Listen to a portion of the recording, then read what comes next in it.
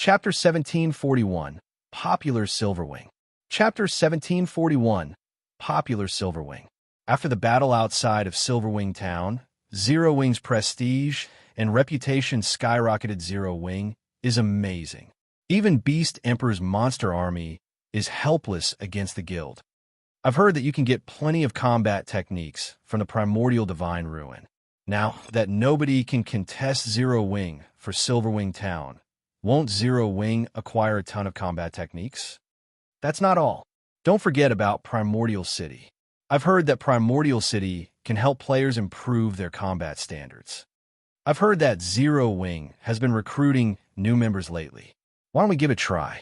I've also heard that even Zero Wing's elite members can learn combat techniques without signing a binding contract right now. What? Those are combat techniques we're talking about.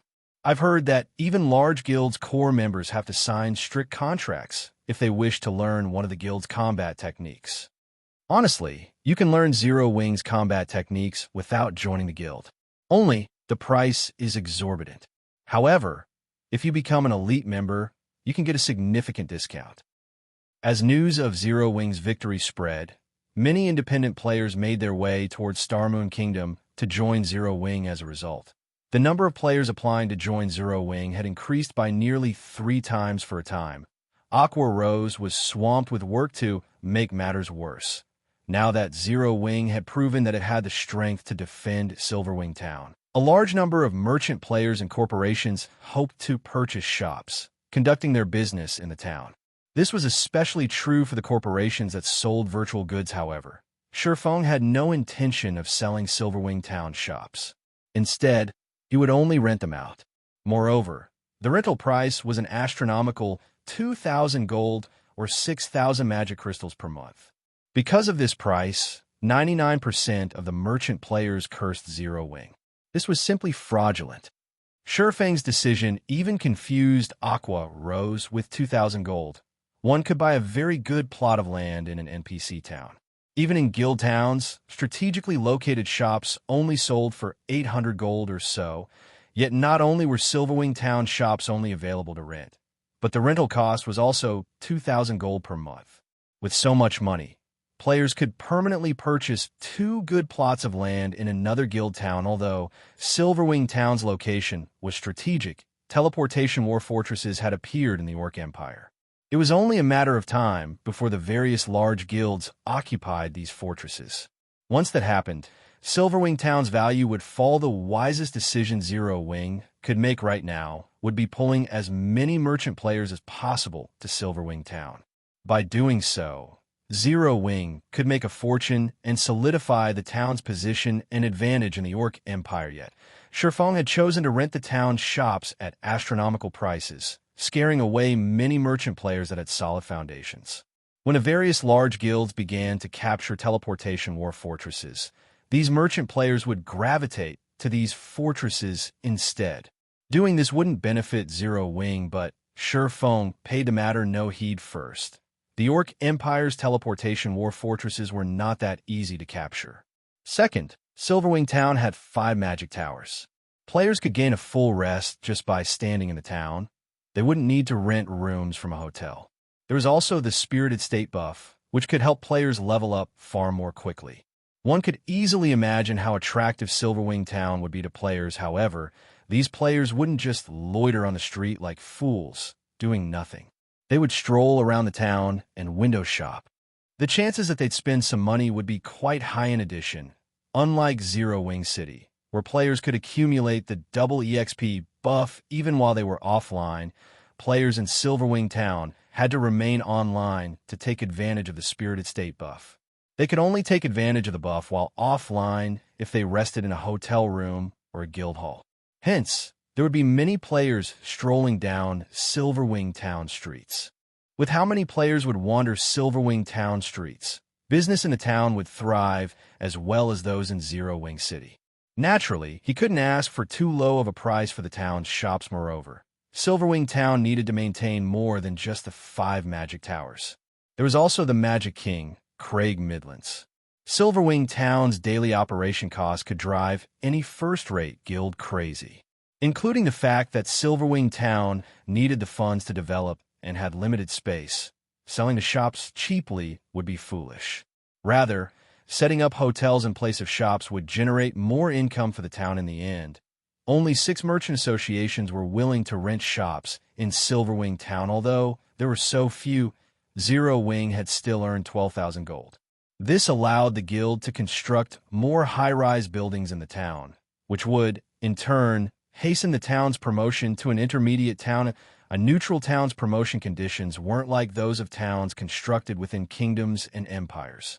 In addition to the population and town reputation requirements, the neutral town also needed to achieve certain conditions. These conditions involved a certain number of high-rise buildings and NPC merchants. Unfortunately, due to safety concerns, NPC merchants would rarely set foot into neutral maps. The town needed to earn a C rank in safety, but trying to do so with a basic town was excruciatingly difficult. Because of this, neutral towns had a hard time getting promoted.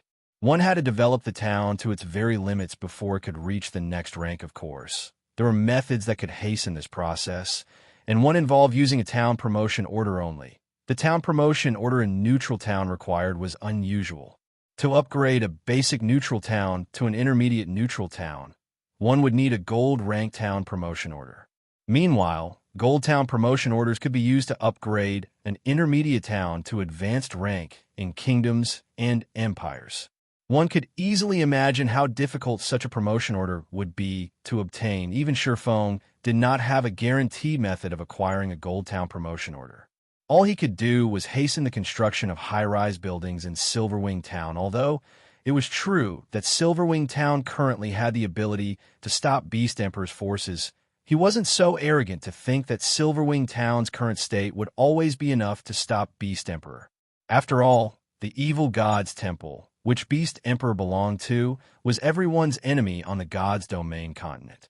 If given enough time to grow, Beast Emperor could definitely become strong enough to overcome Silverwing Town's current defenses. Moreover, Beast Emperor wasn't the only enemy Zero Wing had to worry about.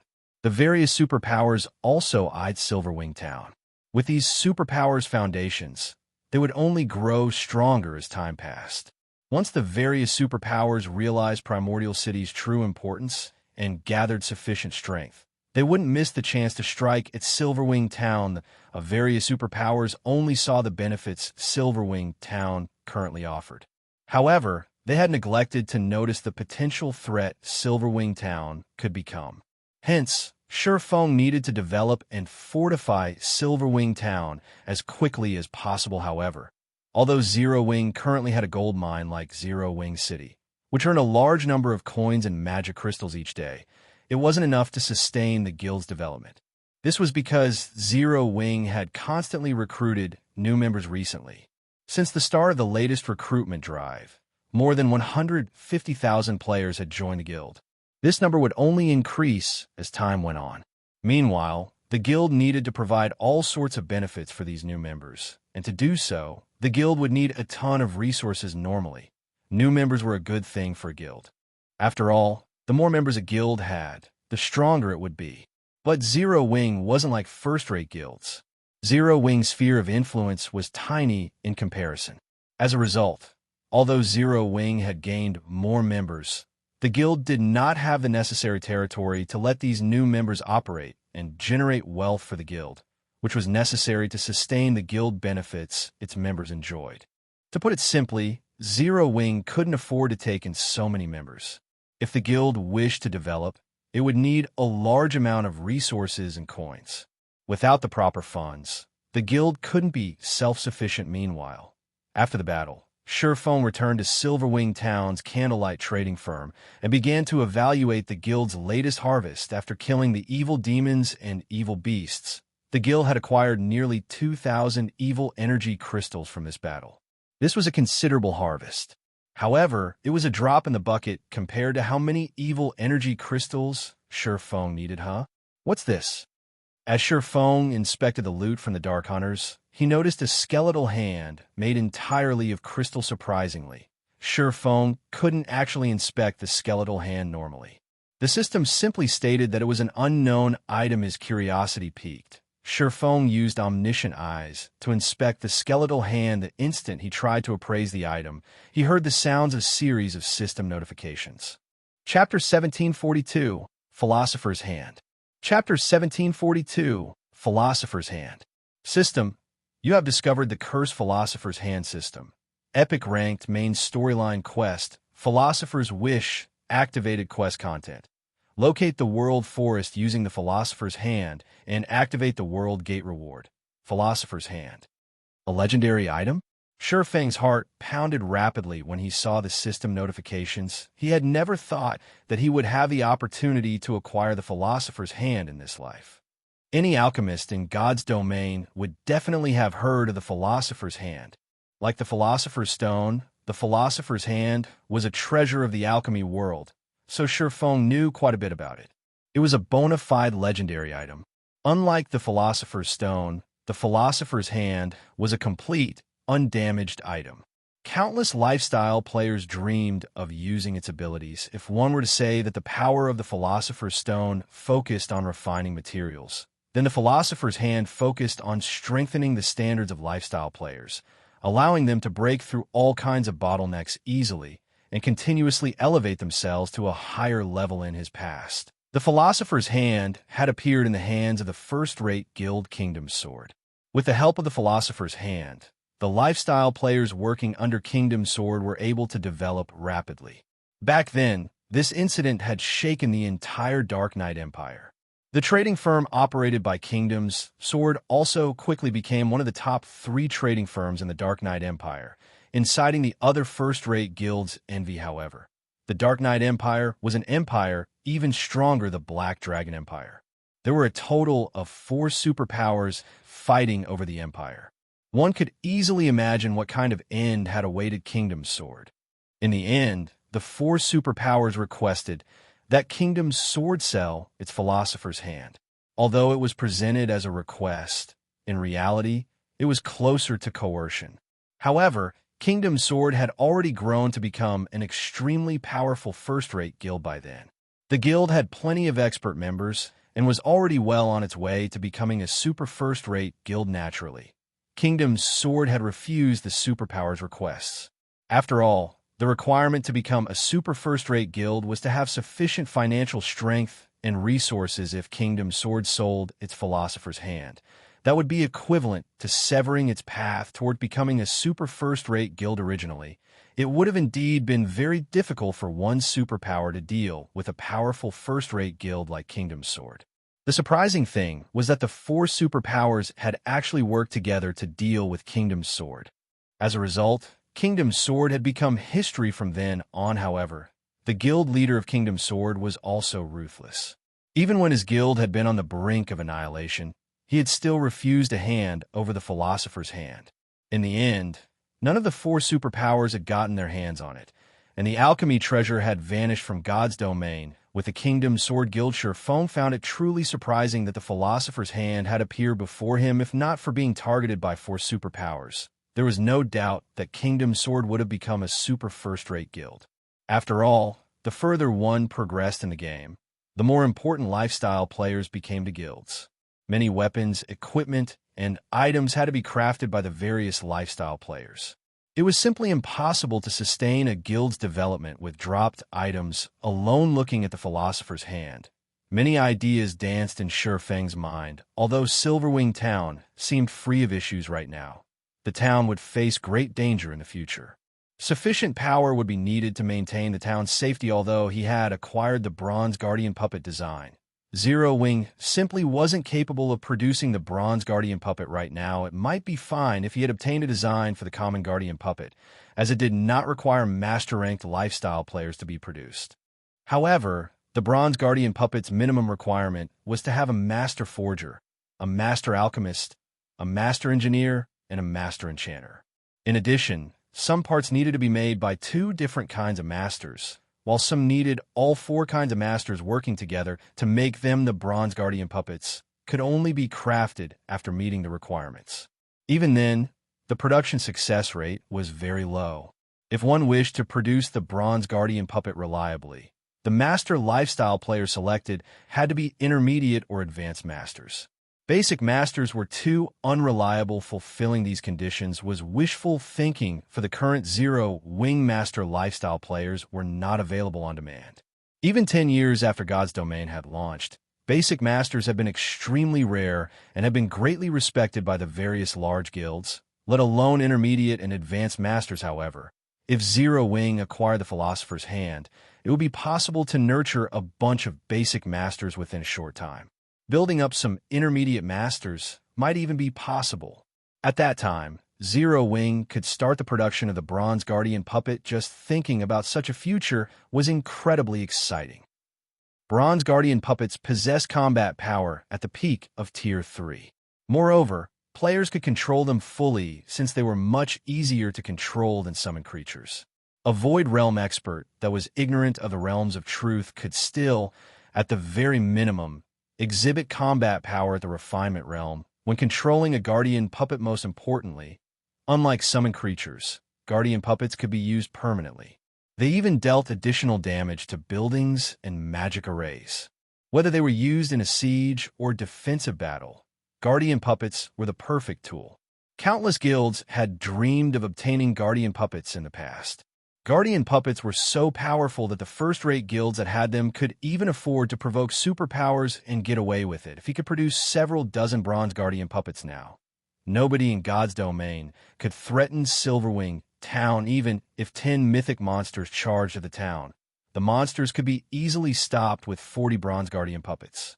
After all, Guardian puppets had extremely high defense, rivaling Tier 4 monsters.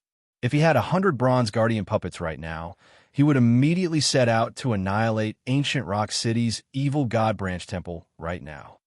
Of course, these were only fantasies. However, with the Philosopher's Hand, it was entirely possible to turn these fantasies into reality. Setting aside those ideas for the moment, Surefone quickly inspected the Philosopher's Hand statistics. Cursed Philosopher's Hand. As the creator of the Philosopher's Hand failed to complete his wish before death, the creator's soul had attached itself to the Philosopher's Hand and cursed it to lose all of its power. Only after removing this curse will the Philosopher's Hand recover its original abilities. 20 stalks of soul-dissolving flower are necessary to activate soul guidance and remove the curse. Soul-dissolving flower? What a ruthless price. Surefone could not help but frown after reading the item's introduction in God's Domain.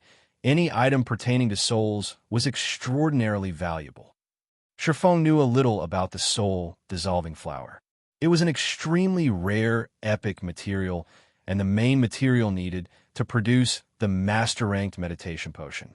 The meditation potion was one of the rare few potions capable of helping players learn combat techniques more easily after consuming a master meditation potion. The potion would offer players guidance that would help them grasp combat techniques very quickly.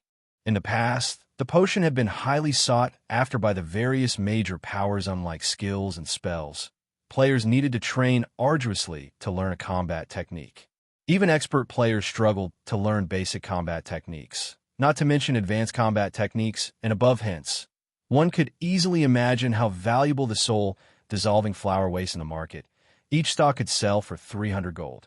Even so, nobody would be willing to sell a soul-dissolving flower they had obtained, as they were exceedingly rare, so rare that even the various superpowers could only get their hands on a small number. The flower's rarity was because it did not exist on the continent of God's Domain. Instead, it only existed in other worlds and higher planes, which made them extremely difficult to acquire. Yet, the Philosopher's Hand actually required 20 stalks of soul-dissolving flower. At this moment, Surefone finally understood why the Philosopher's Hand had only appeared after mainstream players had already reached level 80.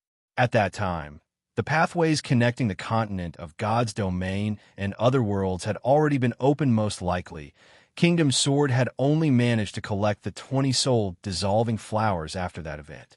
It seems there's a need to make another trip to the Ice Crystal World. The only other world Surefone could freely travel to right now was the Ice Crystal World. Although there was also the option of visiting a higher plane, it would take a very long amount of time to collect 20 soul-dissolving flowers all by himself. Meanwhile, there were many players in the Ice Crystal World. Done thinking, Feng contacted Lifeless Thorn and the other members of the Asura adventurer team and had them gather in White River City. After grouping up, they headed towards the Ice Crystal World. Chapter 1743, Revisiting the Ice Crystal World. Chapter 1743, Revisiting the Ice Crystal World. Ice Crystal World, Cold Wind City, the Snow Rift. Icy cold winds blew endlessly inside the snowy valley. If a player without ice resistance stood here, they would no doubt freeze to death. Even if players possess sufficient ice resistance to survive the cold environment, their stamina consumption would be several times higher than usual currently. However, there was a very large number of players grinding inside the snow rift looking down from the top of the mountain. One would see many large groups of players grinding the monsters here, seemingly used to fighting in this place. We just left for a short while, and there are actually so many people grinding here already. Yinya, who is currently dressed in exquisite dark blue mage robes and wielding an emerald staff, was slightly surprised as she looked down at the crowd of players grinding beneath the mountain. Even the lowest level player among the players present inside the snow rift was level 50, with most of them being level 51. Some of the players giving out orders had even reached level 52 inches in Empire on the continent of God's Domain. A level 52 player could easily rank within the top 30, yet there were actually more than 30 level 52 players present in the snow rift. Yinya and the rest of the Asura adventure team members that had gone over to the continent of God's Domain together with Feng had been roaming about the continent, grinding and questing constantly. Feng had even helped them level up a little. However, they had only reached level 52, yet so many independent experts of Cold Wind City had already managed to reach the same point. The monsters in the Ice Crystal World are stronger and provide more EXP. So the leveling speed of the players here is faster than that of the players on the main continent. Right now, the average level of large guild members on the main continent is already close to reaching level 50. It is very normal for the mainstream players here to reach level 51 and 52, Feng said, not finding this situation particularly surprising. During his previous visit to the Ice Crystal World, he had discovered that the average level of the players here was much higher than the players on the continent of God's Domain. The part that truly surprised Feng was the weapons and equipment these players were using. The drop rate for weapons and equipment in the Ice Crystal World was extremely low. Normally, monsters here only dropped materials. The main source of weapons and equipment was from lifestyle players.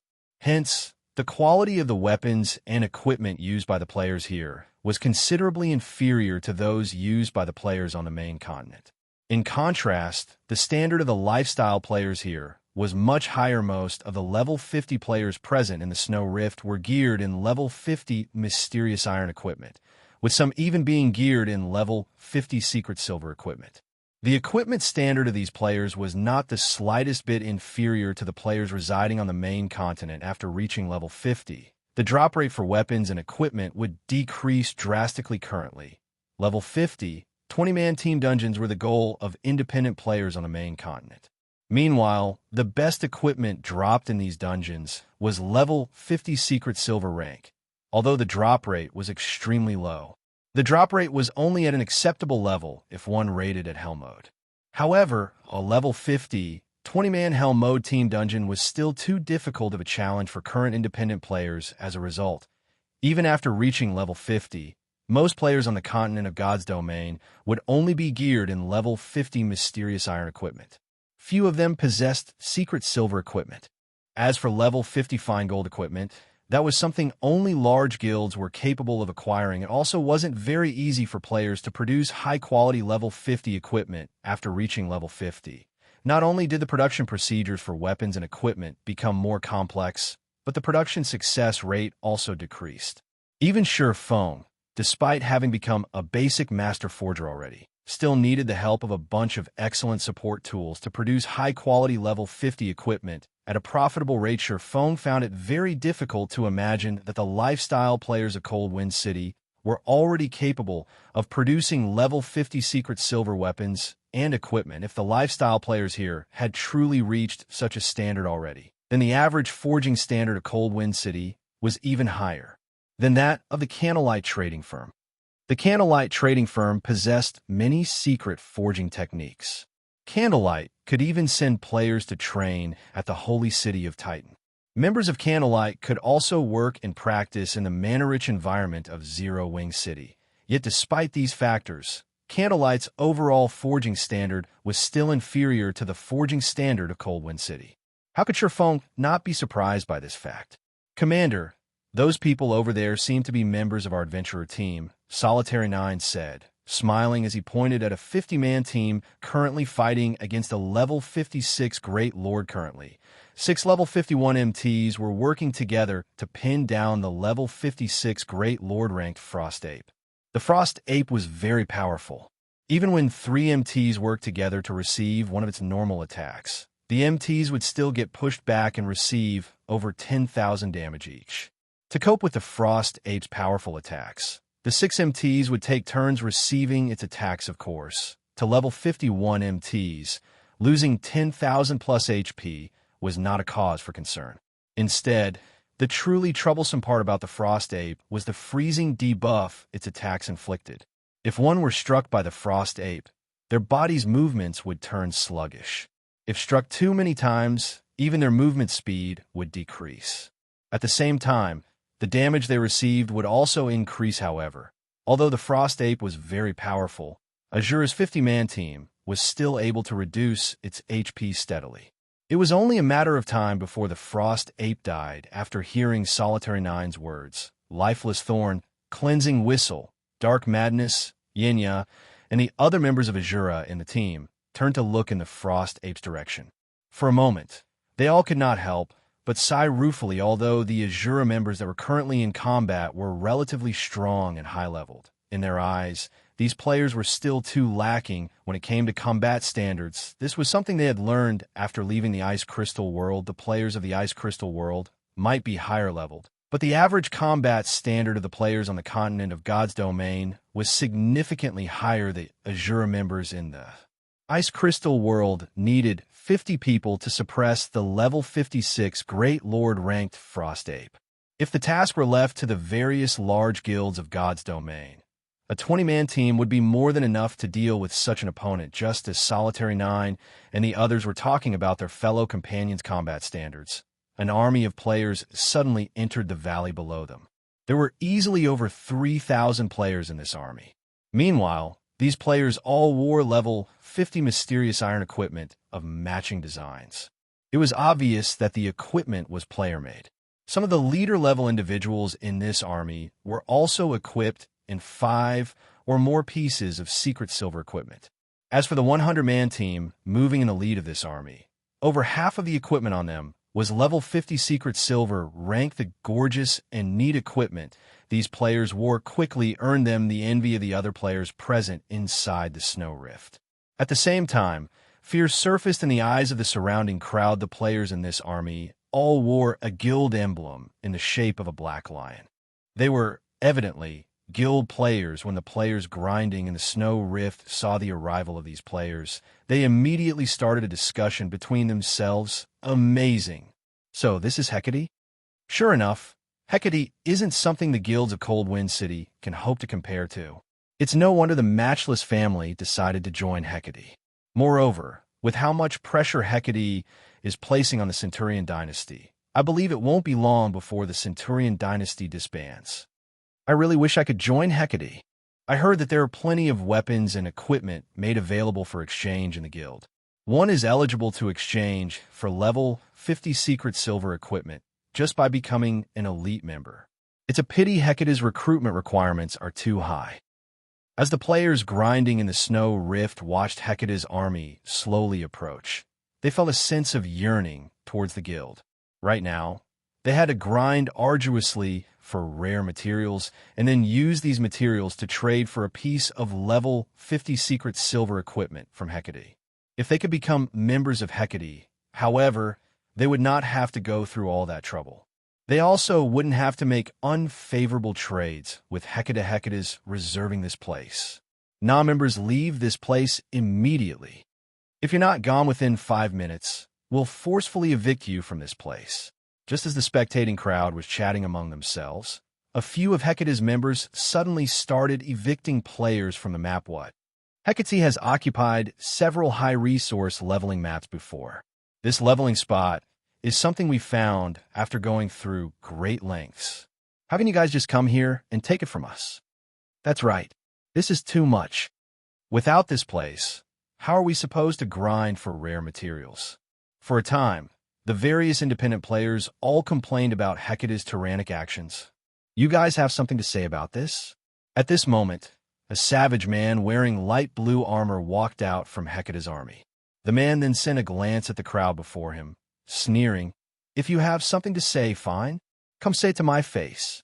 Hearing this man's words, everyone suddenly went quiet. The savage man before them was named Vast Heaven and very famous in Coldwind City. On the first day he had arrived in Coldwind City, he had killed over 30 experts from the Centurion dynasty.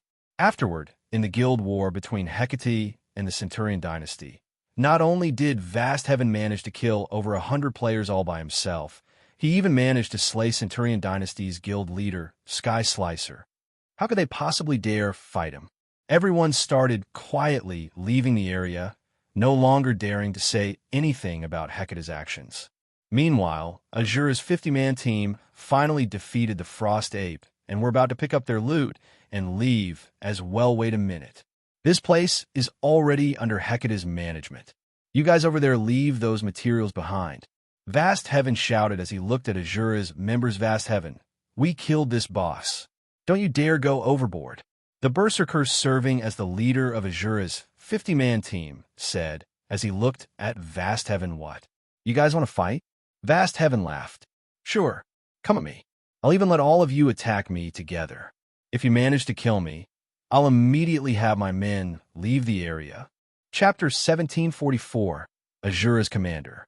Chapter 1744, Asura's Commander. After Vast Heaven was done speaking, he stepped out from the crowd behind him and slowly walked towards Asura's 50-man team and bathed in Vast Heaven's chilling aura. Asura's members felt greatly pressured. None of them dared reply to Vast Heaven's provocation. They knew very clearly what kind of temper Vast Heaven possessed during the first few days after Hecate arrived in Coldwind City. A situation similar to this had occurred. Some adventurer teams that were displeased with Hecate's tyrannical actions had challenged Vast Heaven. In the end, however, Vast Heaven had defeated every challenger. Even when a 100-man team challenged Vast Heaven, the entire team still ended up getting annihilated. Vast Heaven's combat power was on an entirely different level than theirs. Accepting his challenge would simply be suicidal. I heard that the Asura Adventurer Team is the #1 adventurer team of Coldwind City. Your commander has even been labeled a monster and was able to oppress the 2 large guilds in Coldwind City single-handedly. Your adventurer team is also famed for being filled with experts. So, how did your adventurer team end up having a weak bunch like you? Vast Heaven sneered as he sent a glance at the silent players before him. It seems those rumors really are just that, rumors. I've been in Coldwind City for some time now, yet I still haven't met that so-called commander of yours even now. He must be like you bunch, hiding in fear. And to think you all even dare call yourselves the #1 adventurer team of Coldwind City. This truly is disappointing. Oh well. It was my fault for expecting there would be capable experts in a backwater village like Coldwind City. The expressions of Asura's members darkened when they heard Vast Heaven's words. However, they were also powerless to refute Vast Heaven's words. Vast Heaven's strength was clear for all to see. He was definitely one of the strongest experts present in all of Coldwind City. Even if their commander and the other experts of their adventurer team were present, they were unlikely to win against Vast Heaven. Leave the loot behind. We're leaving, said Stain Maple, the Berserker serving as the leader of Asura's team. Gnashing his teeth, he knew that their team stood no chance against Vast Heaven whatsoever. It was definitely unwise to throw away the lives of the entire 50-man team just for the loot of a Frost Ape. Under the Berserker's lead, Asura's team turned around and left. Hold it. Who said you could go? Vast Heaven shouted. Suddenly, we've already left the loot behind. What else do you want? Stain Maple said. I see that you have quite a few pieces of secret silver equipment on you. Hecate just so happens to be in need of level 50 secret silver equipment. Since I've already come all the way here, you wouldn't let me leave with nothing, right? Vast Heaven said, chuckling. Hand over 5 pieces of secret silver equipment as my labor fee. Afterward, you guys can leave. Rage immediately burned in the eyes of Asura's members when they heard Vast Heaven's words. This was too much. They had already chosen to concede. Yet Vast Heaven was even telling them to hand over 5 pieces of secret silver equipment. That was basically asking for their lives. Nowadays, while it was indeed true that the mainstream players of Cold Wind City had already reached level 50 equipment was still scarce.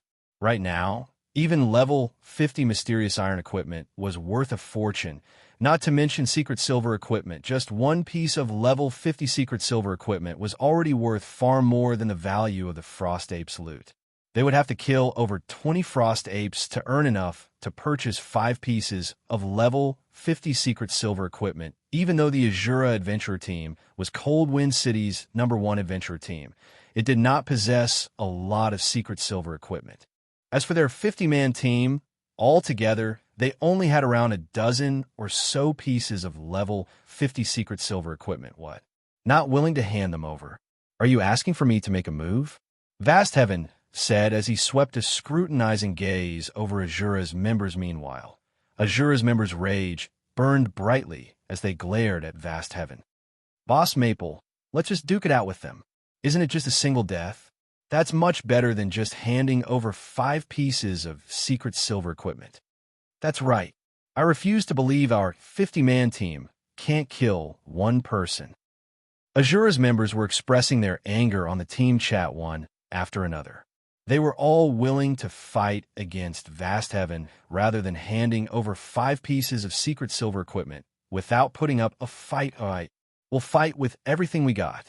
Even if we can't kill him, we'll make him lose a few teeth. Stain Maple said after giving the matter some thought. After all was said and done, Vast Heaven was only a level 52 Berserker. Even Stained Maple himself was a level 52 Berserker. The weapons and equipment his team wore were also much stronger than before. Their chances of winning against Vast Heaven were not entirely zero. After Stained Maple agreed, Asura's members all unsheathed their weapons and started encircling Vast Heaven. You want to make a move? Vast Heaven could not help but laugh when he saw Stained Maple brimming with fighting spirit. Good. I just happen to be in need of some practice targets. Saying that, Vast Heaven unsheathed the silver spear hanging on his back. He then charged directly into Asura's team so fast. Stain Maple could not help but be surprised when he saw Vast Heaven transforming into an afterimage. Despite Vast Heaven being a berserker, he was so fast that even Stain Maple's eyes could not keep up with him. In fact, Vast Heaven appeared to be even faster than Asura's assassins. This bunch from Asura, sure, is unlucky. The boss has just been promoted to Tier 2 recently, and have been fussing about not having any sparring partners. The boss is amazing. His speed is so high. Before this, the boss was famed for having immense strength. However, back then his speed was lacking. His promotion to Tier 2 just so happens to have made up for this weakness of his. With this, he is most likely unbeatable in Cold Wind City now. Hecate's members started chatting merrily among themselves when they saw that Vast Heaven had already charged into the ranks of Asura's team previously. Even when Vast Heaven was still a Tier 1 player, he had already managed to make a mess of the Centurion dynasty.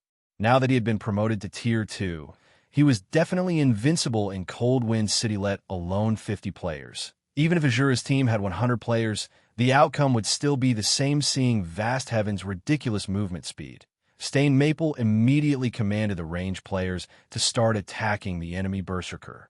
He also had the 6 MTs of the team try to surround Vast Heaven as much as possible, preventing the enemy berserker from coming close to the team's ranged DPS and healers. However, Vast Heaven was simply too fast. He was able to easily dodge any spells and arrows that were sent at him. As for the 6 MTs trying to pin him down, they were as slow as turtles before Vast Heaven. Very quickly, Vast Heaven managed to circle the 6 MTs and charged at Asura's healers and ranged DPS disappear. Vast Heaven dashed past the melee players that had tried to hinder his path and abruptly jumped into the air. When he was still in the air, he started rotating his spear and creating a storm with it. Immediately after, he slammed his spear down where Asura's healers were standing Tier 2 skill, Bladestorm. Just when Vast Heaven was about to descend on the healers, however, a crimson light suddenly flew at him like a meteor. The crimson light flew at the Tier 2 Berserker's defensive blind spot, the frightening power it carried even scorching the air around it into nothingness. However, Vast Heaven quickly noticed the attack and altered his spear's attack trajectory, forcibly canceling Bladestorm and executing Whirlwind Slash instead. Boom. There was an explosion, and dazzling sparks scattered around Vast Heaven. A powerful shockwave also spread from the point of collision like a cannonball. Vast Heaven's body was sent flying over 20 yards away and landed heavily on the ground. Only after taking 6 steps back did he manage to stabilize himself.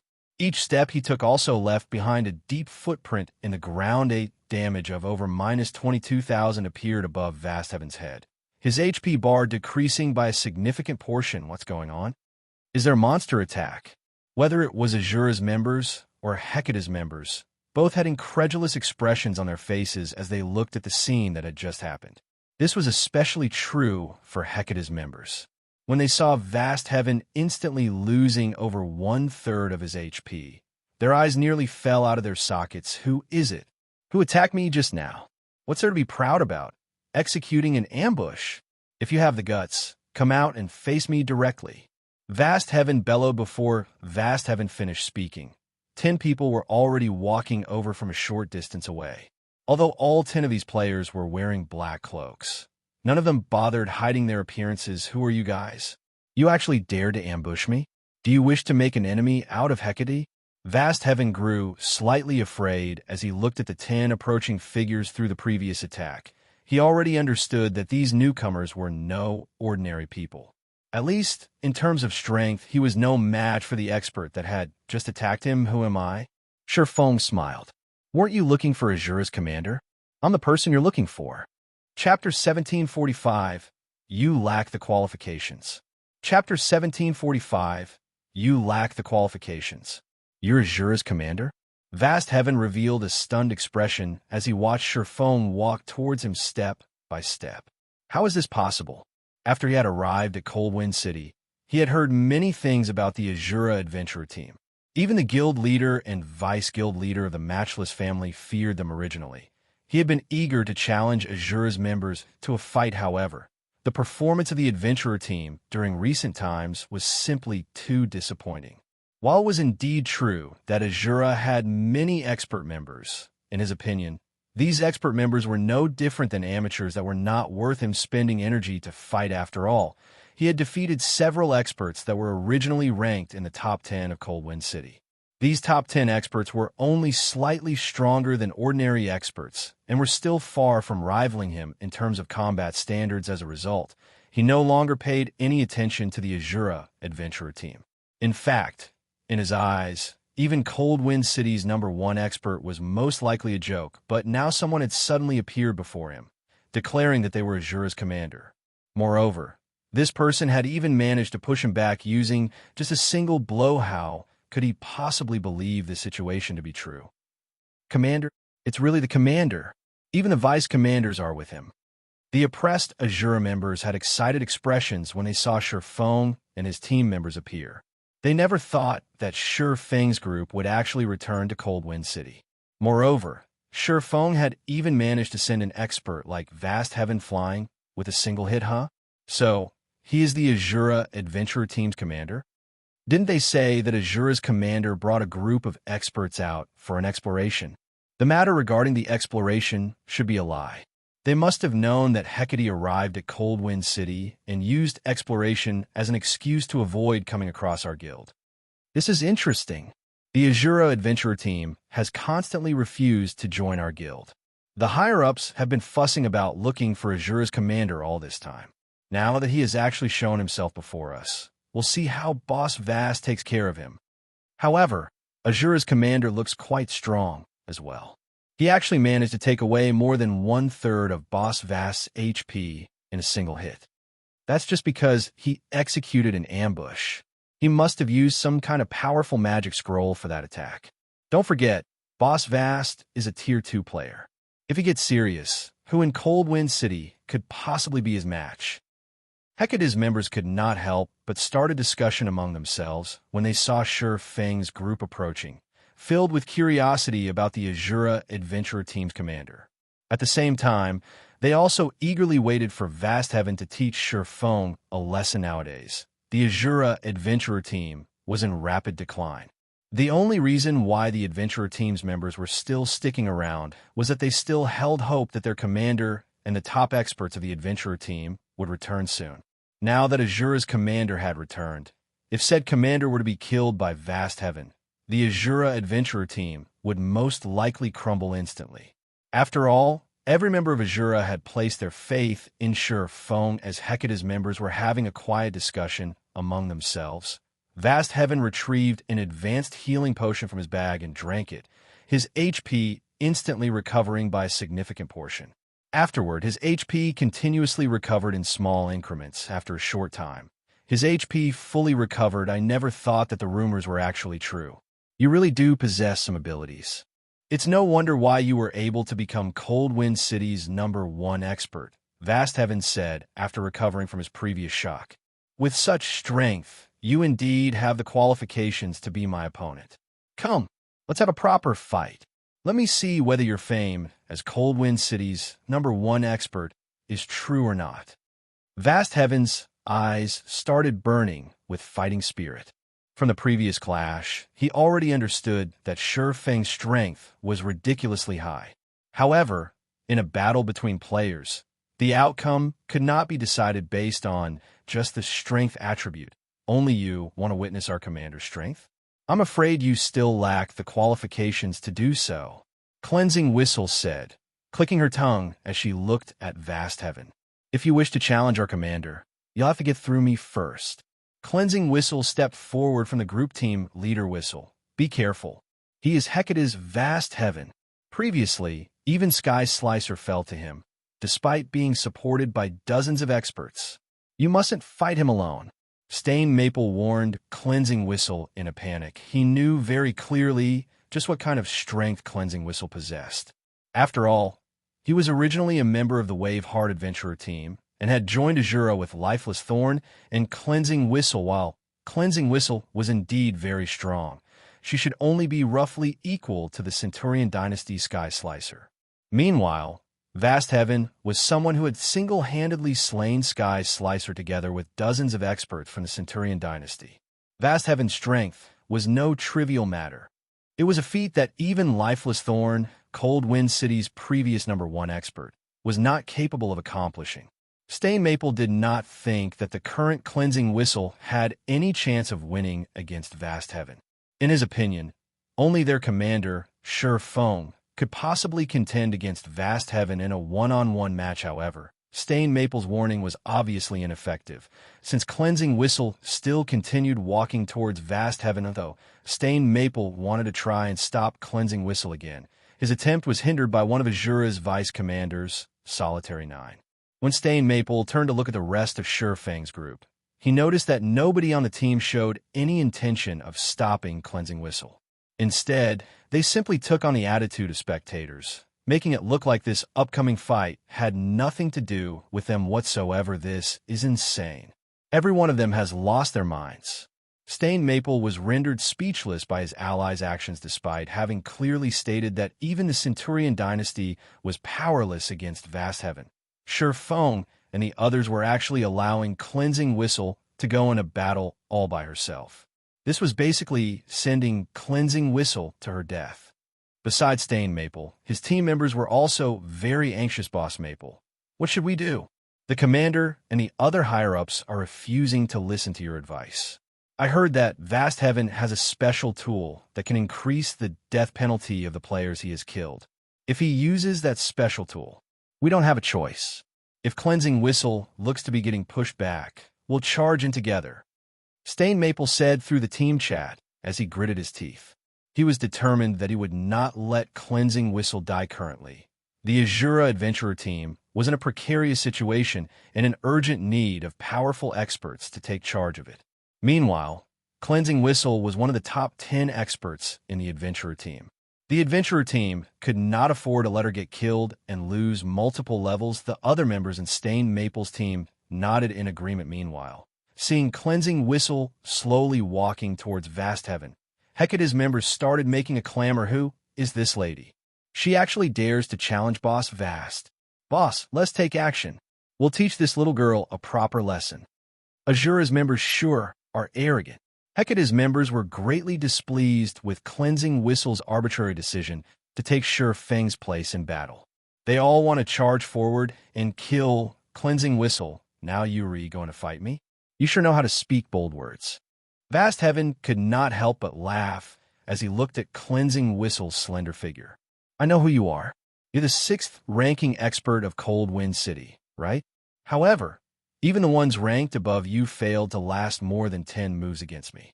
How many moves do you think you can possibly last against me? He was filled with feelings of ridicule as he watched Cleansing Whistle walking towards him. Even before he had completed his Tier 2 promotion, he had managed to defeat experts ranked higher than Cleansing Whistle with great ease. Now that he had reached Tier 2, he could easily defeat those experts in just 2 or 3 moves. After all, the difference between tiers was massive. You sure speak a lot of nonsense. Or are those your last words? Cleansing Whistle replied in annoyance. Die. Vast Heaven shouted in rage.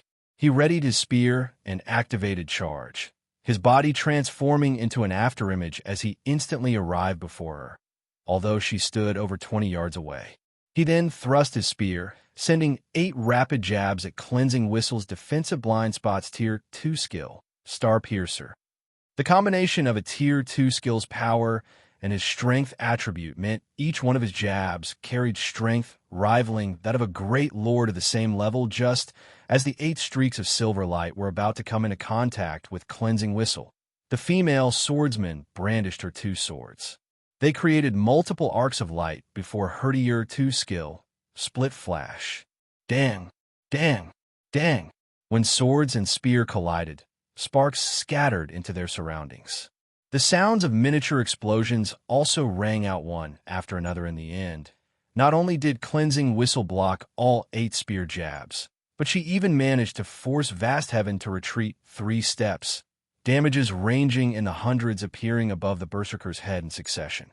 In contrast, Cleansing Whistle remained standing steadily in her original position, her HP still completely intact. Although both sides had only clashed once with each other, the difference in strength was already clear for all to see. Chapter 1746, Change in Strength. Chapter 1746, Change in Strength. How's her strength so high? Vast Heaven was deeply shocked as he stared at Cleansing Whistle. His class was famed for its strength. Moreover, he had even been promoted to Tier 2 already. Even if his opponent were a Tier 2 Shield Warrior or Tier 2 Guardian Knight, he was confident in suppressing them with his strength. Meanwhile, Cleansing Whistle was only a swordswoman, a class that was supposed to be an all-rounder, yet he was actually no match for her in a competition of strength. Before Vast Heaven could recover from his surprise, Cleansing Whistle quickly followed up with an attack of her own wind blade. In the blink of an eye, Cleansing Whistle appeared before Vast Heaven, who had retreated to a distance roughly 10 yards away, and started striking with her swords at the enemy berserker. Like a pair of cunning snakes, her swords twisted and turned like living creatures. In the next moment, over a dozen phantom snakes were visible, pouncing on Vast Heaven combat technique, Phantom Snakes. The attack trajectories of the Phantom Snakes were both complex and constantly changing. Unlike normal attacks, which usually moved in a straightforward pattern, her attacks, when executing Phantom Snakes, constantly changed. Even if her opponent managed to predict her attack trajectories in one moment, those attack trajectories would abruptly change in the next, preventing her attacks from easily being parried. Although Cleansing Whistle had yet to reach a level where she could change the attack trajectory of every Phantom Snake at any time, she was still able to alter 4 attacks at any given moment, making it very difficult for her opponents to grasp her attack trajectories, seeing the dozen or so phantom snakes striking at him. Vast Heaven's expression immediately turned somber. He was not able to perfectly grasp the trajectory of these phantom snakes. In the end, he had no choice but to execute indiscriminate slash to cope with her attacks. He did not dare to block all the attacks using normal attacks only. Dang, dang, dang. A series of clangs echoed through the surrounding area continuously, even though Vast Heaven was able to execute over 20 attacks with indiscriminate slash. With his strength even enhanced by the skill, both he and Cleansing Whistle ended up taking 3 steps backward after clashing. How is this possible? The spectating members of Hecate could not help but gape in shock that Hecate members present were all elites and experts. They knew that, although it appeared that Vast Heaven and Cleansing Whistle had come out as equals during that clash, in reality, Vast Heaven was at a disadvantage in indiscriminate slash with a sure kill skill of the Berserker class. Yet, even after using a sure kill skill, Vast Heaven was only able to end his clash with Cleansing Whistle with a draw. Meanwhile, Cleansing Whistle hadn't even used any skills during the previous attack. One could easily imagine what kind of outcome would result from a normal clash. Looking at Cleansing Whistle again, an indescribable sense of fear sprouted in the hearts of Hecate's members. Vast Heaven was a bona fide Tier 2 Berserker. His combat standard ranked at the top of Hecate. Yet he was actually being overwhelmed by a player from some backwater city. If they were to tell this matter to the other experts of Hecate, their words would most likely be treated as a joke at this moment, let alone Hecate's spectating members. Even Vast Heaven himself was looking surprised and confused. He could not understand just how Cleansing Whistle could be so powerful. How is this possible? I'm a Tier 2 Berserker. At this moment, the composure Vast Heaven had before had completely disappeared. In fact, he could feel death looming over him already. Wasn't she the 6th-ranked expert of Coldwind City? How are her basic attributes and combat standards so high? Meanwhile, Stain Maple and the other members of Asura, watching from a short distance away, were similarly dumbfounded by this outcome. How did Cleansing Whistle become so powerful? When Stain Maple saw Cleansing Whistle suppressing Vast Heaven with ease, he could not help but think he was hallucinating. He had a very clear idea of Cleansing Whistle's previous strength. Although she was indeed stronger than him, the gap between them was minor. However, the Cleansing Whistle he looked at right now was like a completely different person. Whistle's grasp over phantom snakes is still too shallow.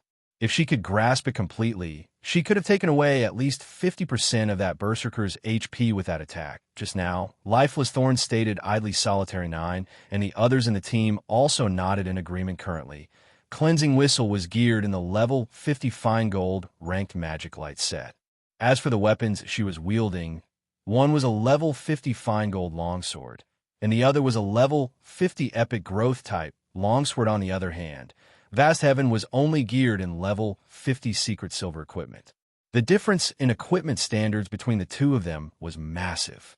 It was only normal for her to overwhelm Vast Heaven. Moreover, after leaving the Ice Crystal world, Cleansing Whistle had also traveled around the continent of God's domain and challenged all sorts of experts.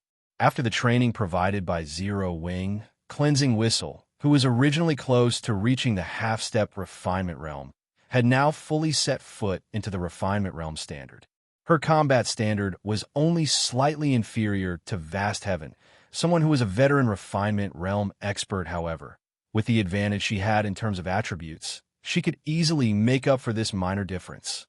As for the Phantom Snake combat technique, it was one of the combat techniques Zero Wing had acquired from the Primordial Divine Ruin. Although it was only a basic combat technique, its power definitely allowed it to rank among the top of basic combat techniques. To improve their strength, Surefoam had decided to let Cleansing Whistle and the rest of them learn some suitable combat techniques in exchange for having them owe the Asura Adventurer team some contribution points. If Cleansing Whistle could fully grasp Phantom Snakes with her powerful attributes, it would definitely be possible to shave away half of Vast Heaven's HP in a single attack, taking away half of Vast Heaven's HP with a single attack. When Stain Maple heard Lifeless Thorn's words, he suspected he was hearing things. This was vast heaven they were talking about. The Berserker was someone capable of going up against dozens of experts from the Centurion dynasty all by himself. Yet, in the eyes of Lifeless Thorn's group, such an expert was like an ordinary player one could find anywhere on the street. Just as everyone was feeling shocked by the strength Cleansing Whistle had displayed, Cleansing Whistle immediately altered her footwork after stabilizing herself. She transformed into multiple afterimages, making it look like there were 5 copies of her as she dashed towards Vast Heaven combat technique, Residual Steps. Similar to Phantom Snakes, Residual Steps was also a combat technique acquired from the Primordial Divine Ruin. It was a special footwork technique that relied on afterimages to confuse one's opponent. Footwork-type combat techniques were capable of improving a player's combat power significantly. In terms of value, a basic footwork-type combat technique was equivalent to an advanced offensive or defensive combat technique.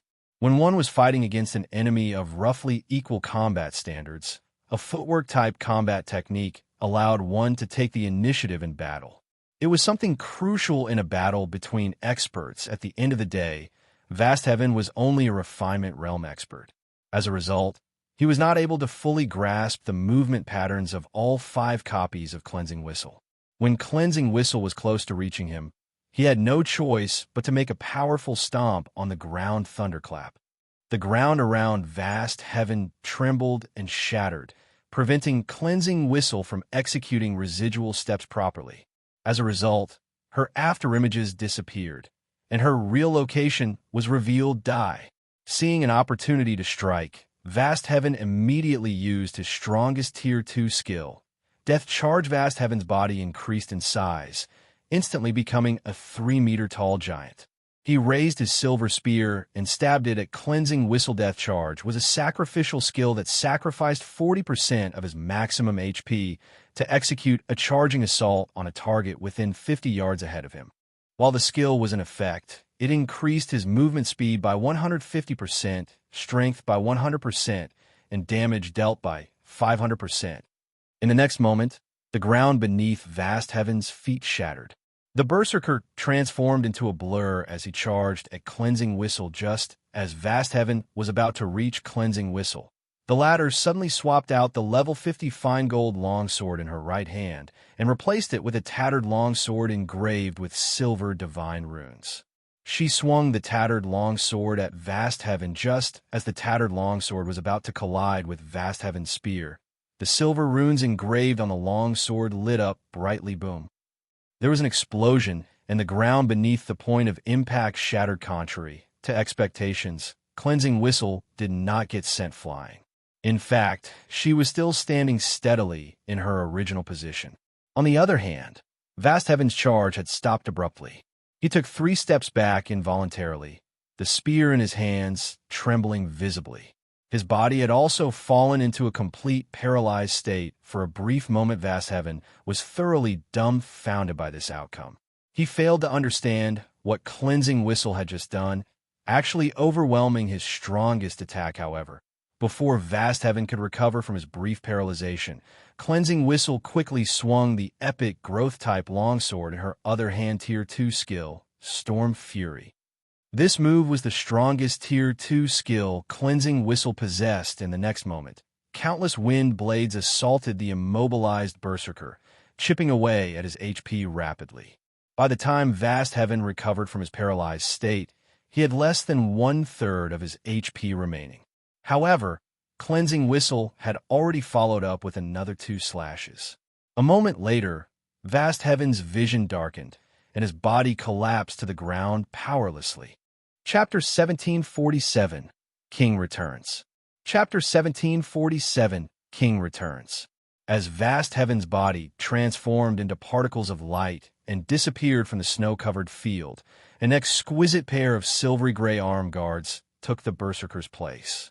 Before the spectating crowd could recover from their daze, Cleansing Whistle collected the arm guards and stored it in her bag. She then shifted her gaze toward Hecate's army. Who else wants a duel? Cleansing Whistle asked with a faint smile as she glanced at Hecate's members. She had just acquired a piece of level 50 secret silver equipment by killing one player. This was far more profitable than raiding a team dungeon. Seeing the cute smile on Cleansing Whistle's face, dread filled the hearts of Hecate's members. Too scary. Vast Heaven was a Tier 2 expert, yet Cleansing Whistle had fought as if she had randomly encountered some common monster. Not only had she dealt with the Tier 2 Berserker so easily, but she had also killed him in an instant. This was a Tier 2 player they were talking about. Even if Cleansing Whistle were also a Tier 2 player, there shouldn't be such a huge difference between her and Vast Heaven. Moreover, a Tier 2 Berserker had even more HP than a Tier 1 Metroton of the same level, yet Cleansing Whistle had. Faced with such power, who would possibly dare challenge Cleansing Whistle to a duel? Hecate's members remained silent for a time. Meanwhile, Stain Maple and his companions were ecstatic once they snapped out of their daze. Hecate had constantly suppressed their adventurer team in Coldwind City. So watching Cleansing Whistle kill Vast Heaven, one of Hecate's top fighters, was truly a joy to behold. Amazing. So, this is the effect of the special training the commander had mentioned? Stain Maple could not help but shift his gaze toward Sherfone.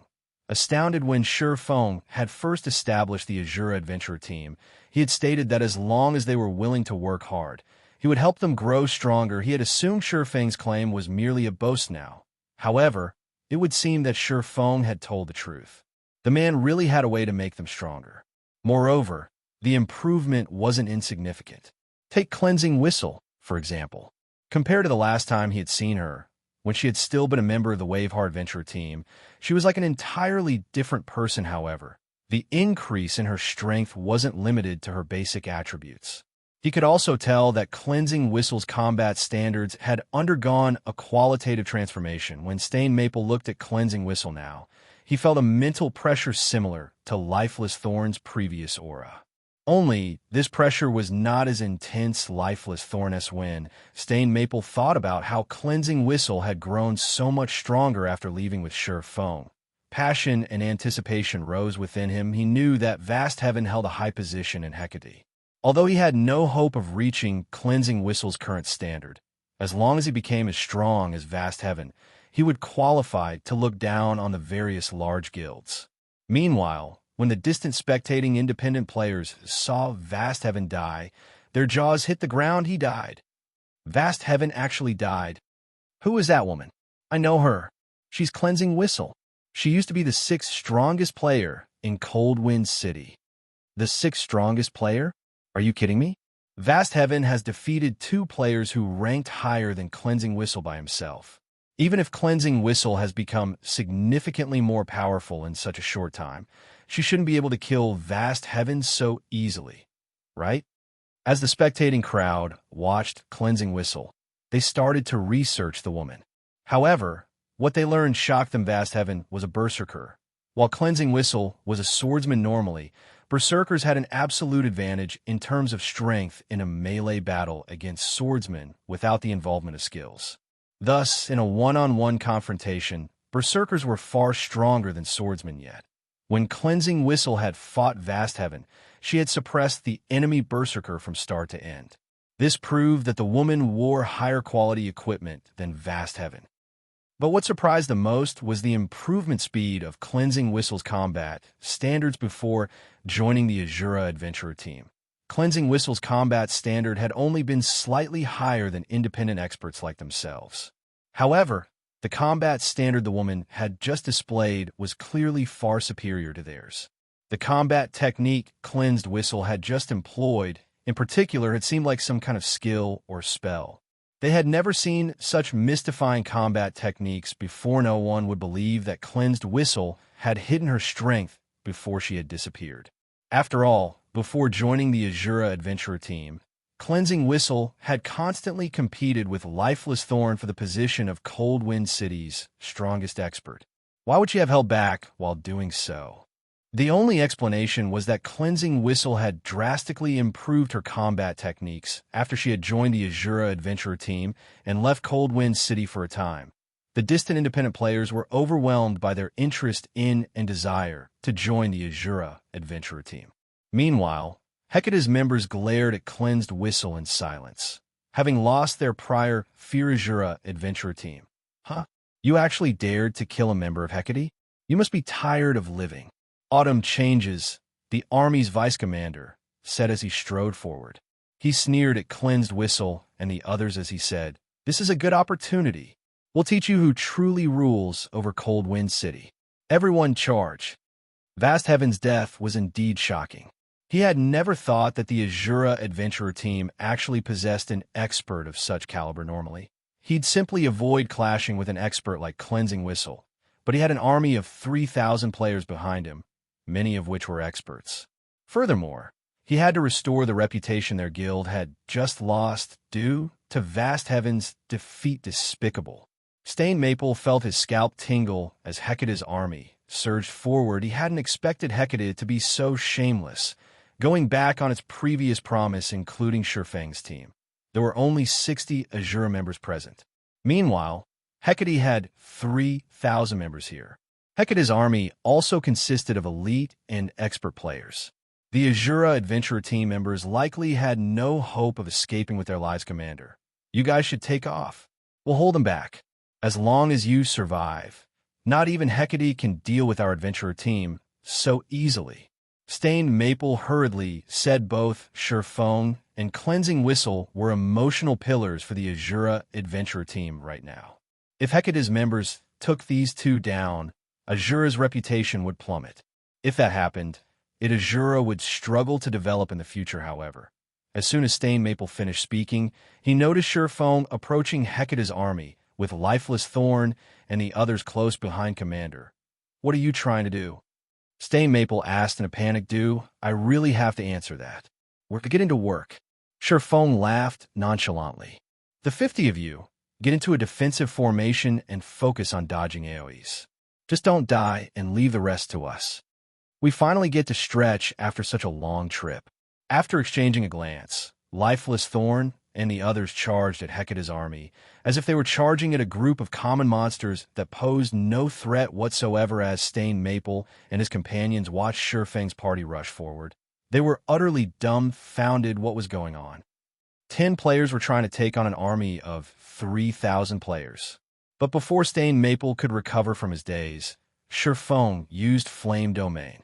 A towering pillar of flames then emerged amidst Hecate's army, so massive that even the independent players over 1,000 yards away could see it clearly. With this single move, several hundred players instantly turned to ash as ownerless weapons and equipment took their places. Chapter 1748. Small display of strength. As the towering pillar of fire dissipated, it revealed a charred circle within the snow-covered plain. Even players over 30 yards away could feel the rising heat that radiated from the scorched area. Aside from the weapons and equipment, nothing remained in the 70-yard radius of charred earth. A large-scale destruction spell? Autumn Changes pale when he saw the burned ground. Although he had his players spread out, Shurfang's large-scale destruction spell had slain over 300 of his people. That was more than 1/10 of Hecate's army. The players that had just died were all experts and elites from Hecate. This was the first time the guild had suffered such a devastating loss since Hecate had arrived in Cold Wind City. They'd need an astronomical amount of resources to recuperate from this. The responsibility he'd bear would also be massive. Kill them. I want all of them dead. Autumn Changes bellowed as he glared at Shurfang.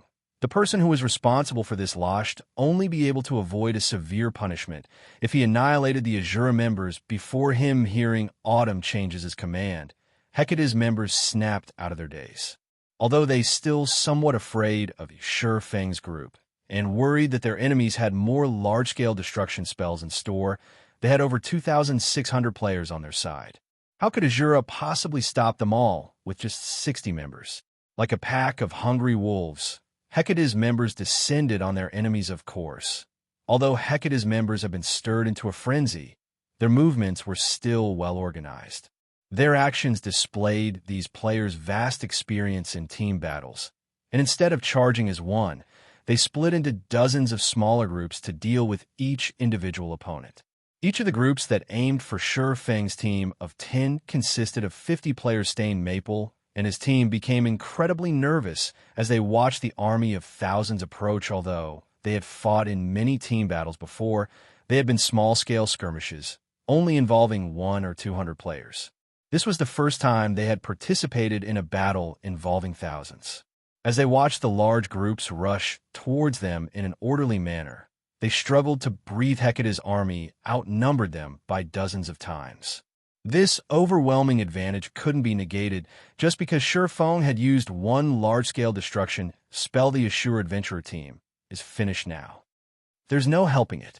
Hecate is Cold Wind City's current overlord. How could an adventurer team hope to contend with it? The independent players in the distance sighed ruefully as they watched the battlefield at the bottom of the canyon. This was the difference between a guild and an adventurer team. Even if an adventurer team were very powerful, it would only be able to stand against an ordinary guild like Centurion Dynasty or Matchless Family at most. However, Hecate was a large guild that ruled over multiple cities. An adventurer team with a little over 1,000 members was a joke before a guild like Hecate. As Hecate's army advanced, Lifeless Thorn and the others exchanged glances before they turned to Silverwing. Commander, you mustn't join this competition. This is a rare chance for us to display the fruits of our labor. If we miss out on such a golden opportunity, it'll be difficult to find another. Lifeless Thorn said, that's right. Commander, if you make a move, we won't have anything to do. Cleansing Whistle complained. The rest of Silverwing's party nodded in agreement. They were very familiar with Silverwing's strength. After the battle on Thunder Island, in particular, they had learned just how vast the world truly was. All of the players that had participated in the struggle for Thunder Island had been experts among experts. Refinement realm experts had been a dime a dozen, yet Silverwing had slaughtered everyone that had stood in his path. No one had possessed the power to stop his rampage. A couple of thousand elites and ordinary experts were not even worth Silverwing's time. Meanwhile, they had just recently completed their Tier 2 promotions and had yet to test out and familiarize themselves with their newfound strength. A battle of thousands of players was the best practice ground for them. Fine, I won't attack, but you better take care of this quickly. Stain Maple's group won't be able to hold on long, Silverwing said, sighing. He had wanted to trample over Hecate's army with overwhelming strength, which would have made it easier to expand the Asura adventurer team in Cold Wind City. That way, he would have had more players to help him with his quest. After all, the soul-dissolving flower he needed was extremely rare. Without sufficient manpower, searching for the flower would be nigh impossible. Commander, rest assured, we'll make sure to end the battle before Stain Maple's group starts to falter. Lifeless Thorn, his eyes glowing with excitement as he turned to the approaching Hecate members. Shortly after completing his Tier 2 promotion, Silverwing had suddenly called for them to gather for a trip back to the Ice Crystal World. He hadn't even had the chance to experience the power of his Tier 2 class after reaching Tier 2. His physique had improved significantly. This would no doubt affect his execution of skills and combat techniques, and he would need to fight in many battles before he got used to the new changes. He could also use this chance to try out new combat methods, which he hadn't been able to use with his previous physique. After saying so, Lifeless Thorn eagerly raised his spear and dashed towards Hecate's forces, which were still over 100 yards away. The rest of the team also advanced, but instead of moving as a unit, they split up and rushed at different sections of the enemy army. They showed no intention of cooperating. What are they trying to do?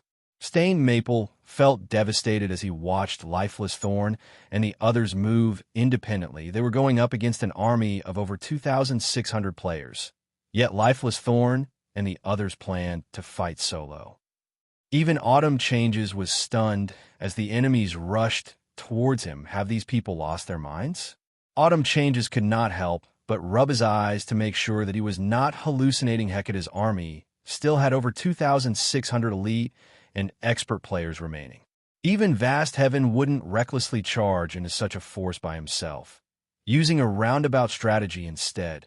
Yet Lifeless Thorn and the other Asura members were running towards their army like a bunch of lunatics. Good, since they wish to die so badly, we'll grant their wish.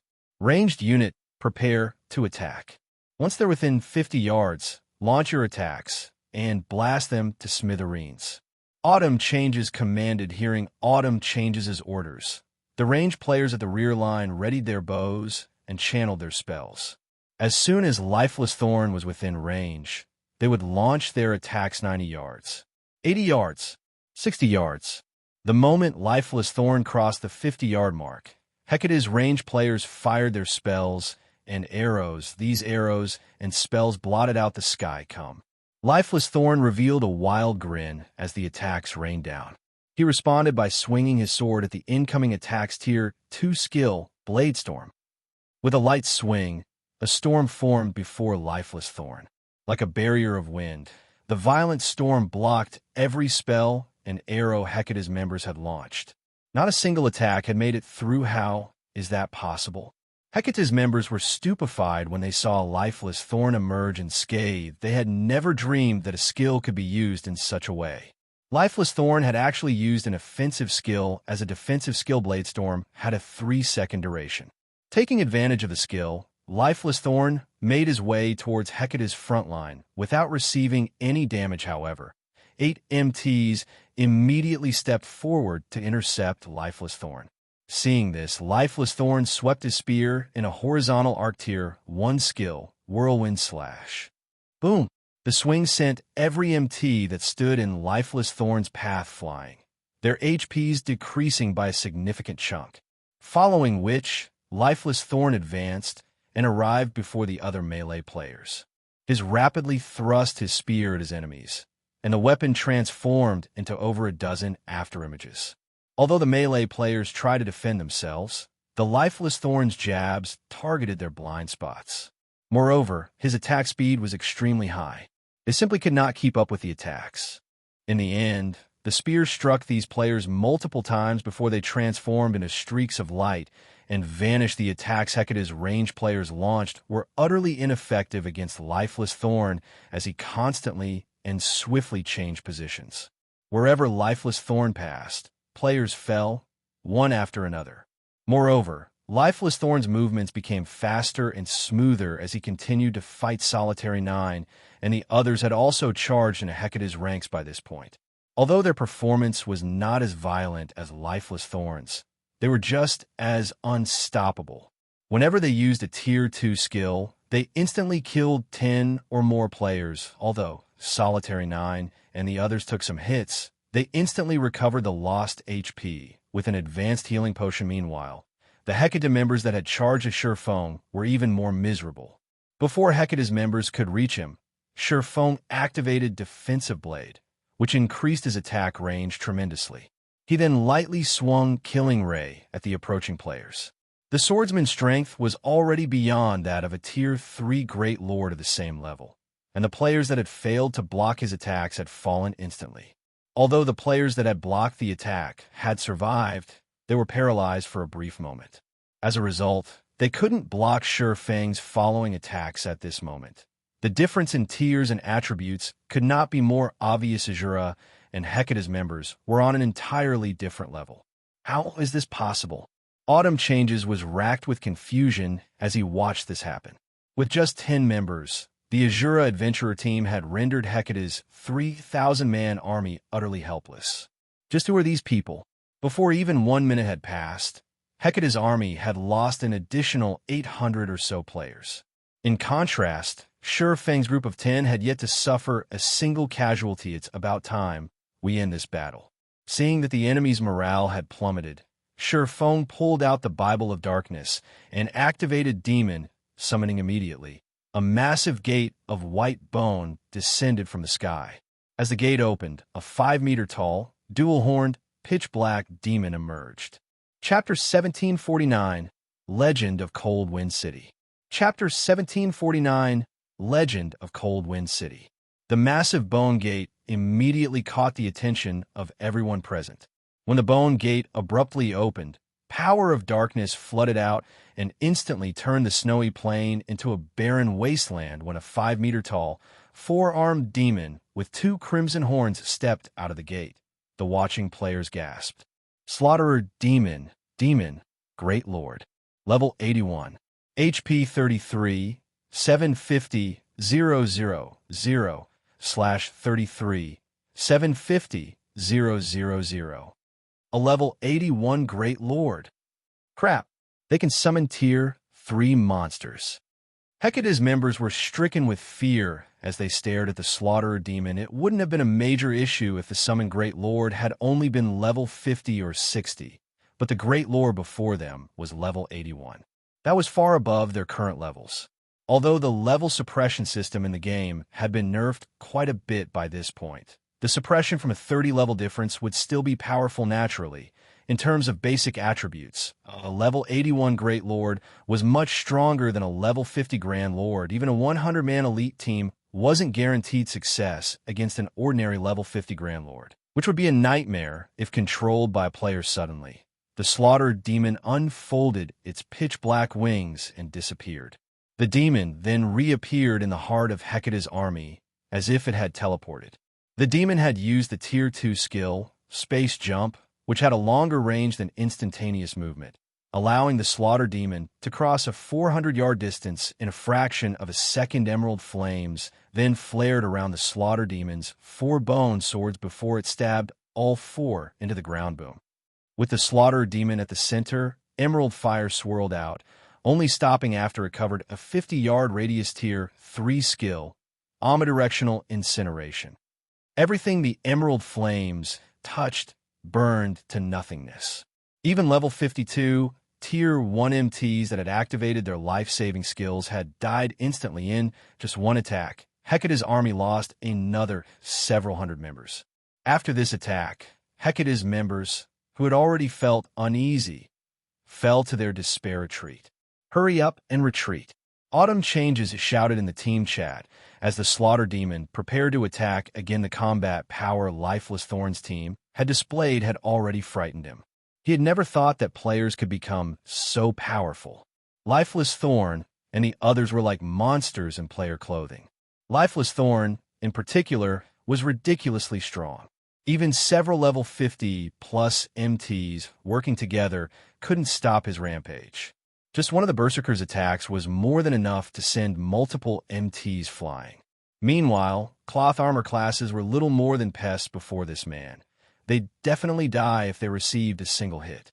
Now that a level 81 Great Lord had joined the battle as well, Autumn Changes could not help but feel like the system was playing some cruel joke on him. However, although Autumn Changes had already ordered the retreat, before a Tier 3 demon strengthened by Demon Ruler, escape was impossible. The Slaughter demon was simply too fast. Moreover, it only needed one hit to kill the fleeing players since Hecate's members were focused on escape. Lifeless Thorn and his companions had an easier time killing their enemy's 9 players and 1 demon chased after the 1,000-plus players that fled in all directions. The inconceivable scene left the distant independent players speechless. They had witnessed many accounts of 1,000-man armies chasing down groups of dozens of players, but they had never seen a handful of players chase after a 1,000-man army. The crowd's eyes glowed with excitement, and some players even got goosebumps as they watched this miracle unfold before them. Ever since Hecate had arrived in Coldwind City, the guild had constantly suppressed independent players like themselves. Naturally, they were more than pleased to see this guild's members get slaughtered. Their blood boiled with passion as they watched. Too strong. Asura is invincible. So, this is the strength of Coldwind City's #1 adventure team. The watching crowd gained a newfound appreciation for Asura's strength. Numbers could no longer replace the strength the adventurer team wielded. As long as these Asura experts were present, the adventurer team would become a legend. Rather, Asura's legend would begin today in Coldwind City.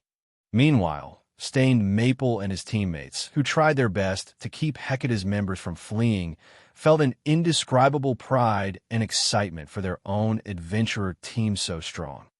But the basic attributes and combat standards Lifeless Thorn and his companions had displayed today were absolutely mesmerizing when they thought about how Lifeless Thorn and the others' newfound strength was due to their commander, Sherfong. Their hearts burned with even more passion since Lifeless Thorn and the others had improved so much by following the swordsman.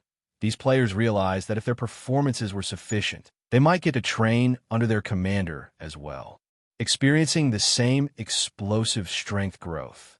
If they could become half as powerful as Lifeless Thorn and his teammates, they'd be more than satisfied. Meanwhile, many of the spectating independent players had recorded the battle between Asura and Hecate, and some had even uploaded their videos to Coldwind City's official forums battle of the century in the Snow Rift. Initially, very few players paid attention to the forum post. Those that had checked out had done so out of boredom. However, as soon as players clicked on the post and watched the videos, they couldn't look away what's going on. Several players are chasing after thousands. Is this some kind of movie shoot? This battle is real. I am at the battlefield right now.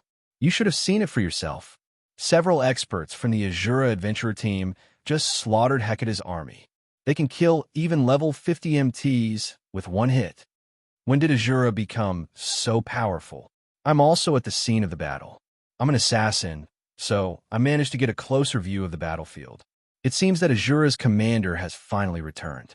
Those are the experts from Asura that left Coldwind City with the adventurer team's commander a while ago. Just now, Asura's cleansing whistle single-handedly killed Hecate's vast heaven. Moreover, she made it look easy. Cleansing whistle killed vast heaven by herself? Stop lying. Do you know who Vast Heaven is? He's the current #1 expert in Coldwind City. The city's previous top-ranked experts didn't even last 10 moves against him.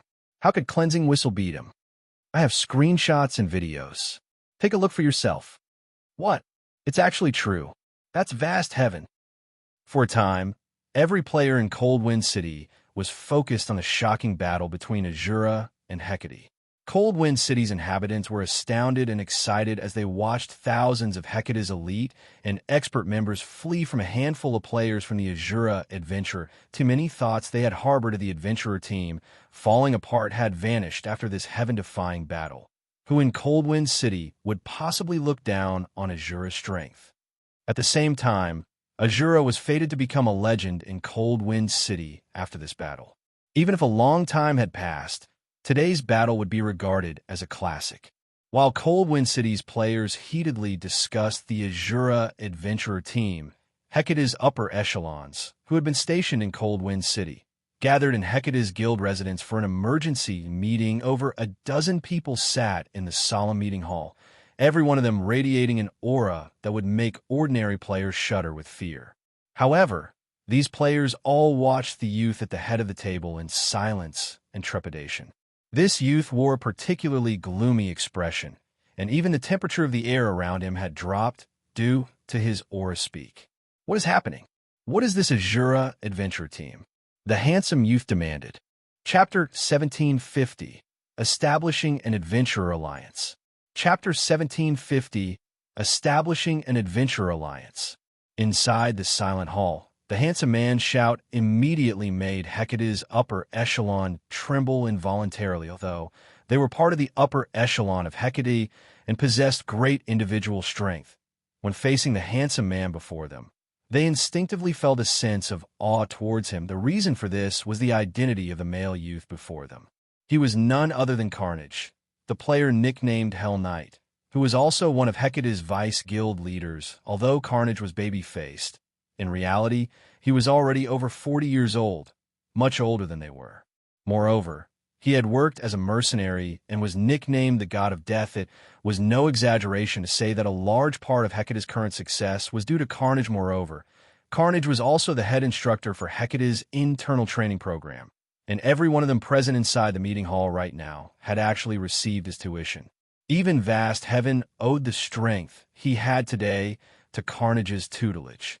Meanwhile, the training they had undergone was akin to going through hell. Hence, they knew exactly what kind of personality Carnage had normally. He didn't lose his temper easily. When he did get angry, however, it was like hell descending on the world. And right now, they could sense that he was furious. However, his reaction was only natural. Of the 3,000 elite and expert members the guild had sent to the Snow Rift, over 2,000 had gotten killed. Even when Hecate went to deal with the Centurion dynasty, it had not suffered such a staggering loss. Yet, now, the guild had sustained such casualties just because of 10 players. The guild used tons of resources to nurture its elite and expert members. After opening up the path to Coldwind City, It had sent only 1,000 expert players over. Only after arriving at Coldwind City and annexing the entire Matchless family did Hecate's guild member count in Coldwind City skyrocket, the number of elite and expert members breaching 10,000. Meanwhile, among the 3,000 players Vasthaven had brought to the Snow Rift, nearly 400 were the guild's original expert players. And among the 2,000-plus players that were killed, 300-plus were these original experts, the equivalent to losing more than one-third of the total number of experts Hecate had in Coldwind City. This was a massive loss. The levels lost was one thing. The crucial point was the weapons and equipment lost in the Ice Crystal world. Guild elites and experts relied mainly on lifestyle players for their weapons and equipment. However, very few lifestyle players could produce weapons and equipment of suitable standards for elite and expert players. Not to mention, the materials needed to produce level 50 secret silver weapons and equipment were also extremely valuable and very difficult to acquire. Meanwhile, based on the post-war statistics, they had lost over 200 pieces of level 50 secret silver equipment. Since producing just one piece of level 50 secret silver equipment already required a lot of time and resources, all the more for 200 pieces, this loss would severely impact their guild's raid progress. Of the Snow Rift Vice Guild leader, we've already done a thorough investigation. The people who targeted us this time are all experts of the Asura adventurer team that had disappeared previously. From what we heard, it seems that these experts had gone with their commander on an expedition. However, the strange part is that these experts weren't so strong before. Right now, we still don't know how they managed to gain the combat power they have. A level 52 elementalist reported in a careful tone they suddenly became stronger. Carnage's lips curled up slightly as he read the report his subordinates sent him. This is interesting. They're just a bunch of hillbillies. Yet not only did they gain a massive boost in basic attributes after going out on an expedition, but even their combat standards have undergone a qualitative transformation. It seems this Asura adventurer team has quite a huge secret. Investigate this matter immediately. Use every means available to dig out this secret. As long as Hecate acquires it, then the day Hecate becomes the #1 guild in the north will be just around the corner. Right? Also notify the main branch to send the 12 Heavens to Coldwind City. Upon hearing Carnage's command, everyone in the room was shocked. Despite themselves, they had never thought that Carnage would actually summon the 12 Heavens to a backwater like Coldwind City. The 12 Heavens were the apex combatants of Hecate. In Coldwind City, aside from Carnage, Vasthaven was the strongest member of Hecate present. Even so, Vasthaven's level was still insufficient for him to become one of the 12 Heavens, only qualifying as a reserve member. And most normally, the 12 Heavens would be split up and dispatched to Hecate's various branch guilds. Nevertheless, Carnage was having all 12 of them come.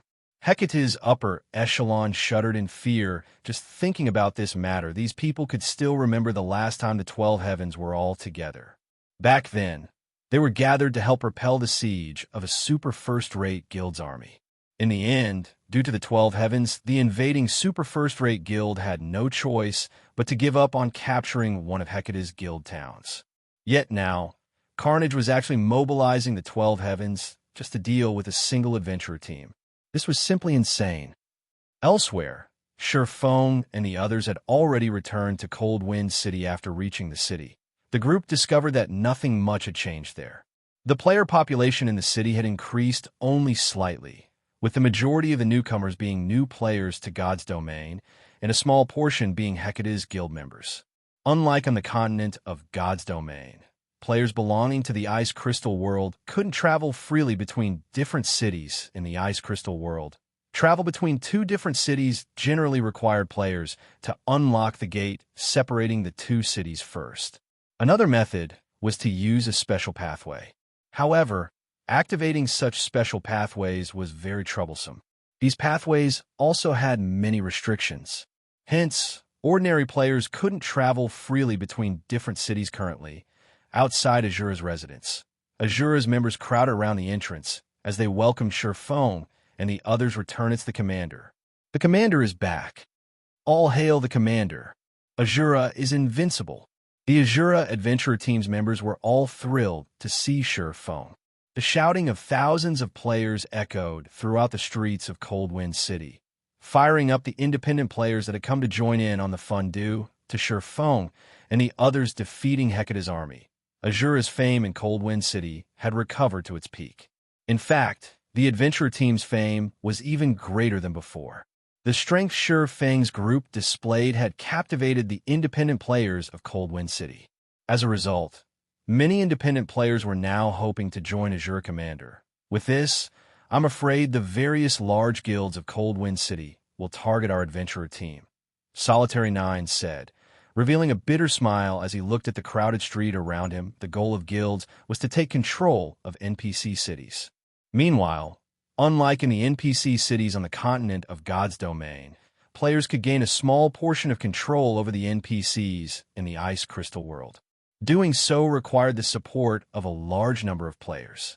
At the same time, players also needed to complete a series of contributions to the city. At this point, the Asura Adventurer Team's strength was completely different from before. Currently, aside from Asura's members, hundreds of thousands of players crowded the street outside Asura's residence. One could easily imagine how high the Asura Adventurer Team's prestige and reputation were in Coldwind City right now. With so many players willing to join the Adventurer Team, all Asura needed to do was complete a series of contributions to the city.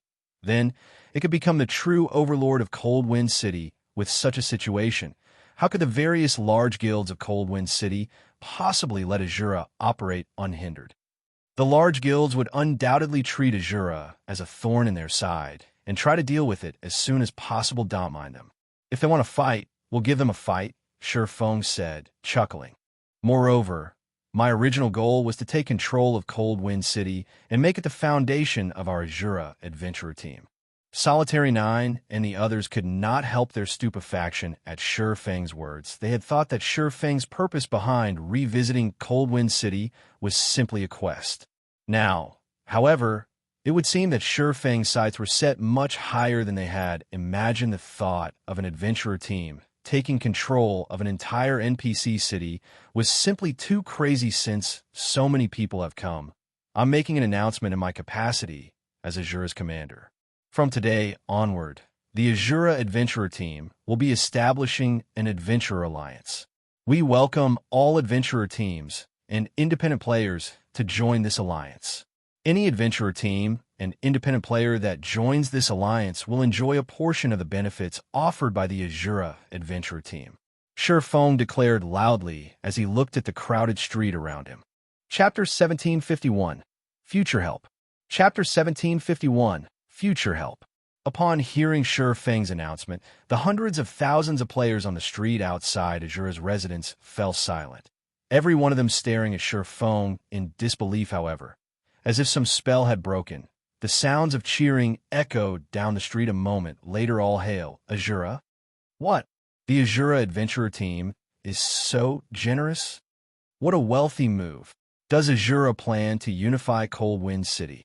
The Asura Adventurer Team's sudden announcement stunned everyone in Coldwind City. Meanwhile, some players from the various large guilds who watched from a distance gaped in shock. Solitary 9, Lifeless Thorn, and Asura's other members gave Silverwing incredulous looks.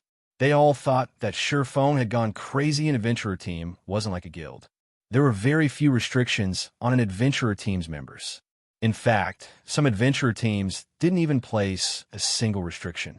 They were mostly a large group of players with the same goal. Meanwhile, the Asura offered particularly valuable benefits, even better than what some guilds offered their members. With the adventurer team's contribution points, one could purchase weapons, equipment, and basic combat techniques. However, the adventurer team had strict conditions for joining. Fortunately, Asura had plenty of experts, so the team had a much easier time gathering resources and developing. However, Silverwing's decision would allow every independent player to enjoy Asura's benefits without meeting any of the entry requirements. Yet the adventurer team had to pay for these benefits. Commander, are we really going through with this? Yenya hurriedly asked Silverwing. Even if they were going to acquire Coldwind City, they had many other methods they could use to do so. There was no need to earn the public's hearts with such a wasteful option. MHM. Here are the details. Publicize them in a moment and inform everyone about what the Adventurer Alliance is, Shifeng said, nodding. He then some details regarding the Adventurer Alliance he had intended to establish to Yinya and the others. In reality, he had planned to establish an Adventurer Alliance even before he had first visited the Ice Crystal World. Someone had established an Adventurer Alliance, an organization that would serve independent players during his previous life. It served as a platform for independent players to purchase better equipment, materials, information, and find companions to quest with. This helped independent players avoid getting taken advantage of by the various large guilds. However, when the Adventurer Alliance had first appeared during his previous life, mainstream players on the continent of God's Domain had already reached level 90. Although setting up the Adventurer Alliance was very costly and would require further investments, the organization would command more influence and strength as it gradually took shape. In the end, the Adventurer Alliance had become the #1 ranking adventurer team throughout God's Domain. It had even become one of God's Domain's apex powers.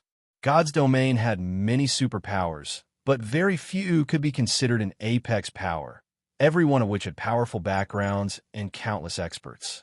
Meanwhile, not even ordinary super guilds had dared to provoke the Adventurer Alliance in the past due to its frightening member count. Many of God's Domain's top-ranking apex experts had belonged to the Adventurer Alliance, including Tier 6 God-rank players. Although the Adventurer Alliance had only established a few restrictions on its members, the Alliance and its members had been inseparable. If any super guild had harmed the Alliance, the independent apex experts and Tier 6 God-ranked experts would have taken action. This was why the Adventurer Alliance had become one of the game's apex powers in terms of ability to collect materials.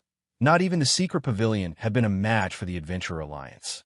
No matter how many members a guild possessed, independent players far outnumbered them, since nobody had established an organization like the Adventurer Alliance in this life yet. Shifeng wouldn't hesitate to take advantage of this idea. After all, materials were very important in God's Domain, and if he wished to acquire soul-dissolving flowers quickly, this was the fastest way. The Adventurer Alliance could also be a huge help to Zero Wing in the future. Unfortunately, establishing the Adventurer Alliance would require a lot of investments. This was especially true for the weapons, equipment, and the Alliance's resource bank. The Alliance would also require a large number of people to manage and operate the organization. Then it would have to earn a reputation and credibility among independent players. Hence, setting up the Adventurer Alliance's foundation certainly wouldn't be easy. However, Coldwind City was currently the best place to establish the Adventurer Alliance first. Coldwind City wasn't particularly large, with a player population just over 2 million. Meanwhile, unlike the situation on the continent of God's Domain, players in the Ice Crystal World could not communicate easily, so Shifeng didn't have to worry about too many players trying to join the Alliance at once.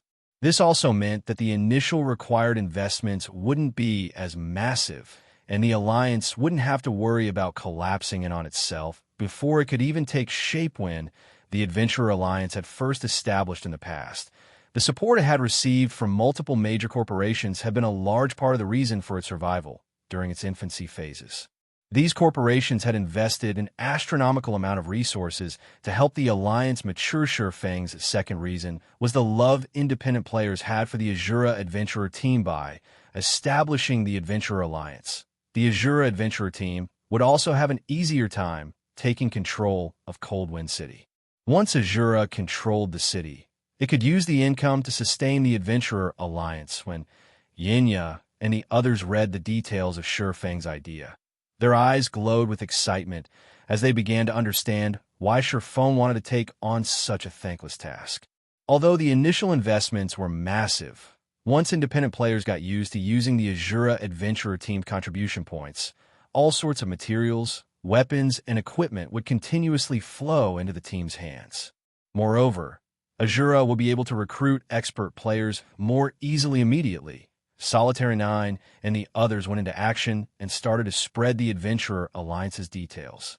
Meanwhile, when the upper echelons of Coldwind City's various large guilds received this news, hatred towards Shifeng welled in their hearts. However, As the Asura Adventurer team had already displayed such immense strength, they couldn't stop the Adventurer Alliance's establishment forcefully. Hence, the city's guilds began to think of ways to stop Asura's plans by deliberately lowering their recruitment standards.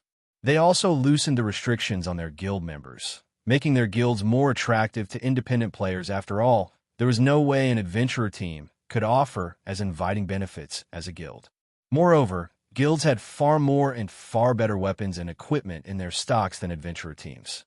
Furthermore, players could earn a very high and stable salary by becoming one of the guild's upper echelons.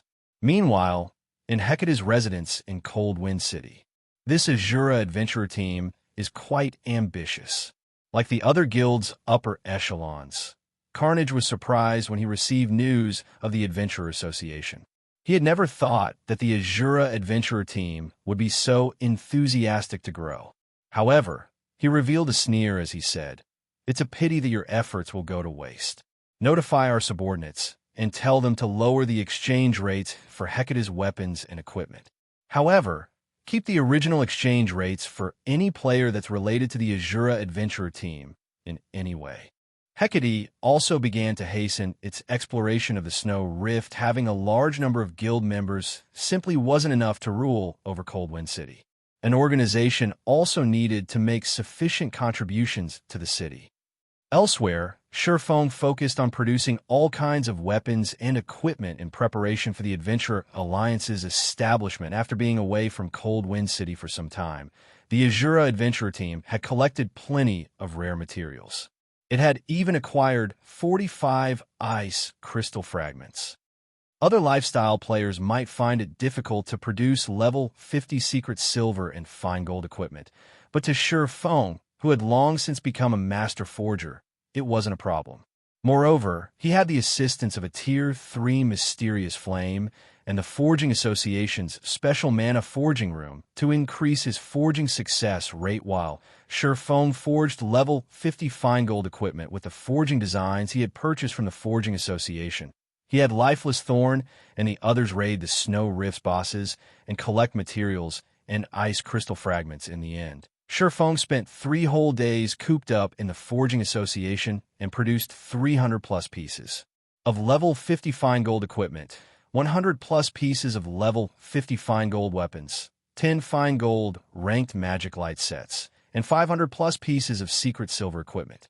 He had basically spent all of the resources the Asura adventurer team had gathered during his absence. Now that the preparation work is complete, it's about time to reveal it to the public. Silverwing revealed a faint smile as he looked at the room cluttered with the weapons and equipment he had crafted.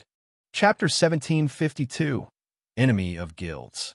Chapter 1752, Enemy of Guilds.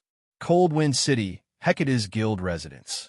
Due to the sudden reduction in Hecate's recruitment requirements and exchange rates for weapons and equipment, the guild hall was crowded with players. Most of these players had been independent players, and all of them traded rare materials for level 50 weapons and equipment. Vice guild leader, since we lowered the exchange rates, we've seen twice as many players come to purchase our weapons and equipment.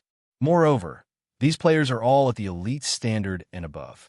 Not only have they signed an agreement stating that they won't support Asura, but they will also secretly discriminate against Asura's members.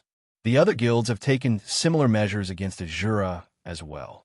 Right now, the majority of Cold Wind City's elite players have taken a stand against Asura. Even if Asura establishes that Adventurer Alliance, the Adventurer team won't be able to obtain many resources from the Alliance to increase its strength.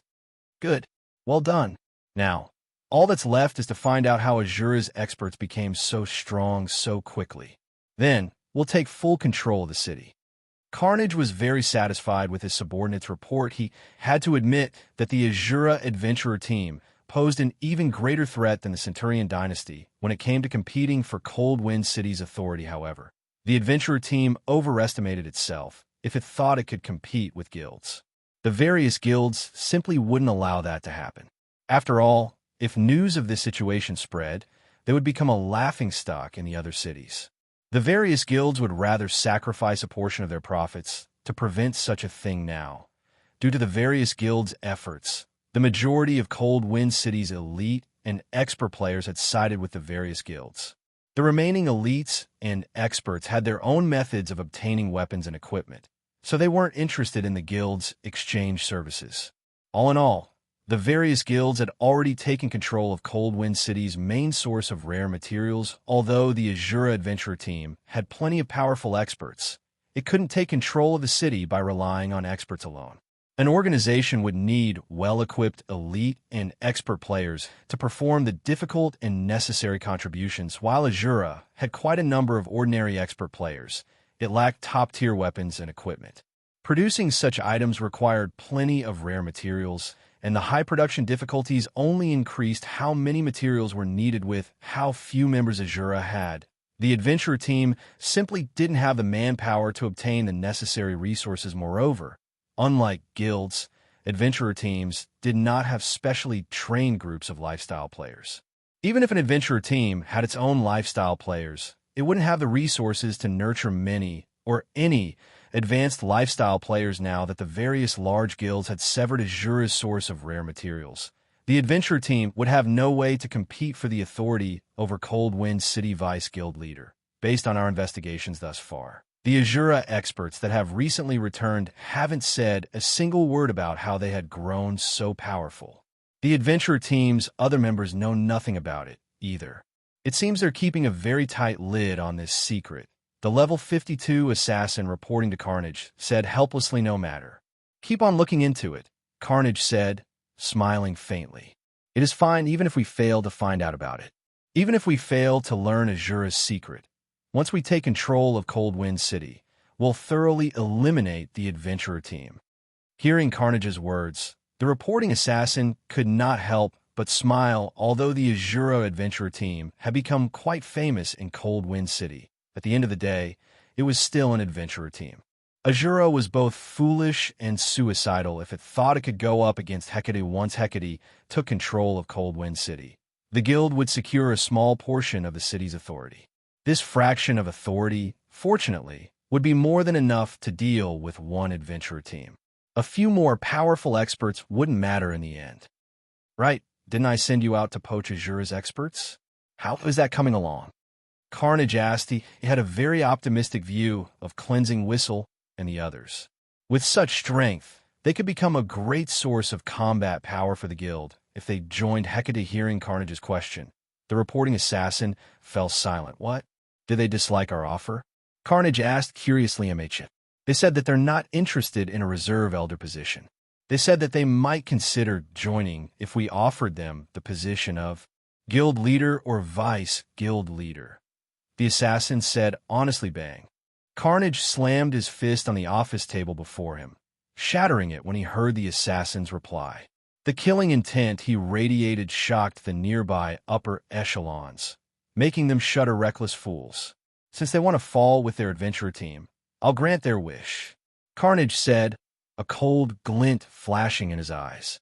Sneering, he continued, "Place a 3,000 gold bounty on each of those players. Send someone to keep an eye on them and tell the 12 Heavens to get here as soon as possible." Understood. Everyone in the guild leader's office nodded. They couldn't help but feel some pity for Cleansing Whistle and her companions, but the group had simply asked for their deaths. Very quickly, Hecate publicized its bounty and caused a huge commotion in the city. Crap. Is Hecate that determined to destroy Asura? 3,000 gold. With that kind of money, Asura's own members might take action against these people. But those players are incredibly strong. They're almost impossible to kill. Who told you that? Although they're very powerful, there are many tools available in God's domain. With a sufficiently powerful tool, killing them is definitely possible. It is just a matter of whether the owners are willing to use their tools or not. For 3,000 gold, though, they might be tempted. It really makes you wonder what Asura's higher-ups are trying to do. First, they provoked Hecate. Then, they made an enemy of every guild in Coldwind City. Not only has Asura's material sources been cut off, but its peak experts are also targets. As far as I see it, Asura is doomed. I know, right? At the end of the day, an adventurer team is still an adventurer team. It is impossible for an adventurer team to go up against a large guild. Coldwind City's general populace was sorely tempted by Hecate's bounty. They wanted nothing more than to rush into Asura's residence and slay its experts. However, plenty of independent players pitted the Asura adventurer team. If Asura hadn't set its eyes on Cold Wind City's authority, Hecate might have been powerless against the adventurer team. Eventually, Asura might have even grown powerful enough to intimidate the various large guilds, as everyone talked about the Asura adventurer team. Asura had announced the Adventurer Alliance's official launch and welcomed anyone and everyone to apply for membership at Asura's residence. As long as a player was independent, they could join the Adventurer Alliance and enjoy a portion of the benefits Asura offered. Asura really is dumb. Who would dare apply to join the Adventurer Alliance right now? That's right. The majority of level 50 weapons and equipment on the market have been produced by guilds. How many weapons and equipment could a measly adventurer team possibly offer? Only people who don't want to upgrade their weapons and equipment would join the Adventurer Alliance. The general populace showed no interest in Asura's announcement. In fact, many players did not want anything to do with the adventurer team now. Seeing this, the various guilds' upper echelons in Cold Wind City sneered at Asura and its members. Commander, even though we've announced the launch to the public, not a single player has shown interest in joining. Yinyu expressed her frustration from her seat in Asura's residence. She had to admit that the various guild strategies had been very effective. It had utterly dissuaded any independent players from joining the Adventurer Alliance. All right, then. I had wanted to show the guild some respect, but since they refused to accept my kindness, there's no need for me to hold back, Shifeng said, not particularly surprised by the situation. He then instructed, "Tell Solitary 9 to publicize the Adventurer Alliance's exchange list on the forums." "Understood. I'll notify the Vice Commander right away," Yinyu said, smiling. Excitedly, she contacted Solitary 9. Chapter 1753, Madness-inducing benefits. Chapter 1753, Madness-inducing benefits. Cold Wind City, Frostbone Plain. Many adventurer teams grinded the area's level 50+ undead. The Frostbone Plain was a level 50 to level 60 map. Although it wasn't a resource-rich map, the undead here had a chance of dropping froststones since they absorbed power of frost all year long. When froststones were used in crafting weapons and equipment, the items had a chance of gaining ice resistance. Although each weapon and equipment piece would only have a small amount, if players wore items that all had the bonus, it would add up naturally. There were many maps in the ice crystal world that had extremely low temperatures. Without a certain amount of ice resistance, players would be restricted. As a result, items like froststones, which could increase a player's ice resistance, were very valuable. Moreover, since froststone's drop rate was incredibly low, many guilds only accepted froststones as currency for the weapons and equipment they produced. Because of this, grinding froststones had become the best way for independent players to make money and obtain better items. However, the Frostbone Plains undead were not easy to defeat. These undead rarely acted independently, moving in groups of over 100 instead. Even the weakest of these monsters was an elite, while the stronger undead were usually great lords. From time to time, players even encountered patrol squads, usually consisting of 500 to 600 undead, led by Grand Lord-ranked Frost Generals. Most of the adventurer teams grinding in the Frostbone Plain operated in units of 100. However, many players watched as a 20-man team fought a level 50+ Frost Undead Patrol Squad with relative ease. The 20-man team systematically annihilated the 100+ undead in the patrol squad. These players had even suppressed the 2 level 55 Highlord-ranked Frost Captains. After just 10 minutes, the entire patrol squad had been eliminated, leaving a pile of materials on the ground for the battle's victor's brood. Your combat standard have improved pretty quickly. You can even solo a Frost Captain now. If you hadn't handled one of the Frost Captains, we might have had to flee, a level 51 Shield Warrior said, smiling at the level 52 Guardian Knight beside him. The Guardian Knight wielded a dark blue diamond shield in one hand and a crystalline axe in the other. I recently researched the war between Asura and Hecate and gained some insight from watching Asura's Solitary 9 and Dark Madness. Otherwise, I wouldn't have been able to tank the Frost Captain by myself. The Guardian Knight named Brute 7 responded excitedly. After this hunt, I should have enough materials to purchase a level 50 secret silver chest piece. Once I have that, I might be able to challenge a level 55 Great Lord. Anticipation illuminated Brute 7's features as he spoke about the level 50 chest piece. He had been grinding frost stones in the Frostbone Plain for a long time now. Once he had the chest piece, their adventurer team might be able to explore more of the map and challenge level 55 Great Lords in the Ice Crystal world. Materials drop rates drastically decreased after monsters hit level 50. Meanwhile, Great Lord rank acted like a dividing line for monsters. Not only would Great Lords drop more rare materials of high quality, but they also had a certain chance of dropping mysterious iron weapons and equipment. If their adventurer team could grind Great Lords, their income would increase significantly. The guilds are being too stingy right now. They're asking for several times more materials for each piece of secret silver equipment. Even now, I've only managed to collect half of the materials needed for a piece of secret silver equipment. It's a pity that our forger standards are so low. Otherwise, we could craft our own level 50 secret silver equipment, the Shield Warrior said, slightly envious when he heard Brute 7's plan. Although their adventurer team had nurtured its own advanced forgers, their advanced forgers were weaker than those in the various guilds in both techniques and their tools. Their adventurer team's advanced forgers even struggled to craft level 50 mysterious iron equipment, not to mention secret silver rank. Yet, without good equipment, they couldn't challenge stronger monsters and obtain better resources. Only the various guilds' forgers could produce level 50 secret silver equipment. And because of that, these guilds demanded exorbitant prices for the items, leaving adventurer team players no choice but to provide these guilds cheap labor. As Brute 7's team rested and chatted amongst themselves, one of the team's members abruptly shouted in the team chat, "Guys, look at the forums. Asura just announced that it has officially established the Adventurer Alliance, stating that anyone who wants to join can apply at Asura's residence." TCH. So what? Although the Adventurer Alliance's members get to enjoy some of Asura's benefits, Asura is only an adventurer team. It can't compare to a guild. Who would possibly join the Adventurer Alliance now that the various guilds have singled Asura out? That's right. Since the guilds are the sole suppliers of level 50 secret silver weapons and equipment, only players who don't want to upgrade their items would consider joining the Adventurer Alliance. It really makes you wonder what Asura's upper echelons are thinking. They are actually trying to compete with the guilds for Cold Wind City. Isn't that just suicidal? None of the team's members showed any interest in joining the recently established Adventurer Alliance. They all thought that Asura's commander, Sherfone, was a fool.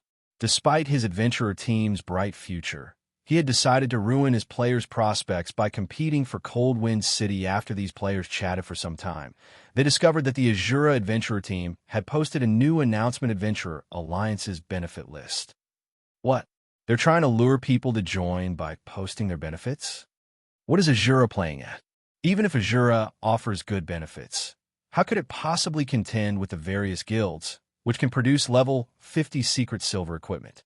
But as these players clicked on a new post, preparing to laugh at Asura's foolishness, they were dumbfounded by what they saw. What's going on? Am I seeing things? Crap, this is amazing. Not even large guilds can offer this.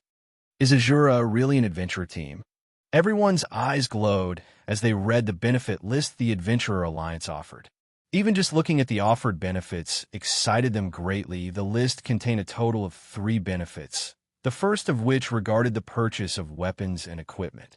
The second involved the purchase of combat techniques. The third consisted of the rare materials and tools available for purchase.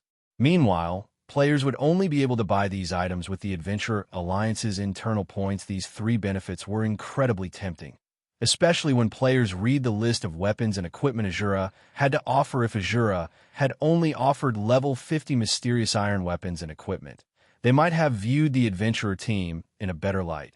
Nothing more. If the list included level 50 secret silver equipment, these players would assume that Asura planned to duke it out with the various guilds, and they consider the adventurer team a little more mad than they had expected, but there were level 50 fine gold weapons and equipment on that list. This was practically a dream. Level 50 fine gold equipment was as rare as a phoenix's feather, even in the various large guilds. Not even the guild's core members were guaranteed to get a piece.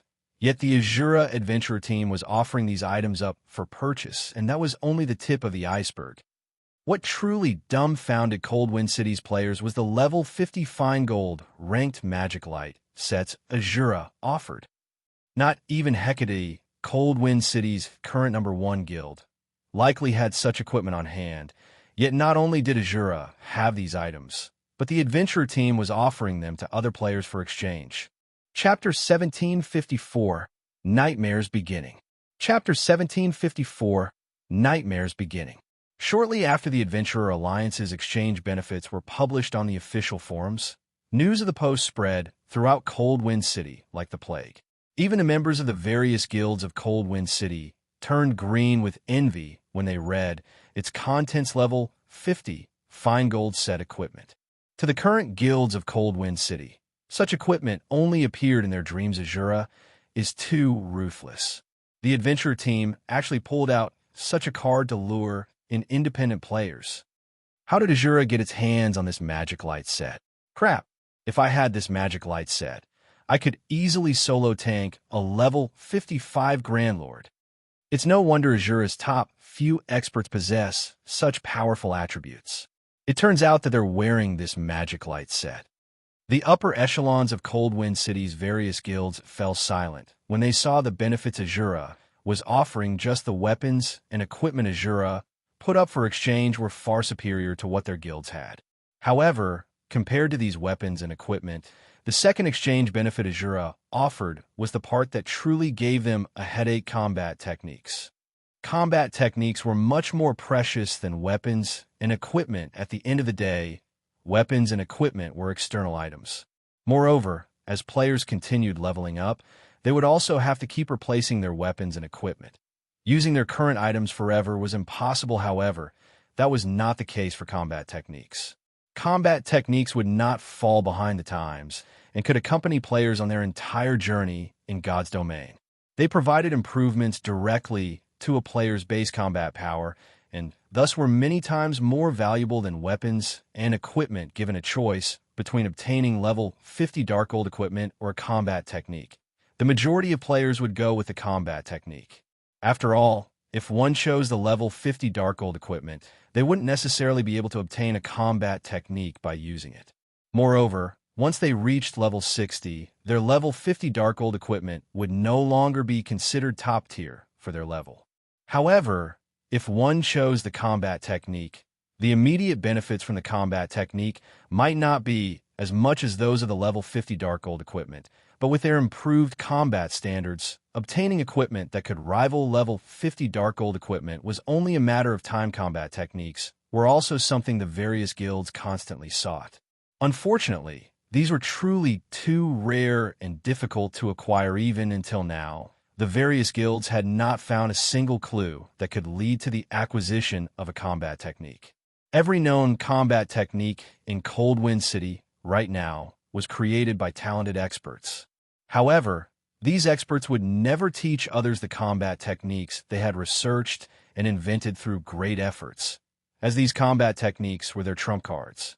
Sharing their combat techniques would only result in them losing an edge over others. Currently, the only guild in Coldwind City that possessed a combat technique was Hecate.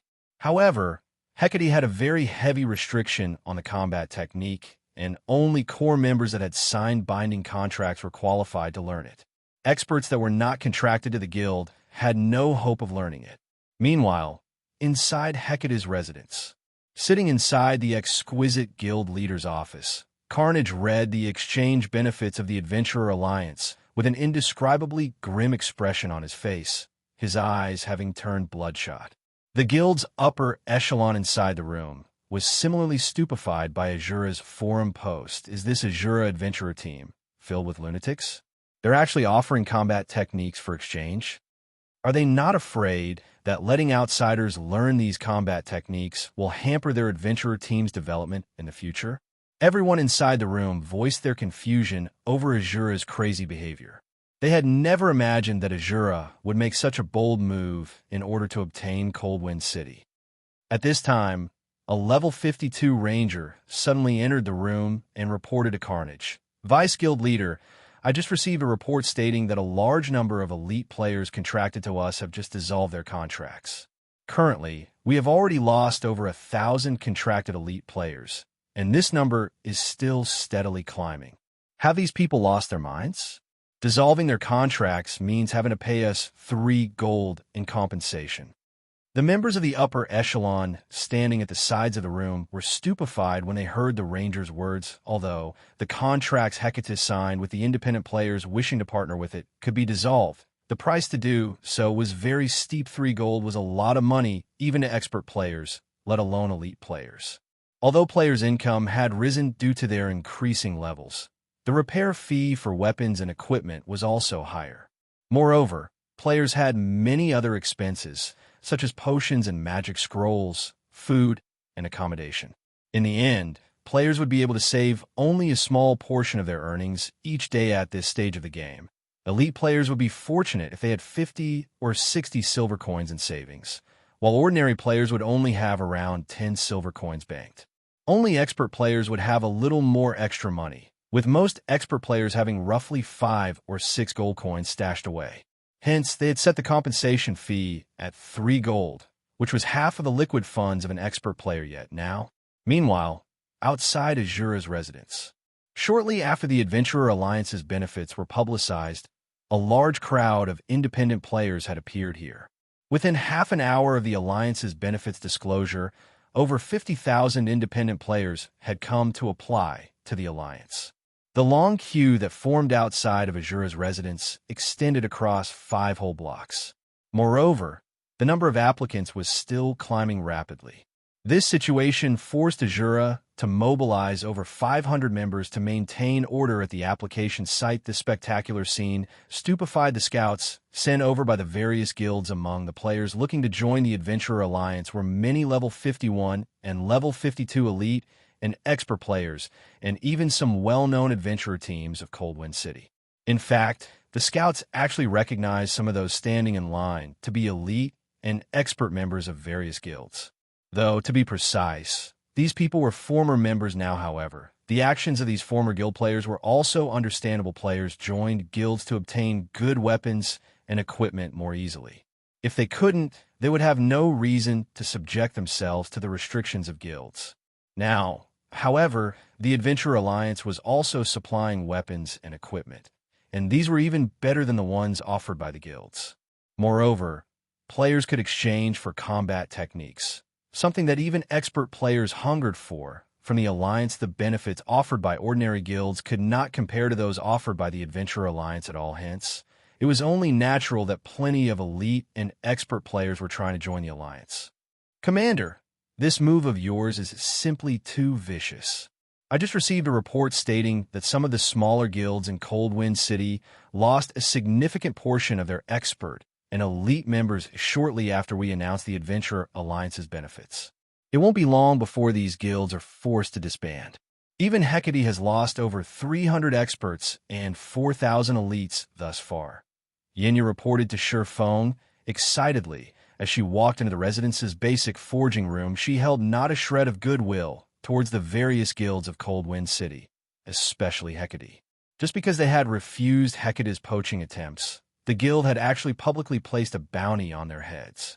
Had Shurfeng not sent them to grind bosses in the Snow Rift, a forbidden land for players, she would have gone directly to Hecate's grinding spots and paid the guild back for its kindness. Having received news that the Adventurer Alliance had managed to plunder over 300 expert from Hecate, she was naturally elated in Coldwind City.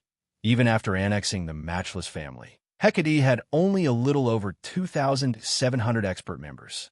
Losing 300-plus expert players was equivalent to losing 1/9 of its expert forces, which was definitely a huge blow to the guild right now. She could already imagine what kind of expression Hecate's higher-ups were making vicious. Huh? Shurfeng laughed, shaking his head. This was only the beginning. He then turned to Yinya and asked, "Did you get that thing yet?" MHM. I've already bought the largest plot of land available in Cold Wind City and constructed a 3-story shop on it. As for the interior design, that can only be done after we make a personal visit there. I spent a total of 8,000 gold. Almost all of the funds our adventurer team has gathered thus far have been used up already, Yinya replied. She then took out a deed from her bag and handed it over to Shurfong. Let's head over and take a look. Shurfong nodded. After accepting the deed, he immediately left for Cold Wind City's largest plot of land together with Yinya originally. This plot of land was meant for the construction of a guild residence. However, as its location was not very good and the land was quite costly as well, none of the guilds in Cold Wind City had purchased it. This gave Shurfong a chance to take it for himself. Not bad. This should be large enough, Shurfong said, nodding in satisfaction as he arrived at the 3-story shop. Some independent players were already standing around the entrance of the shop, curiously eyeing the 3-story building. In fact, let alone these passers-by. Even Yinya, who was trailing Shurfong, was curious to find out why he had decided to buy a plot of land in this secluded area.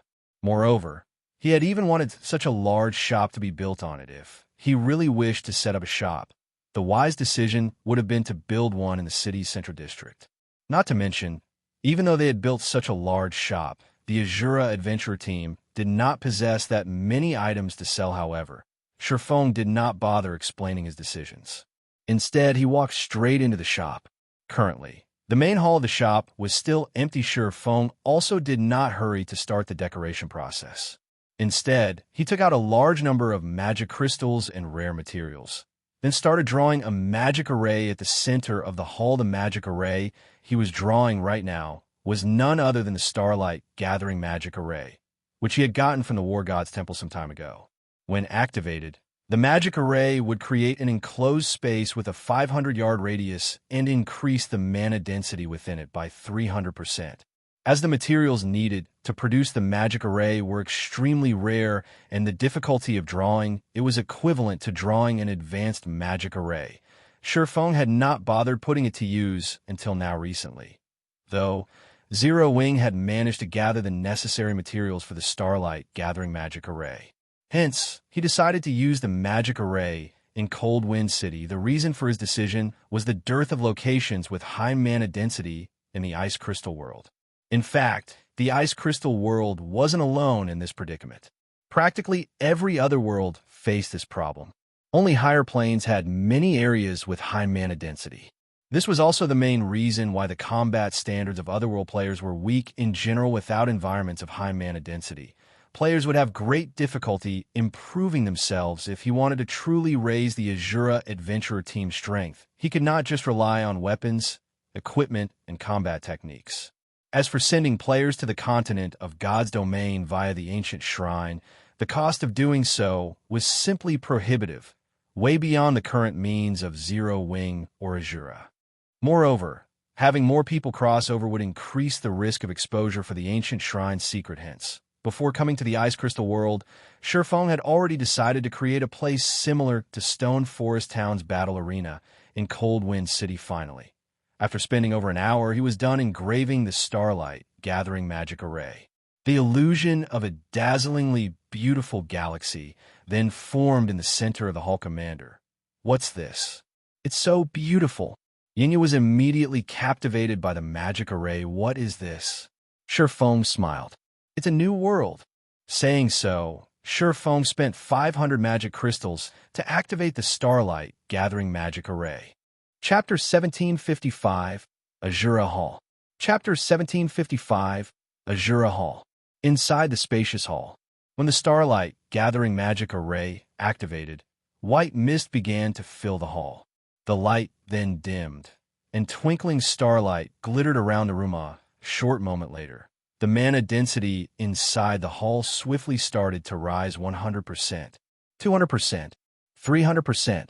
The Ice Crystal world's ambient mana density was already higher than that in God's domain, and now, after this 300% increase, the shop's mana was even denser than the mana in Zero Wing City. Celestial magic arrays truly are amazing. Shurfong was quite satisfied as he gazed at the galaxy that had appeared on the hall's ceiling. As he stood in the hall, he He could feel his mind become tremendously clear. He could even push aside unwanted thoughts and block his sense until he only existed within his own consciousness. As long as he put a little effort in, his mind could easily process what he wanted and provide the desired results. In fact, he even felt physically lighter as a magic array that had been passed down since ancient times.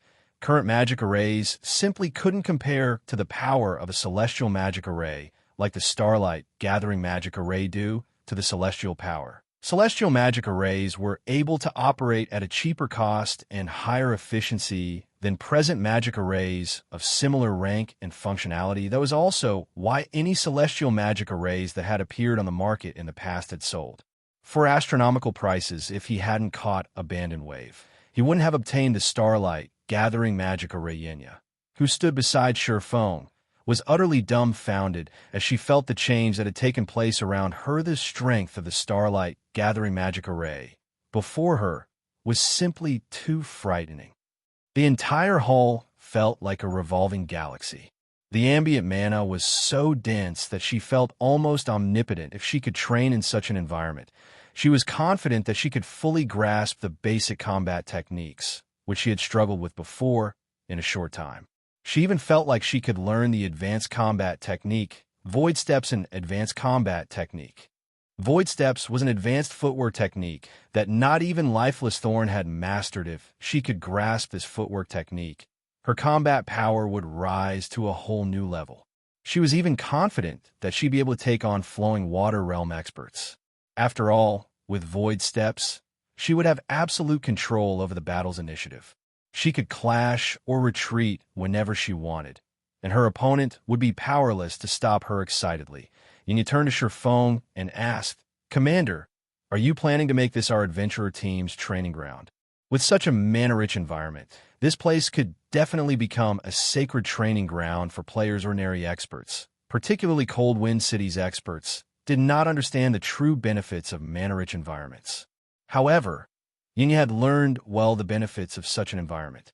After all, she had gone through plenty of hardships while learning her combat techniques. If not for the combat rooms in Zero Wing City's battle arena, she never would have grasped the several basic combat techniques she now knew so quickly. If she could train in such a mana-rich environment, she could practice her basic combat techniques relentlessly without running out of stamina or concentration. No, Silverwing said, shaking his head. I plan to make this the Adventurer Alliance's training ground. A training ground for the Adventurer Alliance? Silverwing's answer stunned. Silverwing had already offered the Adventurer Alliance's members amazing benefits, which not even the various large guilds could afford to offer. Yet, he also intended to make this sacred ground one of the Alliance's benefits as well. She didn't dare imagine the craze in Cold Wind City if news of this went public. If Cold Wind City's various guilds learned of this, they'd want nothing more than to eat Silverwing alive. Of course, I will also segregate a portion of the space specifically for Asura's members, Silverwing said. Chuckling, while reserving this place for Asura's members was a good idea, maintaining the Starlight Gathering Magic Array was not cheap. The magic array cost 500 magic crystals to operate per day. That was the equivalent of running a single magic tower, since both towns generated massive amounts of income. It didn't really matter that the magic towers in Stone Forest Town and Silverwing Town were expensive to run. However, the Asura adventure team did not possess the ability to generate so much income. After all, Asura only had around 3,000 members. It might be fine if the Starlight Gathering Magic Arrays operation required coins, as earning coins was relatively easy for an adventurer team of Asura's caliber. But it was a different story for magic crystals. Furthermore, magic crystals were rarer in the ice crystal world than in the continent of God's domain. If Silverwing wanted to maintain the Starlight Gathering Magic Array, he needed a huge source of magic crystal income. Currently, Cold Wind City had over 2 million players, the majority of which were independent players. Silverwing wouldn't have to worry about a lack of interest in the new training ground with such high mana density. As long as he charged a small fee for using the training ground, he could easily maintain the Starlight Gathering Magic Array's operation. Moreover, by making the Starlight Gathering Magic Array available to the Adventurer Alliance, not only could he earn back the Magic Array's operation cost, but he could also attract more players to join the alliance, killing two birds with one stone following which. Silverwing began to modify the shop's interior. All three of the shop's floors would become training grounds. He also set aside some room on the first floor to establish a restaurant and bar for players to rest using the remaining space. He constructed a total of 270 training rooms, 50 of which would be reserved for the Asura Adventurer team, however. Although there were 220 training rooms left for the Adventurer Alliance's members, considering how many members the Alliance had. Silverwing ensured that each Alliance member could only rent a training room for 1 hour per day if they paid with coins or Adventurer Alliance points. If players paid their rent with magic crystals, they would be allowed to rent up to 2 hours a day. This way, Silverwing wouldn't have to worry about not earning enough magic crystals. This would also help reduce some of the points Alliance members accumulated whether players wanted to purchase the Adventurer Alliance's weapons, equipment, or combat techniques. They all required a large number of points. In other words, none of the Adventurer Alliance's services were cheap. If that were the case, it would only be a matter of time before the Adventurer Alliance collapsed in on itself, with the training ground absorbing some of the points the Alliance members accumulated normally. The Alliance's points would be more valuable and meaningful after Silverwing finished arranging the training ground's layout. He made a trip to the Adventurers Association and hired 5 advanced NPCs and 100 basic NPCs to manage the training ground. This way, his players wouldn't have to waste their time with managing the building naturally. He set the training room's rent higher than the fee for Zero Wing City's battle arena. He decided on 5 silver coins worth of points per hour. This might be costly to ordinary players, but to elite players who normally had 50 to 60 silver coins in their pockets, it was affordable. Besides, they could only rent the training rooms for 1 hour per day with points. If they paid in magic crystals, they'd only have to spend 10 silver coins per day for expert players. This expenditure was pocket change, Commander. The only thing left to do is name the training ground. Then, we can open it to the public, Yinya said, as she looked at the dazzling training ground before her and watched the NPCs as they prepared to work. She couldn't help her growing excitement. A name? After giving the matter some thought, Silverwing said, "Let's call it Asura Hall then." His main goal in establishing this training ground was to strengthen the Asura Adventurer team. Now that was done, he had to put Asura's name on it, letting everyone know about the Asura Adventurer team. Once Silverwing had stated his desired name for the establishment, the NPC managers engraved the name on a plaque on the building's entrance. The massive, golden engravings quickly caught the attention of the players passing by. Players could even see the words Asura Hall from a good distance away. Asura Hall. What's this place? It should be related to the Asura Adventurer team. It seems to be open already. Let's go in and have a look. After the Asura Hall opened, the passers-by curiously entered the building. They had seen all kinds of shops before, but this was the first time they had seen one with such an ambiguous name. Furthermore, the shop seemed to be related to the Asura Adventurer team. Chapter 1756, Adventurer Alliance's Power. Chapter 1756, Adventurer Alliance's Power. Upon entering the Asura Hall, the group of independent players felt as if they had stepped into a sports arena's main lobby. The ceiling was covered in a galaxy of stars, as if it were the actual night sky. It gave players a relaxed, happy feeling. What's going on? The mana density here is so high. Why do I feel like my mind has become so much clearer than before?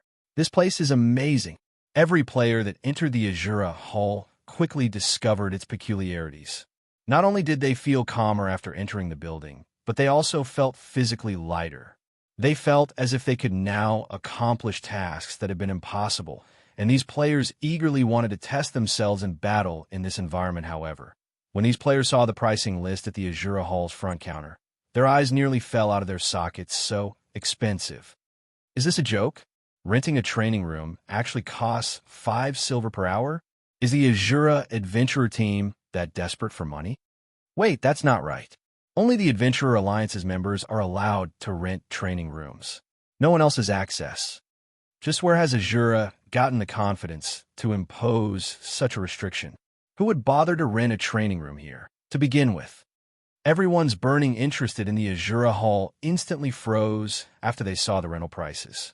Some players had even turned and left the building on the spot, not wanting to waste any more of their time with this Plessis as the first group of visitors left the Asura Hall.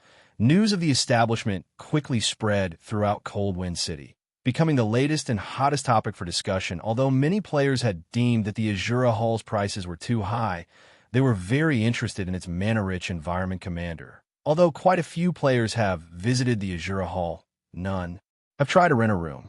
They all think that the price is too high. Why don't we lower the price slightly? Yinya suggested as she watched a group of players idle around the first floor hall. No need to rush. We have plenty of time. Players will eventually discover the Asura Hall's true benefit, Shurfeng said, smiling. He then continued, right now, we need to focus on collecting enough ice crystal fragments and soul-devouring flowers. I've already posted a purchase request for ice crystal fragments and soul-dissolving flowers in the Adventurer Alliance. Moreover, I've ensured that players who want to purchase level 50 fine gold equipment or the Magic Light set will have to use both CPs and a sufficient number of ice crystal fragments or soul-devouring flowers, Yinya said. Right now, a piece of level 50 fine gold equipment will require at least one ice crystal fragment. For level 50 fine gold weapons, each will require 2 ice crystal fragments or 1 soul-dissolving flower. For the Magic Light set, players must contribute 12 ice crystal fragments or 6 soul-dissolving flowers. While you were designing the internal layout of the Asura Hall, we acquired 9 ice crystal fragments and 1 soul-dissolving flower through the Adventurer Alliance. I doubt it will be long before we have the required number of fragments and flowers. That quickly. Shurfeng could not help his surprise when he heard Yinya's report. Ice crystal fragments only dropped from bosses in the Ice Crystal World's Forbidden Lands. Moreover, only Great Lord ranked and above dropped the fragments. Even if he used Icarus's heart, obtaining an ice crystal fragment from each boss he killed wasn't guaranteed. The drop rate would be even worse for other players the Adventurer Alliance had only established a few hours ago, yet it had already collected 9 ice crystal fragments and one of the super rare soul-dissolving flowers. The Alliance's material collection speed was astonishing. If the Adventurer Alliance were developed properly and attract hundreds of thousands of independent players from Coldwind City, the Alliance would beat any guild in the city when it came to collecting materials, aside from the items that dropped from team dungeons. As for guilds that tried to acquire the Adventurer Alliance's top-tier weapons and equipment or combat techniques by disguising their members as independent players, Shurfeng did not particularly mind. Rather, he welcomed it. After all, the extraordinary items the Alliance offered required other items of considerable value, such as the ice crystal fragment and soul-dissolving flower. In trade at this moment, Shurfeng finally understood just how frightening the Adventurer Alliance in his previous life had actually been. It was no wonder why the Alliance had become one of God's domain's apex powers. Resources were everything in God's domain. With abundant resources, one could even pump out batch after batch of expert players. If one was fortunate enough, they could even nurture peak or apex experts, although our resource collection speed is very fast right now. As more independent players join the Adventurer Alliance, our stock of weapons and equipment in the Alliance's inventory will begin to dwindle. If we don't replenish the items soon, aside from the valuable items that require ice crystal fragments or soul-dissolving flowers, everything will be gone. Yinya said with a bitter smile. The Adventurer Alliance indeed possessed a frightening resource collection ability. However, the cost of maintaining this ability was also frightening. At this point, the weapons and equipment they had gained from killing Hecate's members before had already been purchased with rare materials. These materials flooded the Adventurer Alliance's warehouse, and nobody had any intentions of purchasing the items. The Adventurer Alliance earned its income of coins and resources by buying and selling items, earning the price difference. For example, it would purchase a particular rare material using 9 CPs and selling them for 10 CPs, making a profit of 1 CP between trades. However, the problem now was that nobody in Coldwind City wanted these rare materials. The Alliance was only gaining a mountain of rare materials that no one wanted while losing a bunch of weapons and equipment. You're right. Feng smiled after listening to Yin Ya's concerns, although the situation didn't surprise him. The Asura adventurer team wasn't like Zero Wing, which had the support of the Candlelight trading firm. So long as the guild had rare materials, it could quickly turn those materials into products that various players needed. However, the Asura adventurer team lacked this ability. Let's do it this way then. Have Solitary 9 bring a few assassins and load them up with rare materials. Then head to White River City and hand these materials to Melancholic Smile. We'll have Melancholic collect as much ice-resistance equipment and items as possible and send the items back with the assassins. Meanwhile, I'll try to craft as many items as possible to cope with the Adventurer Alliance's current expenditure. While rare materials might not be particularly useful to adventurer teams, they were very valuable to the Candlelight trading firm. In Starmoon Kingdom, Candlelight had difficulty purchasing rare materials in bulk, and the prices for these materials were very high. However, the situation was the opposite in the Ice Crystal world. Rare resources were more common and cost significantly less. Feng could take advantage of this situation and make a profit off of the price difference of rare materials between the two worlds. The only problem was the amount of time and magic crystals required to transport the materials to the continent of God's domain. But compared to the potential profits, the cost was practically negligible. Hearing Feng's plan, Yin Ya's eyes glowed with realization. Equipment and tools that could increase one's ice resistance were worth a fortune in the ice crystal world. For example, level 50 mysterious iron equipment with ice resistance was worth 2 or 3 times more than equipment without ice resistance. If it were possible to convert these rare materials into equipment and tools that increased ice resistance, the Adventurer Alliance would attract plenty of independent players even if it ran out of magic light sets. And level 50 fine gold equipment. Feng then returned to the Forging Association to resume production of all sorts of level 50 weapons and equipment. This time, though, he only crafted secret silver equipment. He left the level 50 mysterious iron equipment to the lifestyle players Asura nurtured internally. Meanwhile, Yin Ya contacted Solitary 9 and had him gather 9 assassins. After filling their bags with rare materials, Solitary 9 and the assassins disguised themselves and made their way to the ancient shrine before heading to White River City's Candlelight trading firm. Time passed quickly. After working for around half a day, Feng had made 50-plus pieces of level 50 secret silver equipment with the rare materials the Adventurer Alliance had acquired.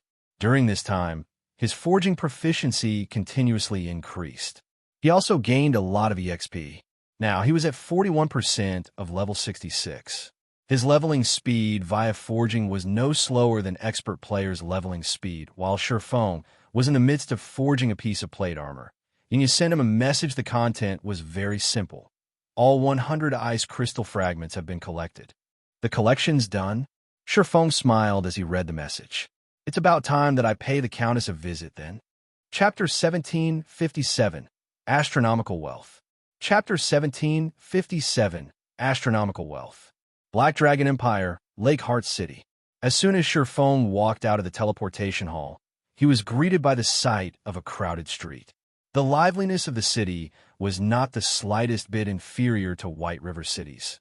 In fact, it might even be livelier. Meanwhile, shortly after he exited the teleportation hall, players' shouts entered his ears, seeking a powerful team to enter the underground maze's inner area. I'm a level 51 shield warrior with over 30,000 defense, 34% block rate, and combat standard at the late stage of the Trial Tower's 5th floor. Underground maze team looking for level 50+ powerful MTs and DPS. 32 waiting on 18. Noobs not welcomed. Purchasing Ice Jade for 30 silver each. Buying as many as you have. At this moment, both sides of the street Feng was on were teaming with players either hawking their wares or forming teams. Moreover, the players thronging the street were all very high-leveled, with the lowest level player being level 49 and the majority being 50 and 51. Feng also spotted quite a few level 52 experts. Normally, such a scene could be found only in places like the Ice Crystal world, where the average level of players was slightly higher than that of the continent of God's domain. Yet now, the players in Lake Heart City could actually rival the players of Cold Wind City in terms of levels looking at this scene. Sherfone even thought that he was still in Cold Wind City right now aside from the large number of independent experts. Sherfone also noticed plenty of guild elite and expert teams coming out from the teleportation hall from time to time. As soon as these guild teams arrived, they would dash out of the city. Did these guilds finally notice it? Sherfone did not feel particularly surprised to see the various guild teams riding their mounts out of the city. Rather, this situation was within his expectations back then. The reason why he had chosen to set up Zero Wing's branch guild in the Black Dragon Empire's Lake Heart City was the resources in the vicinity during the early stages of the game. The various large guilds and players disregarded a backwater like Lake Heart City. However, past level 50, the dungeon environments would become increasingly severe, and players would need all kinds of resistances if they wished to survive in raid team dungeons. Meanwhile, among the items that provided resistances, the Ice Jade found within the Lake Heart City region was one of the most well-known of those produced in the Black Dragon Empire. Ice Jades could be turned into ice resistance gemstones, which could then be inlaid into equipment to increase one's ice resistance.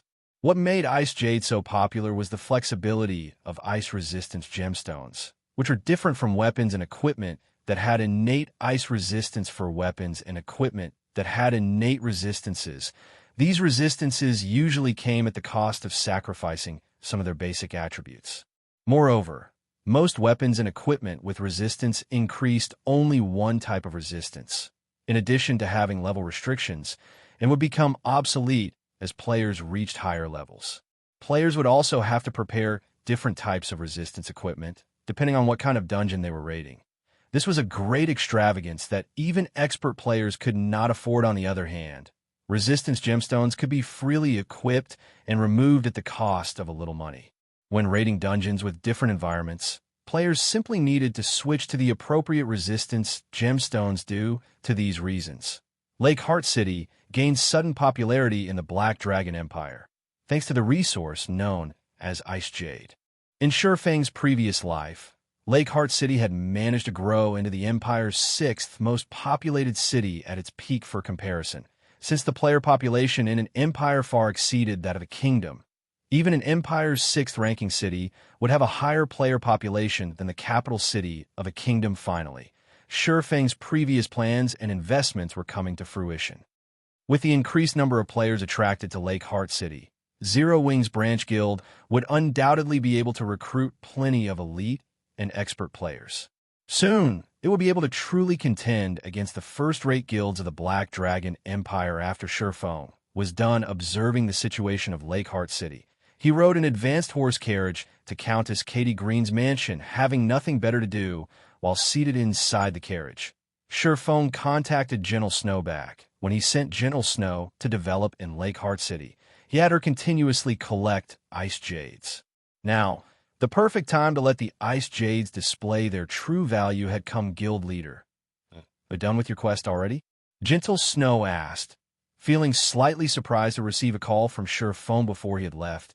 He had informed Zero Wing's core upper echelon that he was going to do a quest and would be incommunicado for a short period. He had also instructed them to handle the guild's affairs at their discretion and to contact him only for extremely important matters. My quest is still ongoing.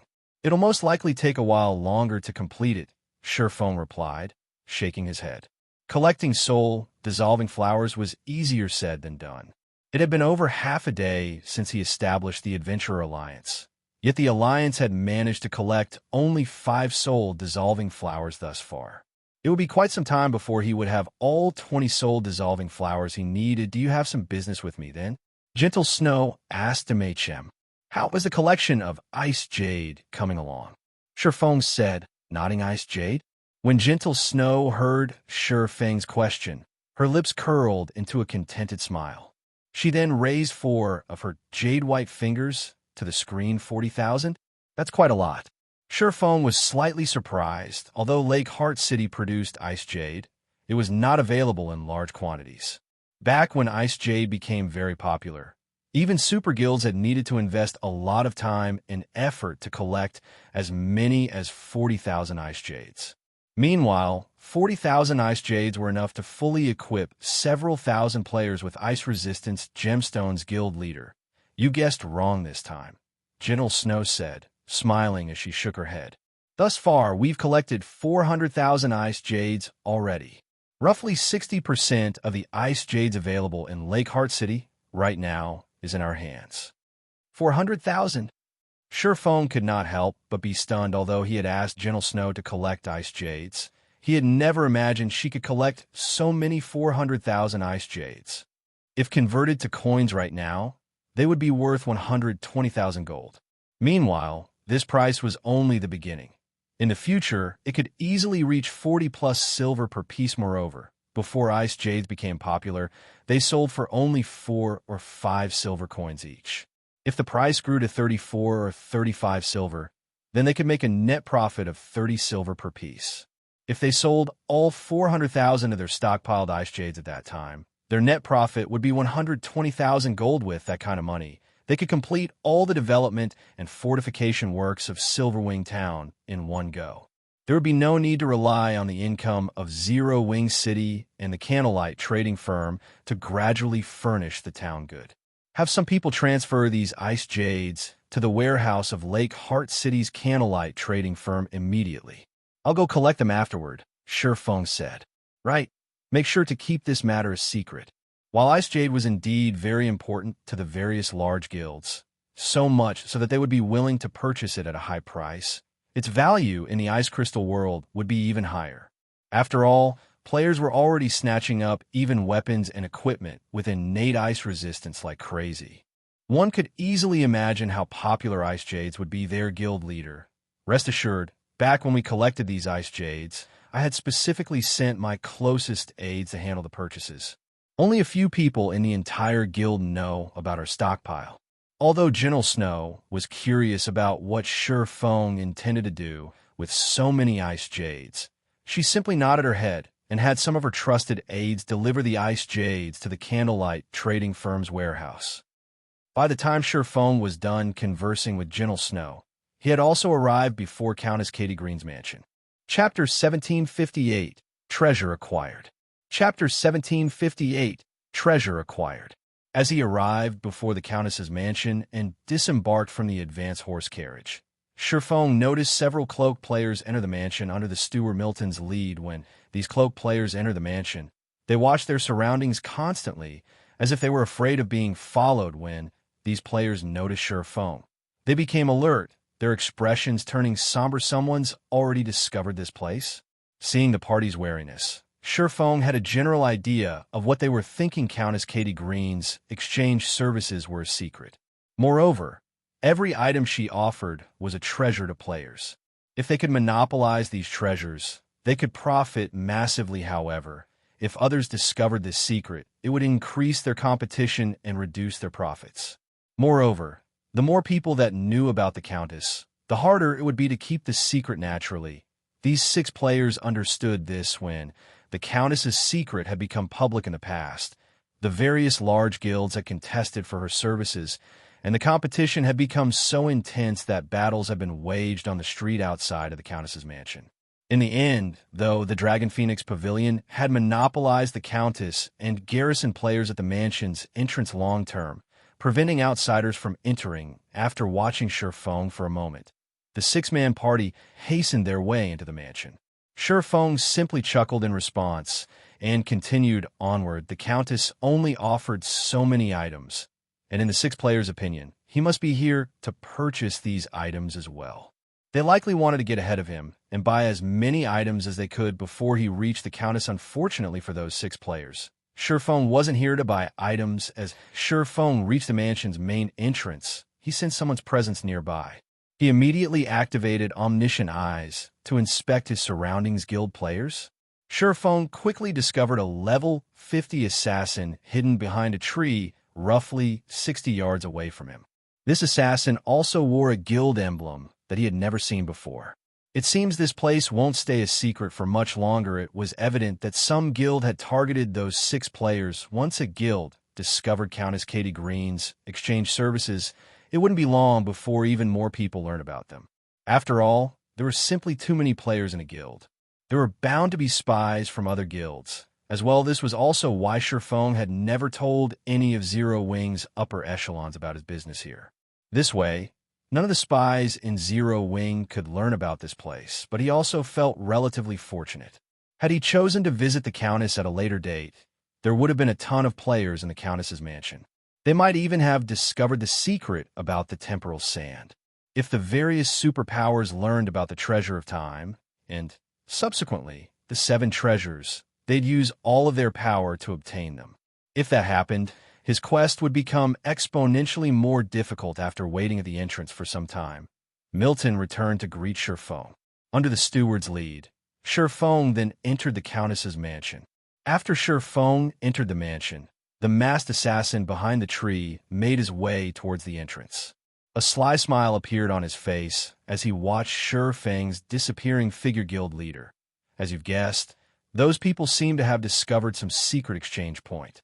The exchange point is in Countess Katie Green's mansion in Lake Heart City. The masked assassin reported to the middle-aged man on the screen before him. Excellent. Now that we've discovered their secret, we'll have to remove those players from God's domain. I will not allow other people access to my treasure. The gray-robed, skinny man replied, sneering, aside from the people you instructed me to follow, another person has entered the mansion. It seems that person has discovered this exchange point as well. What should we do about them? The assassin asked. Someone else knows about it. The middle-aged man frowned slightly. Do you know who? They were wearing a black cloak. Unfortunately, even after I used my advanced identification skill, I couldn't see his real identity. All I got was unknown. The assassin reported. Keep an eye on him and figure out a way to uncover his identity. Once you know who he is, get rid of him if possible. We don't need so many people knowing about the Countess's secret. The middle-aged man said after giving the matter some thought, making a slicing gesture across his neck with a hand. Understood. I placed a tracking mark on that player. He definitely won't get away from me, the assassin said, nodding. Good. I'll send some people to assist you. Keep an eye on those players, the middle-aged man said before disconnecting the call. Inside the Countess's mansion, under Milton's lead, Sherfong quickly arrived in a lounge decorated with various refined antiques. Currently, Countess Katie Green discussed business with the 6 players Sherfong had seen earlier. Sherfong noticed more items on display on the table before the Countess than there had been during his previous visit. There were a total of 14 items, ranging from weapons and equipment to various designs and recipes. Every item was worth fortunes and would be extremely difficult to obtain elsewhere. Meanwhile, not only did the party of 6 purchase 3 of the 14 items, but they also purchased 30+ grains of temporal sand. Each grain of temporal sand cost 1 mana stone, which was an item that could only be acquired from killing the bosses in large-scale team dungeons. To independent players, obtaining 1 mana stone was extremely difficult, let alone 30+. Moreover, the 6-man party had used mana stones to purchase the other 3 items. The party had spent more mana stones than what a party of ordinary experts could acquire. As Sherfong approached the table and took a seat, the 6 players rose from their seats. Just before they left, these players sent Sherfong gleeful gazes. It was as if they were stating that they had already purchased every item available, and Sherfong had gotten there too late to buy anything. However, Sherfong could only laugh inwardly at their response. Outwardly, though, he said nothing as he watched these players leave the Rune Demon Hunter. You're finally here. It seems you've acquired the items I've asked for. Katie Green smiled at Sherfong, who sat before her. Her smile felt incredibly intimate, as if she were greeting a longtime friend. In response, Sherfong nodded silently. The Countess's words stunned the 6 players, who had yet to exit the room. Fully, what is going on? The 6 players watched the Countess speak so casually to Sherfong with disbelief whenever they visited Katie Green. The Countess maintained a dignified air. Even when they purchased items, she barely spoke to them. Yet the Countess treated Sherfong like an old acquaintance, warm and friendly. For a moment, they even wondered if the Katie Green before them now was the Countess they knew. As the 6 players considered lingering to hear the conversation between Katie Green and Sherfong, the Countess shot them a glare. My business with you is finished. You may leave. Katie Green snapped with a frosty tone. Immediately, The steward Milton ushered the party out of the room. This further stupefied the party of 6. They could not help but wonder about Sure Fang's identity to warrant such treatment from a countess of the Black Dragon Empire, however. Even if they wanted to know more about Sure Fang's identity and his purpose here, 2 guards began to walk towards them. It was evident that the guards intended to use force to evict them from the mansion after a short moment. The party of 6 was chased out of the mansion. Meanwhile, only Sure Fang and Countess Katie Green remained in the quiet, elegant lounge. Right, they're gone. You can show me the items now, Katie Green said, anticipation flashing in her eyes as she watched Sure Fang. Her desire for the eternal ice crystals was evident without speaking. Sure Fang retrieved the synthesized eternal ice crystals from his bag and lined them up on the table before him. One after another, when he placed the 10 eternal ice crystals on the table, the room's temperature fell abruptly. If not for his sufficiently high ice resistance, he might have had difficulty moving. Wonderful. These are indeed the eternal ice crystals I have been looking for. Excitement lit up Katie Green's flawless face. Immediately, she stored the eternal ice crystals away before retrieving a dark gray pearl bracelet from the void, tossing it to Sure Fang. The instant Sure Fang received the bracelet, a series of system announcements bombarded his ears, stunning him. Chapter 1759, Empire's Highlord. Chapter 1759, Empire's Highlord. System, congratulations. Epic ranked main storyline quest, Ice Crystal World completed. Rewarding 1 bracelet of time, legacy skill points +3, Black Dragon Empire reputation +100, Katie Green's favorability +50, and +50% to current experience bar. Suddenly, Sure Fang's experience bar filled up rapidly, going from 41% to 91% of level 66 in the blink of an eye, and saving him several days' worth of grinding. However, compared to the reward, the part that truly surprised Sure Fang was the system announcements that followed. Black Dragon Empire Region System Announcement. A player has triggered a new expansion pack, Ice Crystal World. The Empire has conferred Countess Katie Green the title of Highlord, and she will become the Empire's 8th Highlord. From now onward, Lakeheart City will become Highlord Katie Green's territory. Black Dragon Empire Region System Announcement. In 3 hours, Highlord Katie Green will open a gate to the Ice Crystal World in Lakeheart City and will lead the Black Dragon Empire's 1st Division on the conquest of the Ice Crystal World, officially starting the Empire's conquest of other worlds. The system announcements repeated 3 times, echoing in the ears of every player in the Black Dragon Empire at this moment. Let alone Sure Fang. Even the upper echelons of the Empire's various large guilds were stupefied by these announcements. Conquest of other worlds? Is this a joke? Who managed to trigger such an amazing expansion pack? This was definitely the first time they had encountered a situation where an empire launched an expedition against another world. As for this so-called other world, ordinary players might not have an idea what it was, but those in the upper echelons of large guilds had a general notion because the libraries within the Empire contained some basic information introducing other worlds. One could easily find this information with a careful search. Meanwhile, the information introducing other worlds stated that other worlds were incomplete, smaller worlds containing many resources that could not be found on the continent of God's domain. According to rumor, ancient gods created these other worlds to store their treasures. Hence, regardless of which era it was on the continent of God's domain, there were bound to be kingdoms and empires that would try to conquer these other worlds to monopolize the resources available there. Among the various expeditions launched against other worlds in the history of God's domain, for by ancient kingdoms were especially notable. Back then, these kingdoms hadn't been particularly strong. However, after conquering another world, they had grown into empires within a very short period. Hence, the conquest of an other world was a major event in any kingdom or empire. Meanwhile, this was also a major event to players, as it meant that they would gain access to the resources of the targeted other world. The resources available in an other world were much more abundant than those on the continent of God's domain. If a guild managed to monopolize the resources of an other world, they could develop rapidly. The upper echelons of the Black Dragon Empire's various large guilds glowed upon seeing the system announcements. They immediately held emergency meetings to discuss matters regarding the Otherworld expedition. Lakeheart City, outside of Highlord Katie Green's mansion. After the steward Milton chased the 6 players out of the mansion, they all stood stock still with dumbfounded expressions on their faces as they looked at the latest system announcements boss. Isn't the NPC we just traded with called Katie Green? Why did she suddenly become one of the Empire's Highlords? What's more, she's even launching a conquest of the Ice Crystal World. No, that's not right. The system announcement appeared as soon as we left Katie Green's mansion. And according to that, a player triggered the new expansion pack. It must be related to that cloaked swordsman.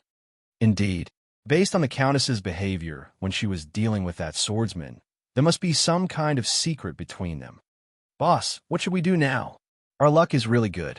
Since that person triggered the new expansion pack, he should have plenty of information about the expansion pack itself. We'll wait here for him. If we can get some information on the expansion pack from that guy, we'll have a head start over everyone else. Right. As long as we get that kid to spill information on the new expansion pack, our Eternal Song Adventurer team might be able to become one of the top few adventurer teams of the Black Dragon Empire, just like that. All 6 in the party nodded in agreement with the level 51 swordsman's suggestion. A new expansion pack signified the appearance of a huge opportunity, offering potential benefits that definitely wouldn't be the slightest bit inferior to the high-ranking items available from the Countess. Meanwhile, inside the lounge of the Highlord's mansion, Katie Green herself had undergone a massive transformation originally. Katie Green was a refined lady dressed in elegant attire. Now, however, she wore an exquisite battle dress decorated in red and white. She looked more like a female general than a noble lady at the moment. Although her battle dress was made from cloth and appeared to provide very little in terms of protection, in reality, the dress was made out of enhanced cloth that was stronger than even steel. At her waist hung a light blue longsword that not only looked dazzlingly beautiful, but also radiated a frightening aura. Meanwhile, Katie Green's statistics had also undergone a heaven-defying transformation. She had become a level 200, Tier 5 Sacred Magic Knight. Currently, only a few people in the entire Black Dragon Empire could hope to rival her in terms of strength. I really have to thank you for this. With these eternal ice crystals, I have finally managed to open a pathway to the Ice Crystal World and complete my long-cherished wish. If you ever visit the Ice Crystal World in the future, I will welcome you as a guest, Katie Green said, sending Silverwing a faint smile. She then turned around and left the lounge to carry out the necessary preparations to launch an expedition against the Ice Crystal World. System, congratulations. You have received Katie Green's favor and obtained the Honorary Knight title. Honorary Knight. Enjoy the authority of a noble when present within any territory ruled by Katie Green. When Silverwing fully processed everything that just happened, a frown formed on his face. The recent developments were too sudden. Had he known something like this would happen, he never would have completed this epic ranked main storyline quest so quickly. The Otherworld expedition meant that a long-term pathway leading to the Ice Crystal World would be opened. It also meant that players on the continent of God's domain would be able to travel freely to the Ice Crystal World in the future. In that case, his plan to make a fortune via these 2 worlds was effectively ruined. I need to step up my operations. After giving the matter some thought, Silverwing stored the Bracelet of Time and left the lounge, his next destination being the Candlelight trading firm. Given the situation, he could only sell the collected ice jades in the Ice Crystal World and try to make as much profit as possible right now. Once players on the continent of God's domain started streaming into the Ice Crystal World, he would definitely face greater competition on this front. However, as soon as Silverwing exited the mansion, 6 figures suddenly surrounded him. These 6 figures were none other than the 6 players that had been exchanging items with Katie Green earlier. Do you have business with me? Silverwing asked as he eyed the party of 6. You're the person that triggered the new expansion pack, right? The leader of the party, a level 51 swordsman named Silent Eagle, asked, smiling as he looked at Silverwing. What if I say that I'm not? Upon hearing Silent Eagle's words, Silverwing understood that his identity as the precipitator of the new expansion pack was already exposed. Stop lying. As soon as we left the mansion and you started chatting with the Countess, an expansion pack related to the Countess appeared. Who do you think you're trying to fool? A level 51 shield warrior demanded angrily. Then, what is your goal in stopping me? Feng asked, is there even a need to say this? Tell us all the information you have on this new expansion pack. Silent Eagle laughed. What if I don't speak? Feng revealed a faint smile as he sent a glance at Silent Eagle. Are you planning to take action against me? Take action. Silent Eagle shook his head, chuckling. No, we don't have the courage to take action inside Lakeheart City. However, although we can't take direct action against you, we've already placed a marker on you. We'll be able to find you no matter where you go. I believe the various large guilds in the Black Dragon Empire will be very interested in meeting with the player that triggered the latest expansion pack. What do you think they will do if we tell them about you? I see. Feng mostly understood Silent Eagle's purpose now. The man was using the large guilds to threaten him for information. The various large guilds had branches all over the Black Dragon Empire. As long as his location got exposed, these guilds would definitely hunt him down relentlessly. If you don't wish to get hunted by the various large guilds, you'd best tell us all the information you have regarding the latest expansion pack. This will be beneficial to both you and me, Silent Eagle said, chuckling. Is that so? Taking a deep breath, Feng eyed Silent Eagle's party of 6, and then said, however, I feel that I have an even better option in mind. What is it? Silent Eagle asked curiously. For example, I will bury all 6 of you here. Saying so, Feng suddenly unsheathed Killing Ray and released 4 arcs of lightning ahead of him, menacing Silent Eagle's party. This is Lakeheart City. You dare? Silent Eagle stared in disbelief at the approaching lightning arcs. However, before Silent Eagle's party could say anything else, the 4 lightning arcs devoured them, transforming them into ash with a bunch of items in their place. Chapter 1760. The Mantis stalks the Cicada, unaware of the Oriole behind. Chapter 1760. The Mantis stalks the Cicada, unaware of the Oriole behind. The 4 lightning arcs of thundering flash killed Silent Eagle and 3 of his party members instantly. Now, only a level 50 Oracle and a level 51 Ranger remained standing before Feng, with dumbfounded expressions on their faces. The 2 players never thought that Feng would actually take action, much less that he would do so without the slightest shred of hesitation. After all, they were in Lakeheart City right now. Although their current location was not the busy central district, as long as a player took action inside the city, the NPC soldiers would not let the offender get away at that time. Depending on the severity of the offender's actions, not only would they be killed, but they might end up in jail as well. Now that Feng had killed 4 players inside the city, he would be locked up for 7 days at the very minimum, an even worse penalty than getting killed by another player. Not to mention, he had just recently triggered a new expansion pack. If he got jailed for 8 days, he would lose the opportunity to take advantage of his knowledge regarding the new expansion pack. He was simply insane to actually take action inside the city. Yuri dead. The NPC soldiers definitely won't let you get away. The level 50 Oracle exclaimed, horrified as he pointed at Feng. Crazy bastard. You are a real lunatic. You actually decided to go for mutual destruction just to avoid getting your location exposed. Are you not afraid of losing this advantage of yours? The level 51 Ranger demanded with a somber expression. Mutual destruction? Unfortunately, you guys are not qualified to make me sacrifice myself. As soon as the Oracle and the Ranger were done speaking, an indifferent voice immediately entered their ears. In the next moment, the abyssal blade in Feng's other hand released a blinding glow. The swordsman then suddenly disappeared from where he stood. By the time he reappeared, he was already standing in front of them. Void steps. Flame burst. The 2 players were previously already shocked by Feng's actions. Hence, they failed to react in time to his sudden and swift attack. When the abyssal blade cut through them, their bodies were instantly incinerated into nothingness, 2 ownerless items taking their place a moment later. After killing Silent Eagle's party of 6, Feng quickly collected and stored the 7 items the party dropped.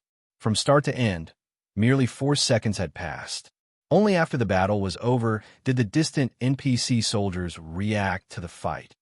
Meanwhile, the level 50 masked assassin, who was hiding behind a tree 50 yards away from Sherfong, was greatly shocked as he looked at the swordsman. Who is he? He was actually able to kill Eternal Song's party of 6 so quickly.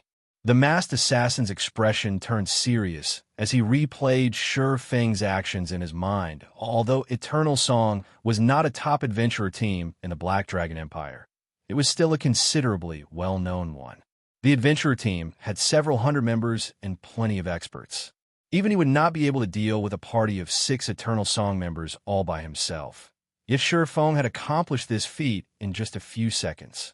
Moreover, Sherfong had even killed Silent Eagle's party right in the middle of Lake Heart City. The swordsman's strength was truly horrific. Although the masked assassin felt fearful of Sherfong, he still could not help smiling. His reaction was because he had managed to listen in on the conversation between Silent Eagle and Sherfong by using his eavesdrop skill. Eavesdrop was a super rare skill of the assassin class that enhanced the user's hearing. With the skill, he could easily pick up a conversation 50 yards away from him. He could even listen in on a conversation held behind closed doors if he wanted to. It was also because of this skill that his guild leader had selected him to keep watch over Silent Eagle's party, the person that triggered the new expansion pack. Is it? If I notify the guild leader about this, he will definitely be very happy. Now, not only did I discover an exchange point for high-ranking items, but I also found information regarding the new expansion pack. With this, I should have no problems entering the guild's main force. The masked assassin inwardly laughed in joy. He had gained such an unexpected harvest from stalking Silent Eagle's party.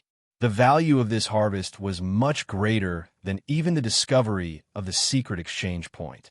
However, this person is too strong. We'll need the peak experts of the guild to capture him. He had already placed a tracking marker on Sherfong. Unless he got killed like Silent Eagle, his tracking marker would not disappear. Moreover, thanks to Silent Eagle's party foolishly threatening Sherfong, the masked assassin had obtained even more information regarding the swordsman. Now his guild would have a much easier time capturing Sherfong. As the masked assassin was entertaining such thoughts, Sherfong, who had just finished collecting his spoils of war, suddenly swung Killing Ray in the direction of the assassin. Lightning Slash. Suddenly, a massive lightning bolt tore through space, leaving a pitch-black spatial tear in its wake as it streaked toward the masked assassin. The attack had been so quick that, before the masked assassin even realized he was under attack, the lightning bolt had already torn his body in half. In the next moment, the masked assassin's vision started darkening. What's going on? Why is my vision darkening? The masked assassin looked at his surroundings in confusion. When his eyes fell on his HP bar, which was located at the top left corner of his vision, he gasped inwardly. How did I die? Even after the masked assassin's body had collapsed to the ground, the assassin himself still could not believe what just happened was true. He failed to understand how he had died, so suddenly he clearly stood 50 yards away from Sherfong. Moreover, he had remained in stealth all this time. Even a Tier 2 expert should not be able to detect his presence. Despite that, the swordsman managed not only to discover him, but also to strike with pinpoint accuracy. The attack had been so fast that the assassin didn't even realize he had been attacked. What the masked assassin did not know was that Sherfong had long since noticed his presence. Sherfong was no ordinary Tier 2 player. Currently, he had already reached level 66. Hence, the masked assassin's stealth skill had a greatly reduced effect against him. Not to mention, Sherfong also possessed extraordinary basic attributes. Although he could not see the masked assassin's figure clearly, he could still grasp the assassin's general location fairly easily. Moreover, with omniscient eyes 100-yard perception range, it was simply impossible for a level 50 Tier 1 assassin to hide from him. Now that the final fly has been dealt with, it's about time I left this place. After taking one last glance at the tree the masked assassin had hidden behind, Sherfong promptly decided to hightail it, not even bothering to loot the item the assassin dropped. At this time, the NPC soldiers were already running toward his direction. As he did not notice anything special about the item the assassin dropped, he decided not to waste any more time here. He immediately activated space movement and departed from Lake Heart City. Meanwhile, Some players were currently standing a few hundred yards from Katie Green's mansion with bewildered expressions on their faces. Who's that person? Isn't he a little too amazing? Crap. He managed to kill multiple level 50 experts in just a few seconds. Is that guy a monster? Too amazing. Not only did he kill multiple players inside the city, but he also managed to escape with his life. Even the peak experts of super guilds wouldn't be capable of such a feat. These players had witnessed the process of Silverwing slaying Silent Eagle's party and the masked assassin from start to end. Very quickly, they spread the footage they recorded around the Black Dragon Empire's official forums. An amazing individual appears in Lakeheart City, slays several experts in the city, and leaves safely. When news of this battle spread, a huge commotion arose in Lakeheart City. The players of the city had never thought that anyone could achieve such a feat at the same time. This situation also brought home to players that NPC cities were not as safe as they took them to be. Meanwhile, by this time, Silverwing, the perpetrator of this incident, had already changed to another appearance using the demon mask and re-entered Lakeheart City. He then nonchalantly hailed an advanced horse carriage and rode it to the candlelight trading firm with nothing better to do. He started inspecting the loot from Silent Eagle's party. Chapter 1761, Pandora's Rubik's Cube. Chapter 1761, Pandora's Rubik's Cube.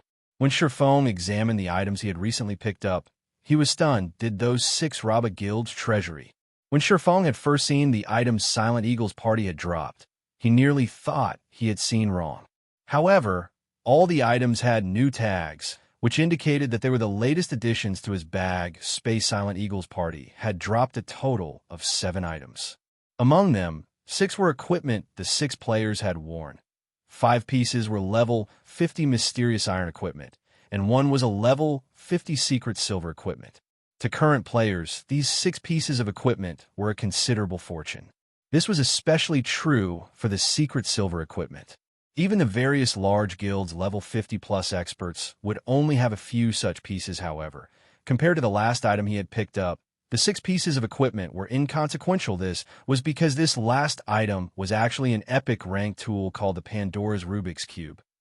This had been a well-known and highly sought-after item by the various large guilds in Silverwing's previous life. However, there was an extremely small number of these tools in the game, and even first-rate guilds had struggled to acquire one. That of various large guilds had sought this epic tool due to the Pandora's Rubik's Cube's ability to strengthen equipment. Pandora's Rubik's Cube, epic rank item. An item cursed by the gods. Those who abuse Pandora's Rubik's Cube will face a cruel reality. Skill 1 dash. Magic Refinement. Absorb a large amount of mana, condensing it and forming high-purity mana. Generate 1 drop of mana water using 1 magic crystal. Generate 1 drop of mana source water using 1 mana stone. Skill 2 dash. Demon God's Curse. By using 10 drops of mana water, infuse mana into a piece of equipment at a 10% success rate, increasing the attributes of the targeted equipment by 15% for 12 hours if the enhancement attempt succeeds. There is a 20% chance for nothing to happen. There is a 70% chance for the targeted equipment to be cursed with a weakened mana debuff, decreasing its attributes by 30% for 24 hours by using 1 drop of mana source water. Infuse mana into a piece of equipment at a 15% success rate, increasing the attributes of the targeted equipment by 25% for 12 hours if the enhancement attempt succeeds. There is a 15% chance for nothing to happen. There is a 70% chance for the targeted equipment to be cursed with a weakened mana debuff, decreasing its attributes by 50% for 24 hours. Pandora's Rubik's Cube is cursed and will drop upon death. To ordinary players, the effects of Pandora's Rubik's Cube were meaningless at best. To guilds, however, its ability was incredibly precious. Unlike ordinary players, large guilds had enough equipment and resources to support the expenditure and potential loss incurred from using Pandora's Rubik's Cube. They were also more than willing to take on this cost, as long as they could strengthen some of their equipment. This was especially true when their members' weapon and equipment had reached their current limits. If a team's members had a 25% attribute increase to every piece of equipment they wore, The team would have a much easier time raiding powerful bosses. Because of this, the various large guilds in Shurfeng's previous life had constantly tried to obtain a Pandora's Rubik's Cube. Shurfeng had never thought that Silent Eagle's party would actually have a super rare tool like this with players' current levels. This tool should be impossible to obtain. They must have purchased it from Katie Green. It seems that I've benefited quite a bit from their efforts. Shurfeng suddenly recalled watching Silent Eagle's party purchase items from Katie Green.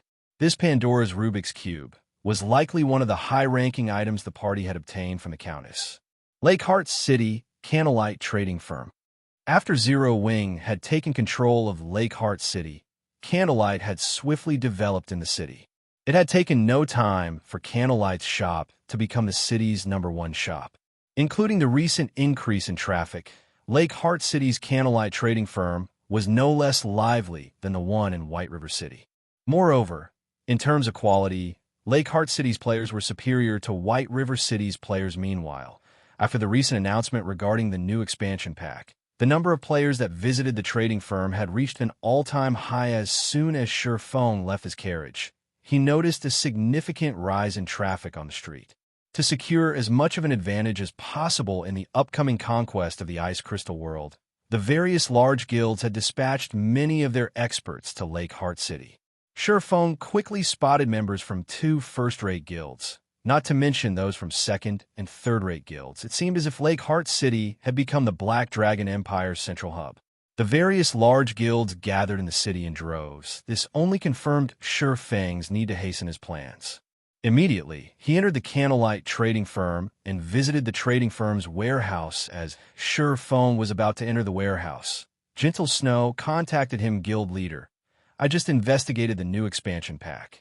Highlord Katie Green has already established a massive teleportation pathway in the city's central plaza. Although players are prohibited from entering the plaza right now, a notice has been issued stating that only level 50 and above will be permitted to use the pathway. Meanwhile, each player will have to pay a teleportation fee of 10 magic crystals, Gentle Snow said. With our guild's current stock, I'm afraid that we won't be able to send many players to the Ice Crystal World. Initially, she had been fiercely interested in the Ice Crystal World conquest since Zero Wing's branch guild was located in Lakeheart City. With the home ground advantage, Zero Wing would have a considerable edge when developing in this new otherworld. Unfortunately, not only had the system set a clearly defined level limit for players, but the teleportation fee was also 10 magic crystals per player. This price was simply excessive. Just sending a 1,000-man team to the new otherworld would cost 10,000 magic crystals. Moreover, 1,000 players wouldn't be enough if a guild truly intended to join the conquest. At the very least, they would need to send 2,000 or 3,000 players. In other words, participating in this conquest would cost guilds at least 20,000 or 30,000 magic crystals. Even first-rate guilds would endure a headache over this cost. Moreover, it wasn't certain that they would make enough profits to cover the cost 10 magic crystals per person. Shurfeng was astonished when he heard this price. It was too cheap. He had gone through great pains to clear the Ancient Shrine's trial and obtain the Shrine Warrior title. However, even with the Shrine Warrior title, he still had to pay 50 magic crystals to travel to or from the Ice Crystal World, yet the teleportation pathway would only cost 10 magic crystals per player. It was infuriating. Out of all of the otherworld conquests he had heard about in his previous life, the teleportation fee for this conquest was definitely the cheapest. Generally, the teleportation pathways would cost around 30 magic crystals per person before the invading country's army broke through the otherworld's defensive net. Only after the invading country had established a city and stabilized the teleportation pathway to the targeted otherworld would the teleportation fee decrease. Now that the teleportation fee was only 10 magic crystals, more players would be able to join the Ice Crystal World conquest. The conquest would also finish faster than usual. It seems I really need to speed things up. Fortunately, players would only be able to truly enter the Ice Crystal World after Katie Green's army had broken through the Ice Crystal World's defensive net. He then instructed Gentle Snow to find out more about this conquest. He also instructed her to dispatch a small number of experts to follow the army into the Ice Crystal World and notify him of the army's progress as for himself. Shurfeng quickly retrieved the 400,000 ice jade and hurried back to the ice crystal world. Chapter 1762, Cold Wind City's Number 1 Power. Chapter 1762, Cold Wind City's Number 1 Power. Ice Crystal World, the Snow Rift. As Shurfeng traversed through the Snow Rift, he came across multiple guilds and adventurer teams that were grinding and harvesting rare materials in preparation to raid the Snow Ruin, which was located in the deepest part of the Snow Rift. As long as players conquered the Snow Ruin, a path connecting the region of Cold Wind City to other regions would open. At that time, Cold Wind City could interact with a few other cities, and players here would be able to travel to more maps and acquire more resources than various guilds. However, we're trying to conquer the Snow Ruin to acquire city contribution points, enabling them to take control of Cold Wind City as soon as possible after returning to Asura's residence in Cold Wind City. Shurfeng noticed that the queue standing outside the residence had grown. The Asura Hall the Asura Adventurer Team established is truly amazing. I never thought that it would be so wonderfully effective for training. I know, right? I've heard that 2 expert players sparred in one of the training rooms. After just an hour, both players saw a noticeable improvement to their combat standards. They can now defeat players that were of similar combat standards to them before with ease. That's nothing. Previously, one of my friends in the Adventurer Alliance had been stuck at 79% with his skill completion rates. After training in one of those training rooms for 1 hour, he had actually achieved a maximum skill completion rate of 84%. He could also maintain it at 81%. The 5 silver coins he spent for that room were worth it. Right now, the Asura Hall is packed with players. I really regret not joining the Adventurer Alliance sooner. I could have been training in one of those rooms by now. That's right. Now, everyone that has joined the Adventurer Alliance is queuing up for the training rooms. If we don't join in on the action, we'll get left behind. I've withdrawn all of the magic crystals I've stockpiled thus far. I've heard that if you pay in magic crystals, not only will it cost you 4 silver per hour, but you can even rent a training room for 2 hours per day. The independent players lined up outside Asura's residence all chatted about the Adventurer Alliance with great interest. The recently established Asura Hall had become the main topic of their conversations. Seeing this, Shurfeng chuckled as he entered Asura's residence. Although he had only established the Asura Hall a few hours ago, it had already begun to serve its intended purpose. The first thing Shurfeng did after returning to the residence was call a meeting with Yinya and the other Adventurer Alliance management members. Commander, do you need us for something? Yinya asked curiously. She and the other managers were all swamped with work. Just registering the new applicants for the Adventurer Alliance required a lot of manpower, not to mention the exchange work for materials and points. As the various rare materials market value fluctuated every day, the Adventurer Alliance had to adjust its prices constantly. Managing the Adventurer Alliance was many times more troublesome than managing the Asura Adventurer Team. How is the Adventurer Alliance's current situation? Shurfeng asked. Thanks to the Asura Hall, the Adventurer Alliance has become the number 1 power in Cold Wind City. We already have over 300,000 members, and this number continues to climb. I don't believe it will be long before the Alliance has 1 million members, Yinya said, smiling. The Adventurer Alliance's growth had completely exceeded her expectations. If the Adventurer Alliance's member count reached 1 million, nearly half of the city's player population would belong to the Alliance. It would also have more members than all of the guilds in the city combined. With such a force, even if the Adventurer Alliance failed to gain true authority over Cold Wind City, the Alliance would be the city's absolute overlord. The Alliance's word would be law. So many people have already joined?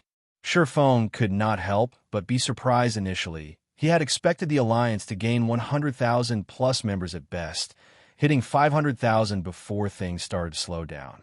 However, it would seem that he had slightly underestimated the value of the Adventurer Alliance's exchange services and the Asura Hall commander. That's not all. Many independent players have expressed interest in joining the Asura Adventurer team. They're hoping that we'll start recruitment soon. At the same time, several of the top-ranking adventurer teams in Cold Wind City have requested that we grant them some authority in the Adventurer Alliance.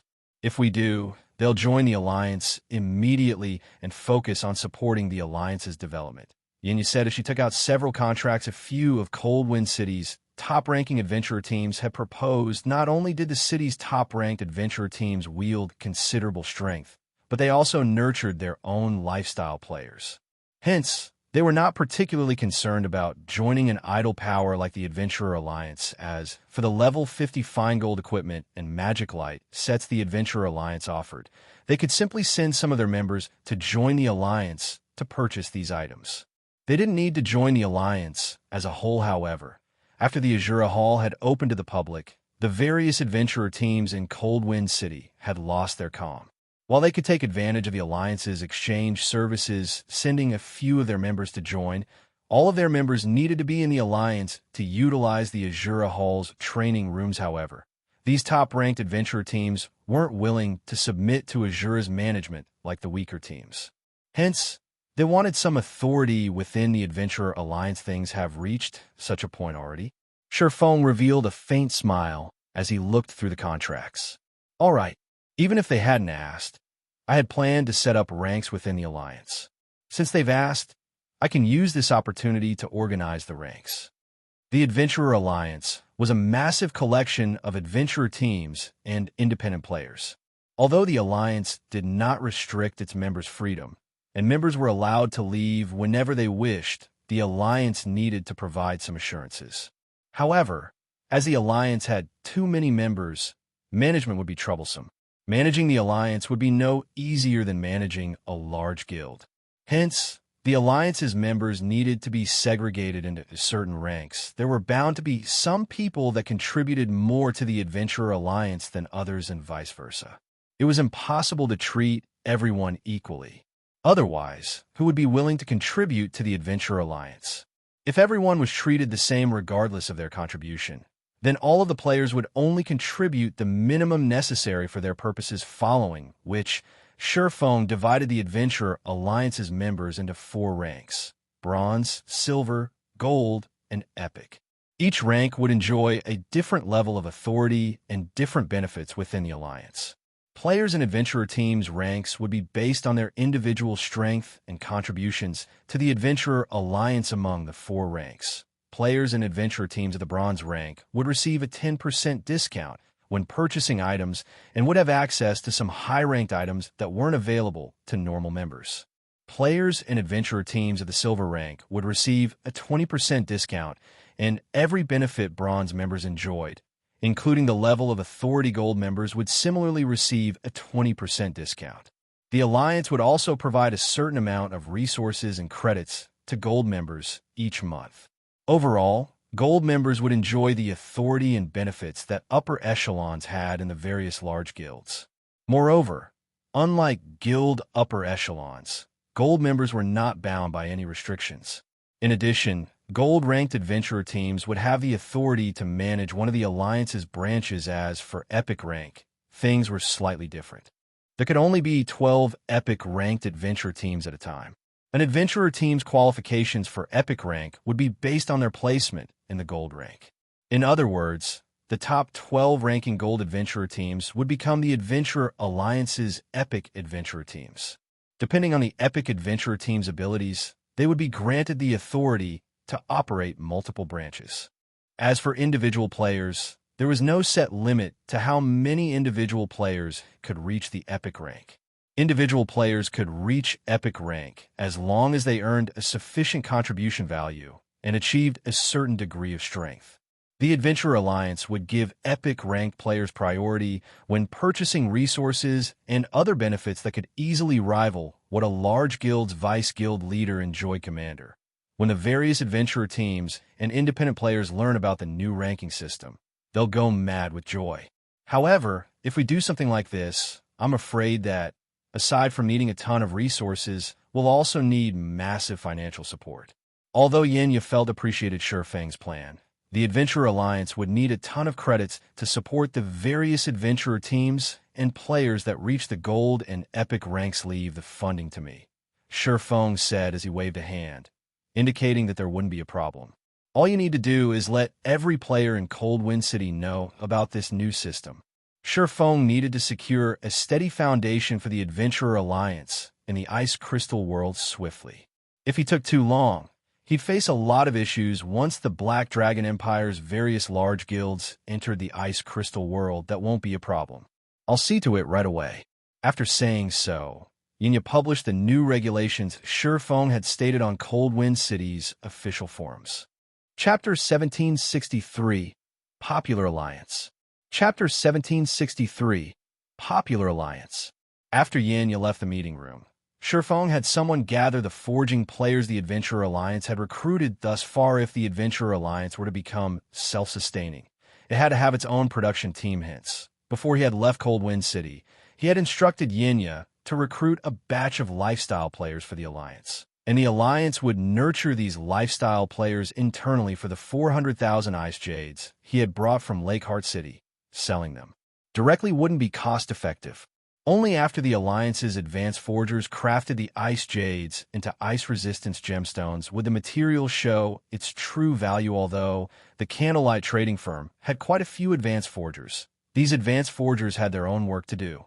Candlelight simply couldn't afford to spare the time and manpower needed to handle 400,000 Ice Jades. Fortunately, the Ice Crystal world's lifestyle player standard was quite high.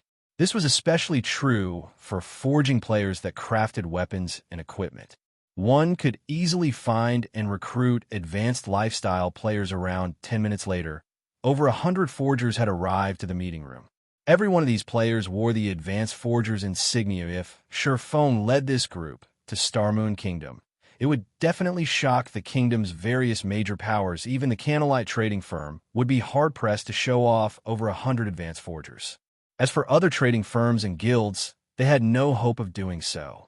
Only the 100-plus advanced forgers in the meeting room were no match for the advanced forgers on the continent of God's domain. When it came to forging standards currently, all 100-plus advanced forgers waited quietly in Asura's meeting room, clearly anxious and excited. This was because they shared the room with Feng, who, in their opinion, was unreachable. Their anxiety and excitement weren't just due to Feng's aura, but more so because he was the Asura Adventurer Team's commander and the Adventurer Alliance's creator. One could say that Feng was the true #1 player in Coldwind City. To independent forgers like them, Feng lived in an entirely different world than they did. None of them had ever expected that they'd get to meet Feng in person. Once they left, they'd be able to brag about this to their friends for the rest of their lives. You have already signed a partnership contract with the Adventurer Alliance. From now on, you're the Alliance's reserve members. You will be awarded contribution value based on your normal performance. Once you achieve a certain contribution value, you'll receive a promotion. Naturally, the higher your rank is within the Alliance, the better the benefits you will enjoy in the future. It is even possible for you to enjoy treatment and benefits rivaling vice guild leaders in large guilds, but with more freedom. Whether you reach this standard or not will depend on your personal effort. Hearing Feng's words, the advanced forgers were stunned, their mouths hanging open. They simply could not believe their ears. As long as they contributed enough to the Adventurer Alliance, they would receive promotions. Moreover, they might even earn the power and benefits large guilds' vice guild leaders enjoyed if they work hard enough. Ordinary players like them couldn't hope to compare to large guilds' vice guild leaders. As for the benefits that came with such a position, holding the position for several years would earn them enough money that they wouldn't have to worry for the rest of their lives. They had dreamed of enjoying such benefits many times before, but they also knew that players of their caliber could never reach such heights yet. Now, these benefits were now within their sight. Such a dream was no longer an illusion. Why wouldn't they be shocked and excited? And since Feng was the Adventurer Alliance's creator, they knew that his words were true immediately. Fighting spirit flared in the advanced forgers. They all wanted to get to work immediately. Commander, tell us what you need us to do. We'll complete the task with perfection.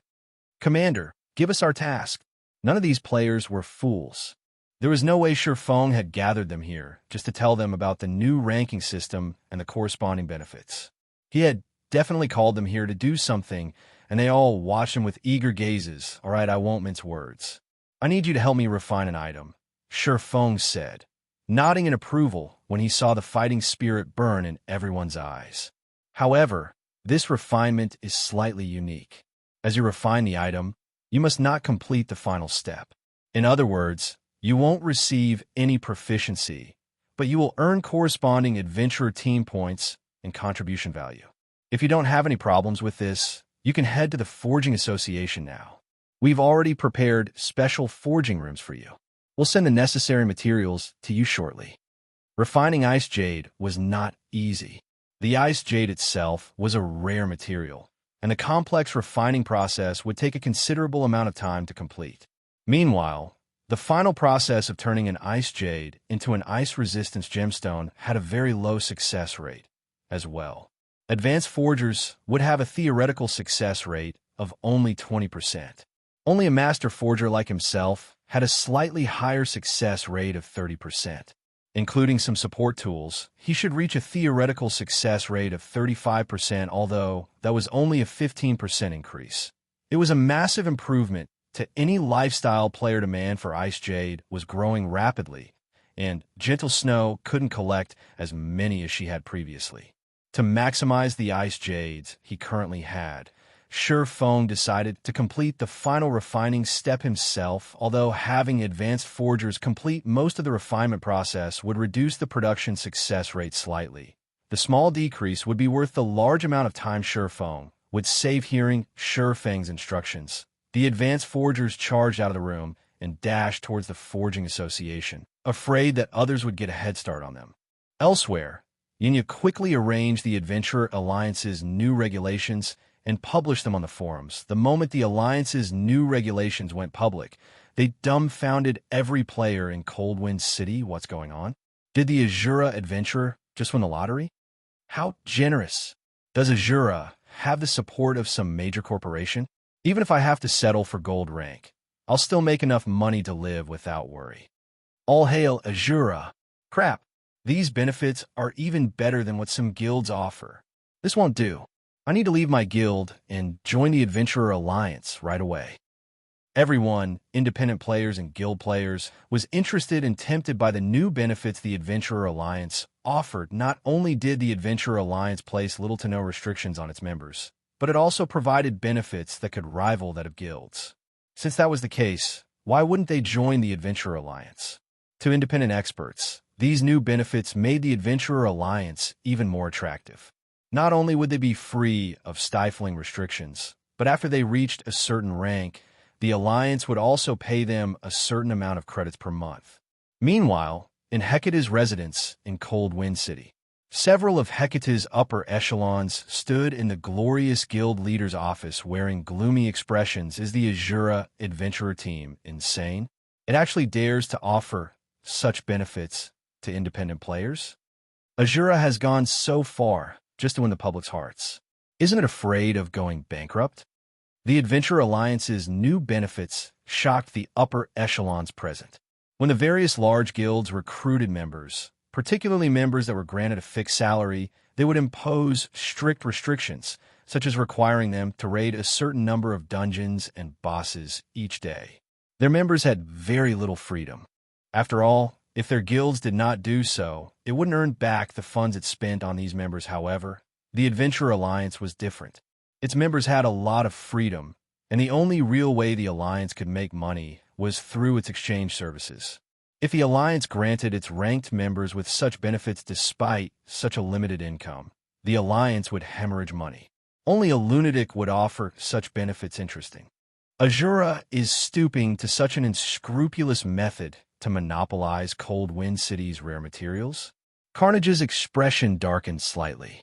He then turned to the young woman beside him and asked, "How are the 12 heavens recuperating? And have we obtained the equipment from the Adventurer Alliance yet?" "They're already well rested. As for the equipment, we've purchased enough for their use. They can move out at any time," the young woman reported, smiling good. "We'll head over to the Snow Ruin now. It's about time we teach the Asura adventurer team that their efforts are for naught," Carnage hissed with a sneer. Elsewhere, Silverwing refined Ice Jade like a madman, although his final success rate was only around 32%. Silverwing was satisfied with it after working for 4 days straight. He had finally refined all 400,000 ice jades. In the end, he had forged 128,000 ice resistance gemstones. He had also earned enough EXP to push him to level 67 good. I'm finally done. Feng was overwhelmed with excitement as he gazed at the ice resistance gemstones in his bag. It's about time to collect Cold Wind City's money. Chapter 1764, Unstoppable Price. Chapter 1764, Unstoppable Price. Silver sparkles of light glittered all over the dimly lit forging room. After tidying up the ice resistance gemstones and storing them in his bag space, Feng sorted them into groups. Not all of the ice resistance gemstones he had crafted were equal. The ice resistance they provided ranged between 5 and 8 points. When he sold them, he'd have to price them accordingly. And these were only the normal ice resistance gemstones thanks to the black steel insignia. Feng had a 3% chance of improving the attributes on an item he forged. Each of the ice resistance gemstones, the black steel insignia, had enhanced provided upward of 10 points in ice resistance. Naturally, these gemstones were worth far more than the normal ones. While Feng organized his bag space, Lifeless Thorn contacted him. Commander, we have an urgent situation. Hecate has found a group of extraordinarily powerful players. Before this group arrived, Hecate had been stuck on the snow ruins' first underground floor, but now they're progressing through the dungeon rapidly. The guild's team recently surpassed us, entering the 4th underground floor. They are only one away from the final floor now, Lifeless Thorn said, greatly frustrated that Hecate's team had surpassed his in the raid. The snow ruin was like a regional dungeon. With each floor they descended, they would face greater challenges. Moreover, a team could only progress to the next floor after killing each floor's guardian boss. Despite the fact that he and his team had strived for the past 2 days, they still couldn't get past the 3rd underground floor. To make matters worse, they had to watch Hecate's members descend to the 4th underground floor while they had to wait for the guardian boss to respawn. Their raid progression is so fast. Feng was slightly surprised. He had read the reports regarding the snow ruin, so he knew how difficult the ruin was to raid. The 3rd floor's guardian boss was already a level 62 Grand Lord ranked archaic species. In addition, the boss had unique skills and fought in special environments that heavily favored them. Moreover, an ancient barrier enveloped the snow ruin that prevented the usage of any tools. Items such as the Bible of Darkness, summoning scrolls, and magic arrays were prohibited. Players had to rely on their own strength to clear the ruin. Even a 100-man team of Tier 2 players of the same level would struggle greatly to defeat the 3rd underground floor's guardian boss. Yet Hecate had succeeded. This outcome truly exceeded Feng's expectations. Commander, why don't we call some of Asura's members from the main continent? Lifeless Thorn suggested. The team he currently worked with was comprised of 100 of the strongest Asura members in Cold Wind City. He had even included Solitary 9 and Yinya, who were managing the Asura Adventurer team and Adventurer Alliance's affairs in the raid. However, they still couldn't get past the 3rd floor's guardian boss. Their only option left was to mobilize the Asura members still on the continent of God's domain. After a period of training, those members' combat standards had surpassed Cold Wind City's experts by leaps and bounds. Forget about it. Although doing so would increase the raid team's overall combat power, the increase would be very limited. It isn't enough, Feng said, shaking his head. Since the boss hasn't respawned yet, you should return and rest up. Once I'm done dealing with my matters, I'll take a look at the snow ruins 3rd floor. If we can't find a way through the boss, it won't be too late to figure out another way. All right, I'll have everyone head back. Lifeless Thorn found Feng's plan reasonable. It was true that although, as for Feng taking part in the raid personally, Lifeless Thorn did not think that would make much of a difference either. The Snow Ruins Guardian bosses had to be defeated with the power of a team. There was a limit to how much an individual could contribute to the raid. However, Lifeless Thorn still looked forward to Feng taking charge of the raid team. They might very well be able to get through the 3rd floor with his help. As for the 4th floor, they'd have to find a way to deal with that guardian boss when they came to it. If push came to shove, they could ask Zero Wing's experts for help. He was fully aware that the group from Zero Wing was far stronger than him. If these monstrous players took action, surpassing Hecate would be child's play, however.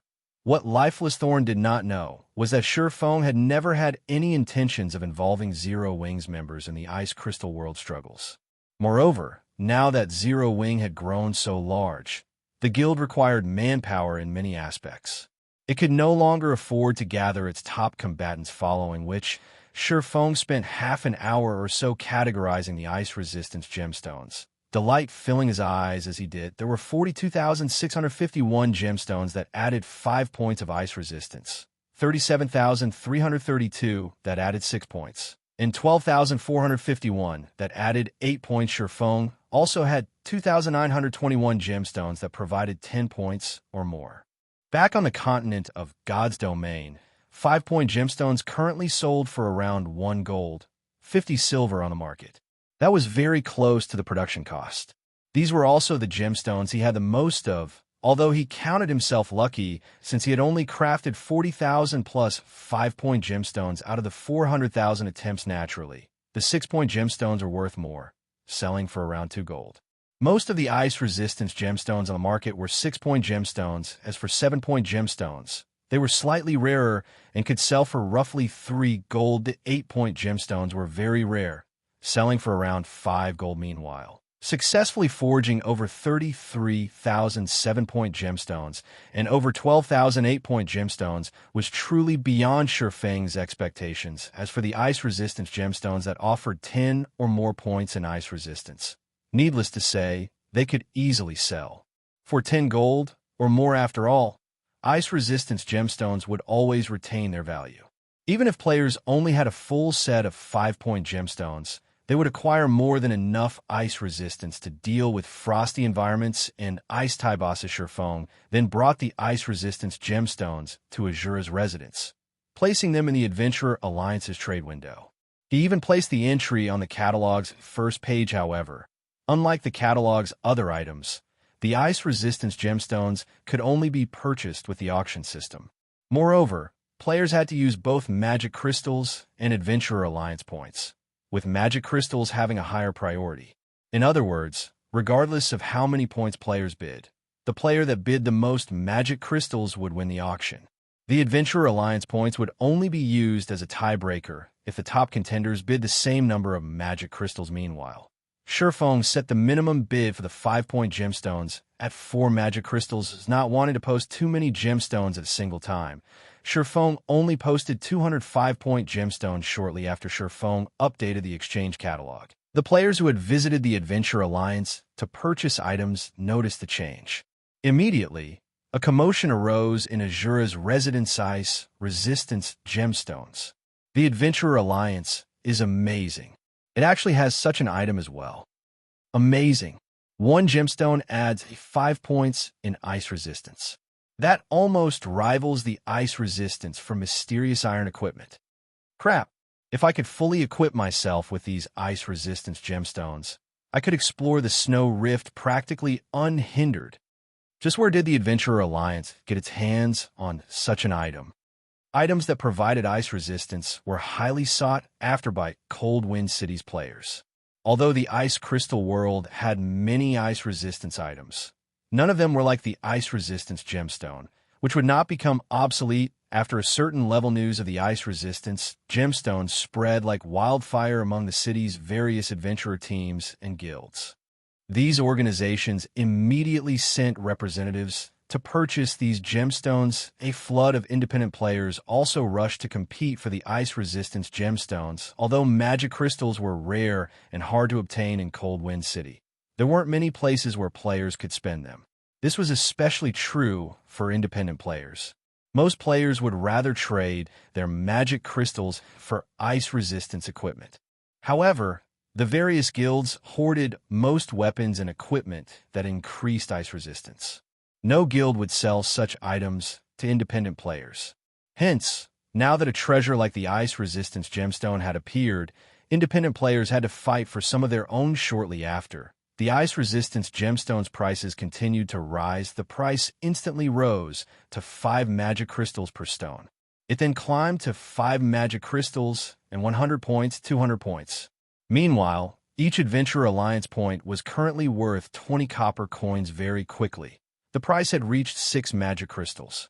At this point, the Ice Resistance gemstones prices had hit the limit of what independent elite players could afford.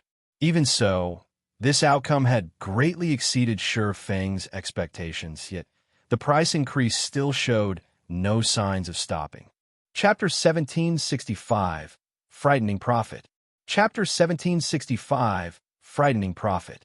In less than 5 minutes after Feng updated the exchange catalog, the 5-point Ice Resistance gemstones had reached a price of 7 magic crystals. The demand for the gemstones had completely exceeded Feng's expectations. He had never thought that Cold Wind City's players would be so desperate for them in the end. Feng had earned 1,320 magic crystals from the 200 Ice Resistance gemstones. In addition, the Adventurer Alliance had reclaimed a lot of the points it had awarded. Crap. I just got here, and they're already sold out? Why are there so many rich people? There are actually people willing to fork out 7 magic crystals for those gemstones? What? That's it? There aren't any more? Why are there only 200 gemstones? There aren't even enough for all of us here. Damn it. I knew I should have placed a bid. If I had 4 or 5 Ice Resistance gemstones, I could even solo tank that Ice-type Great Lord I found earlier. I'd be able to earn back all of the money I spent. The crowd in Asura's exchange hall were stupefied by the auction's abrupt end. It had ended so quickly that the city's large guilds had missed the chance to bid before the gemstones had sold out. The independent experts that had adopted a wait-and-see attitude suddenly regretted their choice guild leader. What should we do? I arrived late, and by the time I got here, the Ice Resistance gemstones had sold out. What? They're already gone? What should I do now? Wait there for a little while longer. If no more show up, try to buy the gemstones from the players that purchase them for a high price. The Snow Ruins environment is too harsh. Without sufficient ice resistance, our main force members' basic attributes will drop, and they won't be able to fight at their full strength. We must obtain those ice resistance gemstones. The various guilds instructed their spies in Asura's residence to wait for more ice resistance gemstones to show up. Meanwhile, Feng didn't hurry to put up the second batch of ice resistance gemstones after the first sold out. Instead, he waited roughly 10 minutes for more players to gather in the exchange hall before posting another 1,000 gemstones. He altered the starting bid to 5 magic crystals this time. The 200 ice resistance gemstones had merely been bait for the general populace. Now that an adequate number of players had gathered in Asura's residence, he could start selling the ice resistance gemstones for real. Now the 1,000 ice resistance gemstones appeared in the exchange catalog. Everyone in the hall started to place their bids in a frenzy. The independent experts, adventurer teams, and guilds that hadn't gotten a chance to bid earlier began to place one bid after another. And almost all of them started off with a 7 magic crystal bid. After around 5 minutes, Feng earned another 7,110 magic crystals. He was earning magic crystals several times faster than even Zero Wing City, however. Feng knew that this was only the beginning. Cold Wind City had over 2 million players. A measly 1,000 ice resistance gemstones wouldn't even satisfy the needs of the various adventurer teams and guilds, let alone independent players, following which Feng transferred all of the 5-point gemstones to the residence's warehouse and had the system automatically upload ice resistance gemstones to the exchange catalog in batches of 500 to 1,000 once every 10 or 15 minutes. As for the other ice resistance gemstones, Feng had no intentions of selling them for now. For the current Cold Wind City, 40,000 plus ice resistance gemstones should be just enough to meet demand. If he sold the higher quality gemstones, he wouldn't be able to get a good price, while Feng sold the ice resistance gemstones. Lifeless Thorn and the others had returned to Asura's residence, and rested player stamina and concentration consumption rates increased drastically in the Snow Ruin. Even if they lay down and did nothing, their stamina and concentration would continue to drain. Commander, this is the information we have on the 3rd floor's Guardian boss. Although raiding this boss doesn't require a high amount of ice resistance, its passive skill, Frozen in Time, is very troublesome. This skill targets the top 20 DPS on the team and reduces their attack speed by 100%. In addition, it spawns a chieftain beside each of the affected players. These chieftains are the same level as the affected players and have very high attack power, even rivaling great lords of the same level. In addition, the boss has a second passive skill called Bloodlust. As its HP drops, its strength, attack speed, and defense increase. Lifeless Thorn said, clearly frustrated as he spoke about the third floor's guardian boss. How much HP did the boss have by the end of the battle? Sure Feng asked. 50%. Lifeless Thorn said, slightly embarrassed, is the team's average DPS not high enough? The outcome didn't particularly surprise Sure Feng. The third floor's guardian boss evidently required raw power to defeat. Meanwhile, the raid team only had 12 Tier 2 players. As the boss's passive skill restricted the top 20 players' DPS, Lifeless Thorn and the other Tier 2 players couldn't cause any damage, and the rest of the team's DPS obviously wasn't high enough.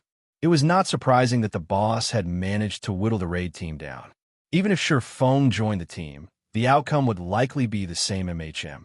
Everyone in the team is wearing the best equipment we have available. Honestly, though, if the team's DPS could land every attack, it should be possible to kill it, but the boss is very good at dodging and blocking incoming attacks. Without a sufficiently high combat standard, it is very difficult for players to damage the boss, Lifeless Thorn said. Nodding got it. It seems that we need to improve everyone's equipment.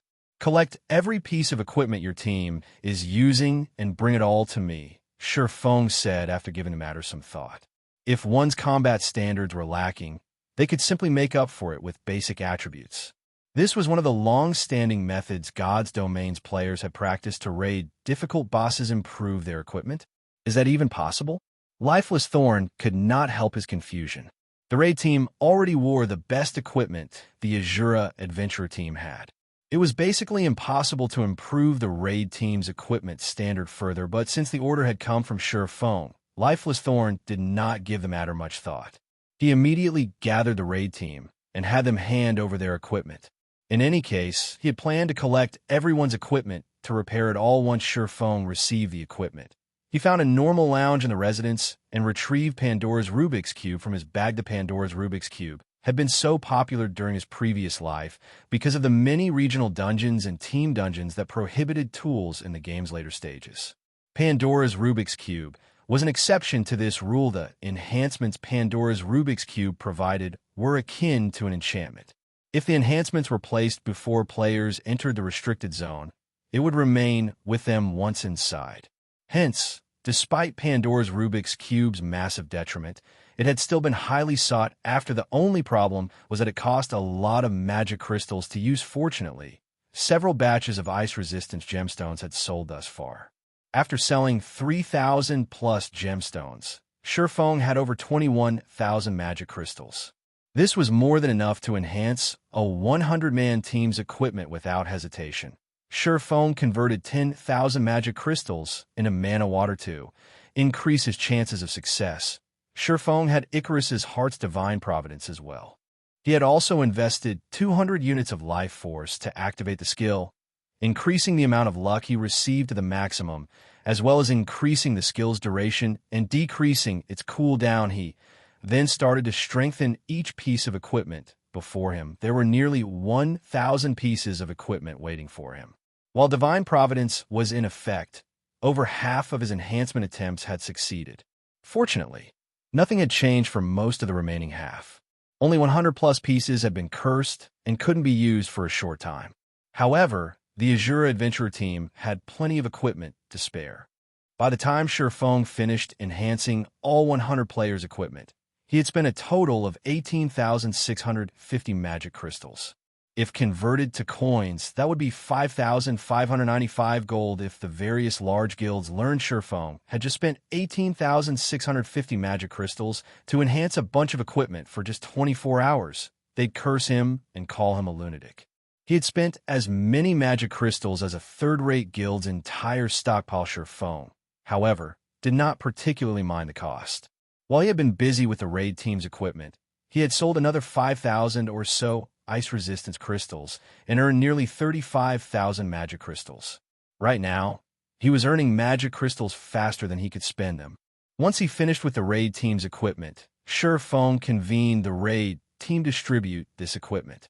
"If there are no problems, we'll set out immediately," Silverwing said as he handed the entire team's equipment to Lifeless Thorn. When Lifeless Thorn received the equipment and inspected the items, his mind froze. "Commander, what did you do? The equipment's attributes have increased by so much." Lifeless Thorn could tell that most of the items Silverwing had handed him were the same items he had given the swordsman earlier, yet the attributes had undergone a massive transformation. He had never even heard of anything like this before. "I only enhanced them slightly and gave every piece of equipment a temporary 15% attribute increase," Silverwing said. He had originally wanted to enhance the equipment with mana stones, but he hadn't had enough magic crystals on hand. Hence, he had to settle for the weaker version for now 15%. For a moment, Lifeless Thorn wondered if he had misheard. If a piece of equipment were upgraded by a single rank, its basic attributes would improve by roughly 15%. In other words, Silverwing had effectively increased the raid team's overall equipment standard by an entire rank. Furthermore, the enhancement wasn't limited to basic attributes. Even the equipment skills had been upgraded by 15% when the raid team's members received the equipment. They couldn't help but gape at the items. They even wondered if these were the items they had worn originally. Chapter 1766. Asura arrives. Chapter 1766. Asura arrives. Cold Wind City, Snow Rift. The Snow Rift was a mountain range that stretched for several hundred kilometers, blocking the path that connected Cold Wind City to other cities. As players ventured deeper into the mountain range, they'd encounter more powerful monsters, even bosses over level 100. It was not a place that current players could casually explore at this stage of the game. The only viable way to travel from Cold Wind City to other cities was to enter the Snow Ruin and activate the teleportation device there. The teleportation device was connected to a teleportation array on the other side of the Snow Rift to get a head start and reach other regions before others. The various adventurer teams and guilds in Cold Wind City had dispatched teams to the Snow Ruin and were frantically raiding it. Frost apes occupied the Snow Ruin's surroundings all year round. Not only were the Frost apes nimble, but they also knew how to arm themselves and fight like humans. Including the fact that they were used to the cold environments, they possessed very high combat power. Moreover, the weakest Frost ape around the Snow Ruin was a level 55 chieftain, with lords taking up the majority. The leader of each Frost ape patrol squad that wandered the Snow Ruin was even at the Great Lord Runka's. The Snow Ruins area was a Frost ape nest. A very large number of Frost apes could be found around the ruin. Moreover, as players approached the Snow Ruin, they'd encounter stronger Frost apes. An ordinary 100-man elite team would have almost no chance of even getting close to the Snow Ruin, which even the Frost apes considered a forbidden land, let alone challenge the dungeon. Meanwhile, a short distance away, a 100-man team rapidly approached the Snow Ruin. Dozens of Frost apes charged at the team, including 5 great lords and over a dozen lords. Yet despite such a force, the 100-man team pushed the monsters aside and continued with ease. Seeing this, the other 100-man team some distance behind the advancing team could not help but grow envious. However, even though the other teams were jealous, they could do nothing about it. This was because the advancing team was Centurion Dynasty's main force. Every member was equipped with a minimum of level 50 mysterious iron equipment, with over half of their equipment consisting of level 50 secret silver equipment. A few of the leading figures even wore a few pieces of level 50 fine gold equipment. In contrast, the other teams barely had a handful of level 50 secret silver equipment among their players. Not to mention fine gold equipment, these Frost apes are really persistent. They're always like this whenever we come here. Even after we kill one of them, another one just takes its place. Just getting into the Snow Ruin costs us a considerable amount of stamina and concentration. A level 53 Tier 2 Shield Warrior complained. Currently, the Shield Warrior used his dark gray tower shield to hold back 3 level 57 Great Lord ranked Frost Ape captains. Although the Shield Warrior complained, his feet never stopped moving. He constantly maintained his aggro on the three Frost Ape captains, preventing the Great Lord from breaking past his team's defensive line and damaging to the rear line. Players were almost at the entrance. Ranged unit, prepare to open up a path. Everyone else, prepare to move. We can't waste too much stamina dealing with the Frost Ape chieftain this time. Today we must get through the first underground floor. A level 53, Tier 2 Berserker wielding a massive silver greatsword shouted as he fought a Frost Ape captain on his own. Under the might of his Tier 2 skills, the Great Lord was forced to retreat. The players around the Berserker were in awe of the strength he displayed. This Tier 2 Berserker was none other than Sky Slicer, Centurion Dynasty's guild leader and one of Coldwind City's top 10 experts. Meanwhile, roughly 500 yards away from Centurion Dynasty's team, a Frost Ape that was twice as large as the others watched the fight. This gigantic Frost Ape wore tattered armor and wielded twin sabers. Frost Ape Chieftain, humanoid creature, Grand Lord. Level 58.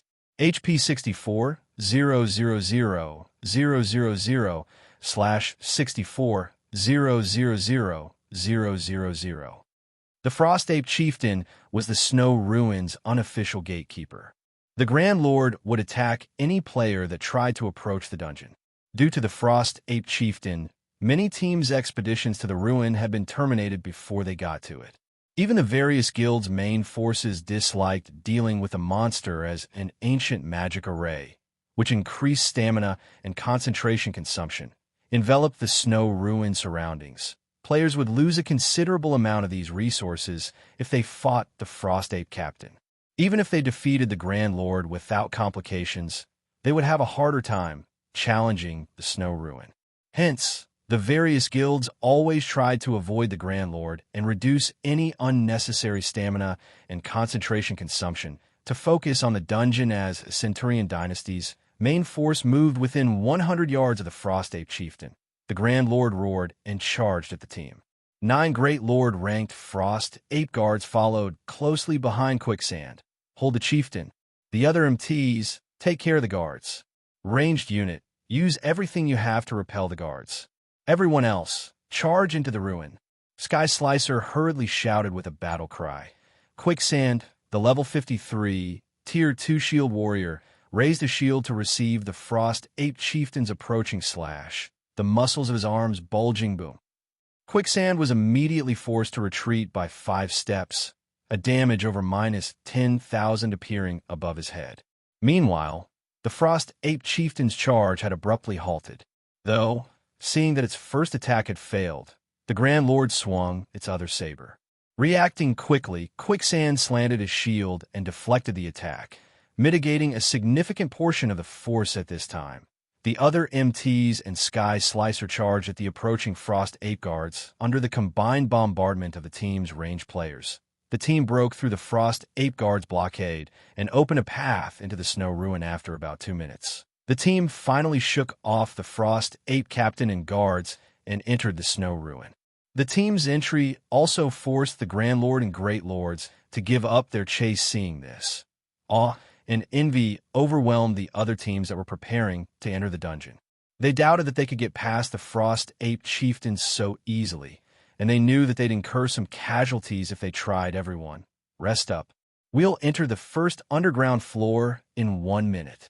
Sky Slicer commanded as he swept a glance over his team members. Every member of the team had lost a considerable amount of their HPs and mana during that fight. Hearing this, Centurion Dynasty's members breathed a sigh of relief. They were also delighted that they had gotten past the Frost Ape Chieftain much easier than the last visit. Now, they'd have a greater chance of clearing the first floor. While Centurion Dynasty's players rested, they heard multiple explosions from outside of the Snow Ruin. Moreover, the sound grew louder as the seconds ticked by. Is another bunch of ignorant newcomers trying to take advantage of our efforts to get in? Sky Slicer, who rested on the ground, cracked open an eye as he sneered. This was not the first time their team had encountered such a situation, although their team had revealed a gap in the Frost Ape Chieftain's defense as they entered the dungeon. The Grand Lord's failure to stop the intruders would eventually enrage it. While enraged, the Frost Ape Chieftain's strength and speed would increase significantly. The Frost Ape Guard would also receive a strength boost. This had undoubtedly increased the difficulty of breaking into the Snow Ruin. The correct way to enter the Snow Ruin would be to wait until the Frost Ape Chieftain and Frost Ape Guards calm down. These ignorant newcomers are in for a big surprise. I'm guessing that they will team wipe. Even Boss Quicksand can't stand against the Frost Ape Chieftain after it goes berserk. This should teach those people a lesson. Didn't they see the other teams outside sitting around and waiting rather than charging into the ruin after us? While the Centurion Dynasty's members discussed the newcomers, the sounds of battle outside of the Snow Ruin grew more intense. After 30 seconds, though, silence returned to the Snow Ruin. It seems they've wiped. The battle sure ended quickly. As the area fell silent, some of Centurion Dynasty's members expressed pity, while others laughed and ridiculed. Let's get ready to set out. Sky Slicer said once he noticed that his team had mostly recovered just as the team members began to stand and head into the first underground floor. A team walked through the Snow Ruin's dilapidated entrance contrary to the raid team's expectations. However, these newcomers had lost barely any HP, let alone looking miserable. Moreover, the team still had all 100 of its members. What's going on? Sky Slicer stared at the intact 100-man team with wide-eyed. Centurion Dynasty's other members also gaped at the newcomers. They simply couldn't believe their eyes. That was the enraged Frost Ape Chieftain they were talking about. Who are these people? Hold on. Isn't that Asura's lifeless thorn? It's the Asura adventure team. Meanwhile, after glancing at Centurion Dynasty's members, Surephone and the others moved past them into the Snow Ruin's first floor, leaving the stupefied guild members behind them. Chapter 1767, Hero Mode.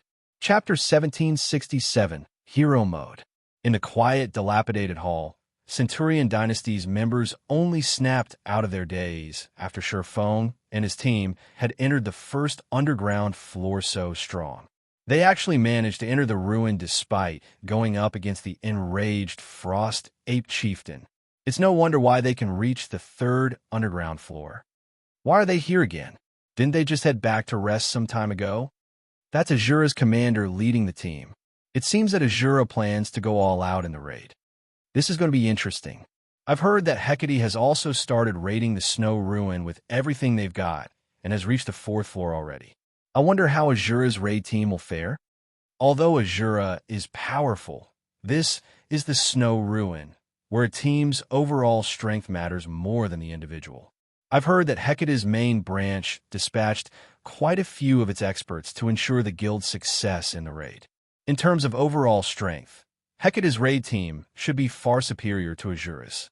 Asura will likely have a difficult time restoring its lost reputation. Indeed, the Snow Ruin's difficulty multiplies with each floor. Asura's team has been stuck on the third underground floor for several days now. Even if Asura's commander joins the raid, they'll probably still fail to beat the third floor's boss. Centurion Dynasty's members debated as they watched Asura's members depart. Although the Asura adventurer team had displayed frightening strength thus far, it was still only an adventurer team. Its foundations couldn't compare to Hecate's Asura plans to compete with Hecate for first clear. Sky Slicer revealed a smile as he watched Fang's group disappear. It seems that we'll have to take advantage of this situation. Sky Slicer shared the opinion that Asura was no match for Hecate in the struggle for the Snow Ruin's first clear. This was because he had already acquired some internal information regarding Hecate, so he knew just how powerful its current raid team was. The team had 19 Tier 2 players alone, and the guild had gathered the majority of its top combatants for the raid meanwhile, including Surephone. Asura's raid team had 13 Tier 2 players. Among them, 3 had only recently been promoted. Just in terms of Tier 2 combatants, Hecate had quite the lead over Asura. It was safe to say that the Asura adventurer team had no hope of catching up to Hecate. However, Asura wasn't entirely out of options if it wished to catch up. It could increase its count of Tier 2 experts, but that was impossible to do in a short time. The only other way to increase its Tier 2 player count was to seek external aid. Meanwhile, Centurion Dynasty had the second highest Tier 2 expert count in Cold Wind City, with a total of 3. The other guilds and adventure teams didn't even have one. Asura would definitely seek cooperation with Centurion Dynasty to increase the number of Tier 2 players in its team. Naturally, Hecate would do the same. After all, if Asura gained the help of 3 additional Tier 2 players, the adventurer team would pose a significant threat.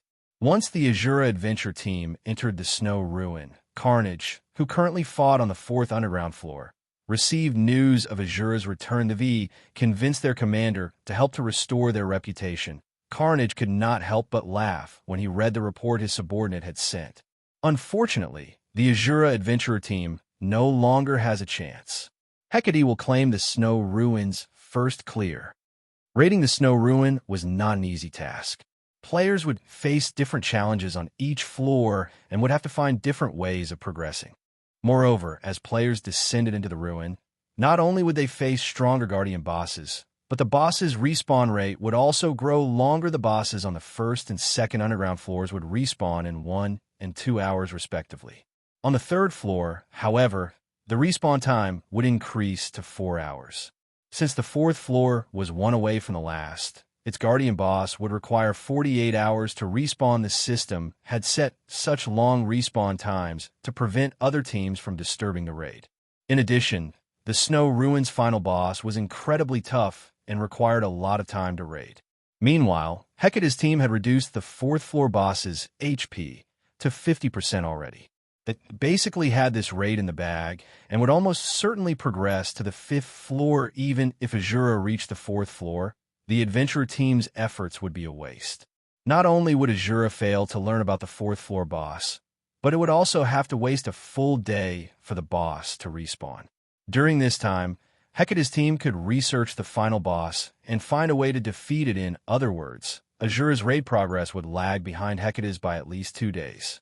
This was not an easy gap to bridge.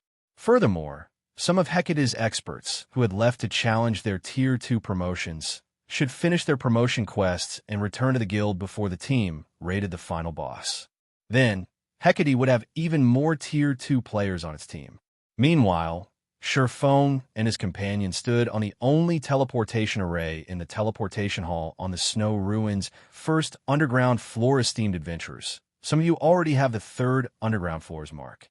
You may teleport directly to the 3rd underground floor. However, the guardian boss has yet to respawn. Do you still wish to head to the 3rd underground floor?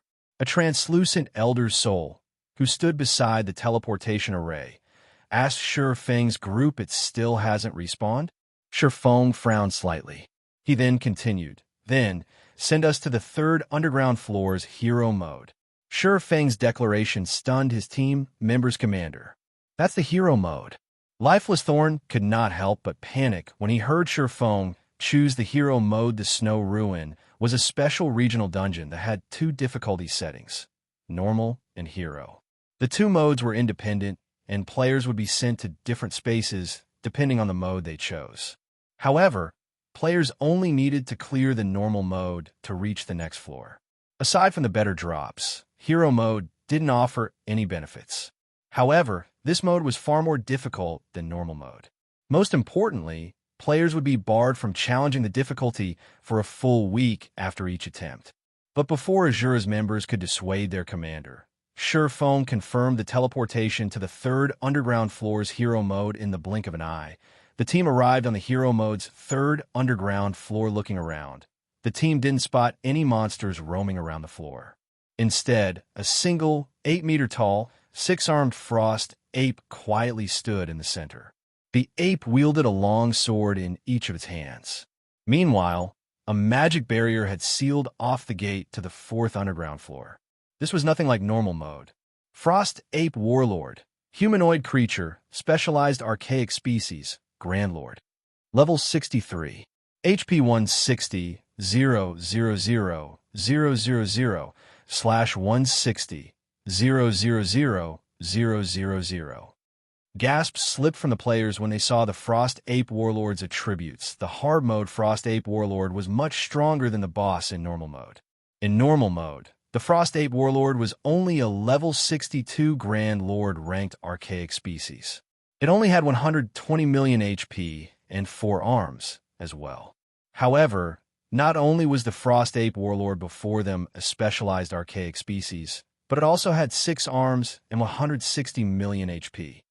Of the players present, only Silverwing maintained his composure. Other players might be intimidated by a Hero Mode regional dungeon.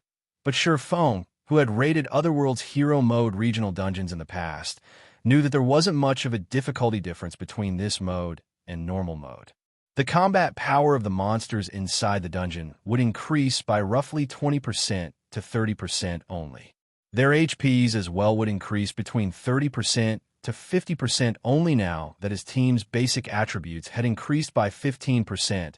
Clearing the Snow Ruins Hero Mode wasn't exactly impossible. Furthermore, he had originally wanted to raid the Snow Ruins Hero Mode. He was accelerating his plans, a specialized archaic species. After glancing at the Frost Ape Warlord, Silverwing took out a bunch of weapons and passed them to his team members. From now on, everyone is to use the weapon I give you and listen to my instructions. If you don't listen and use the weapons casually, I'll banish you from the adventure team. Hearing Silverwing's determination, his companions couldn't help but shudder. However, upon receiving the weapons, aside from Lifeless Thorn and the other members who had visited the continent of God's domain, these players gasped in astonishment. The attributes on the weapons Silverwing had just given them were simply amazing. These new weapons were much stronger than their current weapons. As they watched Silverwing hand out the weapons, Lifeless Thorn and the others, who had been quite anxious, beamed. Others might not realize exactly how powerful these weapons were, but they knew. These mana weapons could dramatically boost their combat power and allow them to exert power that could transcend tiers. Now, they'd even be able to take on a mythic monster without fear, much less a Grand Lord ranked, specialized archaic species. Unfortunately, since mana weapons weren't indefinite, they couldn't be used casually. Now that everyone has a mana weapon, let's get to work. Solitary, you'll start the raid. Silverwing commanded once everyone was properly equipped on it. Solitary 9 licked his lips as he excitedly charged at the Frost Ape Warlord. Chapter 1768, Sockham's Blade. Roar. As Solitary 9 came within 150 yards of the Frost Ape Warlord, the Grand Lord abruptly opened its eyes and let loose an angry roar that echoed throughout the third underground floor. Even the ground trembled at its bellow. Without waiting for Solitary 9 to reach it, the Frost Ape Warlord advanced, its body transforming into a powerful gale as it charged at the shield warrior in the blink of an eye. The Ape Warlord arrived before Solitary 9 and swung one of its long swords at the shield warrior. Reacting quickly, Solitary 9 raised his shield slightly and deflected the Ape Warlord's long sword, sending the weapon crashing into the ground beside him. Immediately after, he tightened his grip around his one-handed axe and swung it at the Ape Warlord, silver divine runes appearing on the head of the axe as it moved tier 2 skill, Angry Blow. In the next moment, the one-handed axe sneaked past the Frost Ape Warlord's defenses and landed on its body. Upon getting struck, the Grand Lord shrieked in pain. 51. 854. Everyone present was dumbfounded at this damage. This number was too absurd. Previously, when going up against the normal mode Frost Ape Warlord, Solitary 9 could deal only a little over minus 20,000 damage when using a tier 2 skill. Now, despite going up against the hero mode version, he actually more than doubled that damage after getting struck. The Frost Ape Warlord became enraged. This time, it fiercely swung 2 of its long swords at Solitary 9.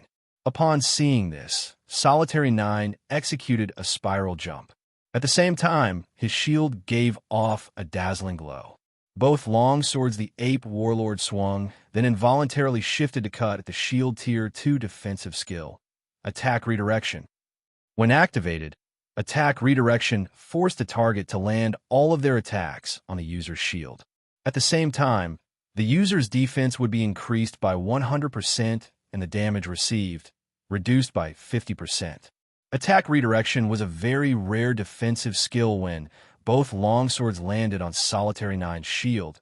2 damages of minus 2,600 appeared above his head. After the Shield Warrior reached level 55, his HP exceeded 65,000. This amount of damage was nothing to him. One healer would be enough to keep him alive and healthy while Solitary 9 was still in midair. He used the opportunity to land another blow on the Frost Ape Warlord, 49, for 31. After this attack, the Shield Warrior had thoroughly pulled the Ape Warlord's aggro to himself. Now, only Solitary 9 existed in the Ape Warlord's eyes good. Everyone else joined the fight. Shifeng commanded following Shifeng's command. Everyone in the team surged forward taking the lead. Lifeless Thorn executed Thrusting Assault and stabbed his glowing Tier 3 mana spear at one of the Ape Warlord's joints, the blow forcefully redirecting the Ape Warlord's movements. A damage exceeding minus 90,000 also appeared above the Grand Lord's head meanwhile. Cleansing Whistle, Yinya, and the other Tier 2 players also triggered their respective mana weapons abilities, their attacks wreaking over minus 80,000 damage each. They dealt much higher damage than MTs like Solitary 9 and Dark Madness. Even without using their mana weapons ability, they could still mete out over minus 40,000 damage as, for the Tier 1 players in the team, when they activated their Tier 2 mana weapons, they could inflict over minus 30,000 damage with their attacks.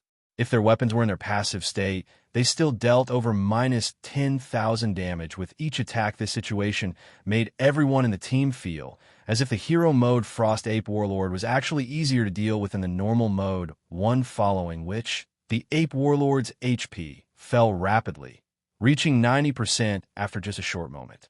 When its HP hit 90%, its two passive skills took effect. Immediately, the top 20 DPS of the team had their attack speed reduced by 100%. At the same time, the Grand Lord's attack power and defense rose. Everyone attention. Use your weapon skill only when you are certain you can hit the boss. If you're not 100% certain, just attack normally.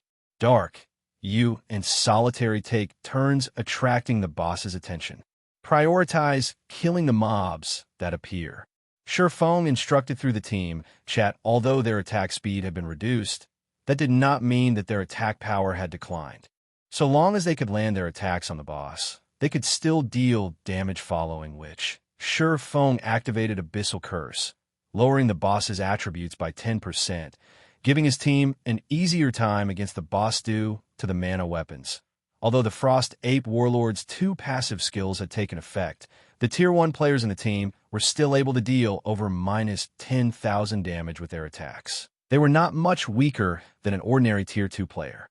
As a result, the boss's HP still decreased at a rapid pace: 80%, 60%, 30%. Despite the Grand Lord becoming increasingly powerful as its HP diminished, it still failed to cope with Asura's team, which effectively rivaled a 100-man team of Tier 2 players. When the Ape Warlord's HP fell to 20%, it abruptly raised its 6 long swords into the air and started gathering a large amount of mana around the weapons. It was clearly planning to use a powerful team wipe skill, something that the normal mode Frost Ape Warlord did not possess. Everyone, gather at my location. Shifeng did not grow flustered in this situation. After all, he had dealt with hero mode bosses plenty of times in the past.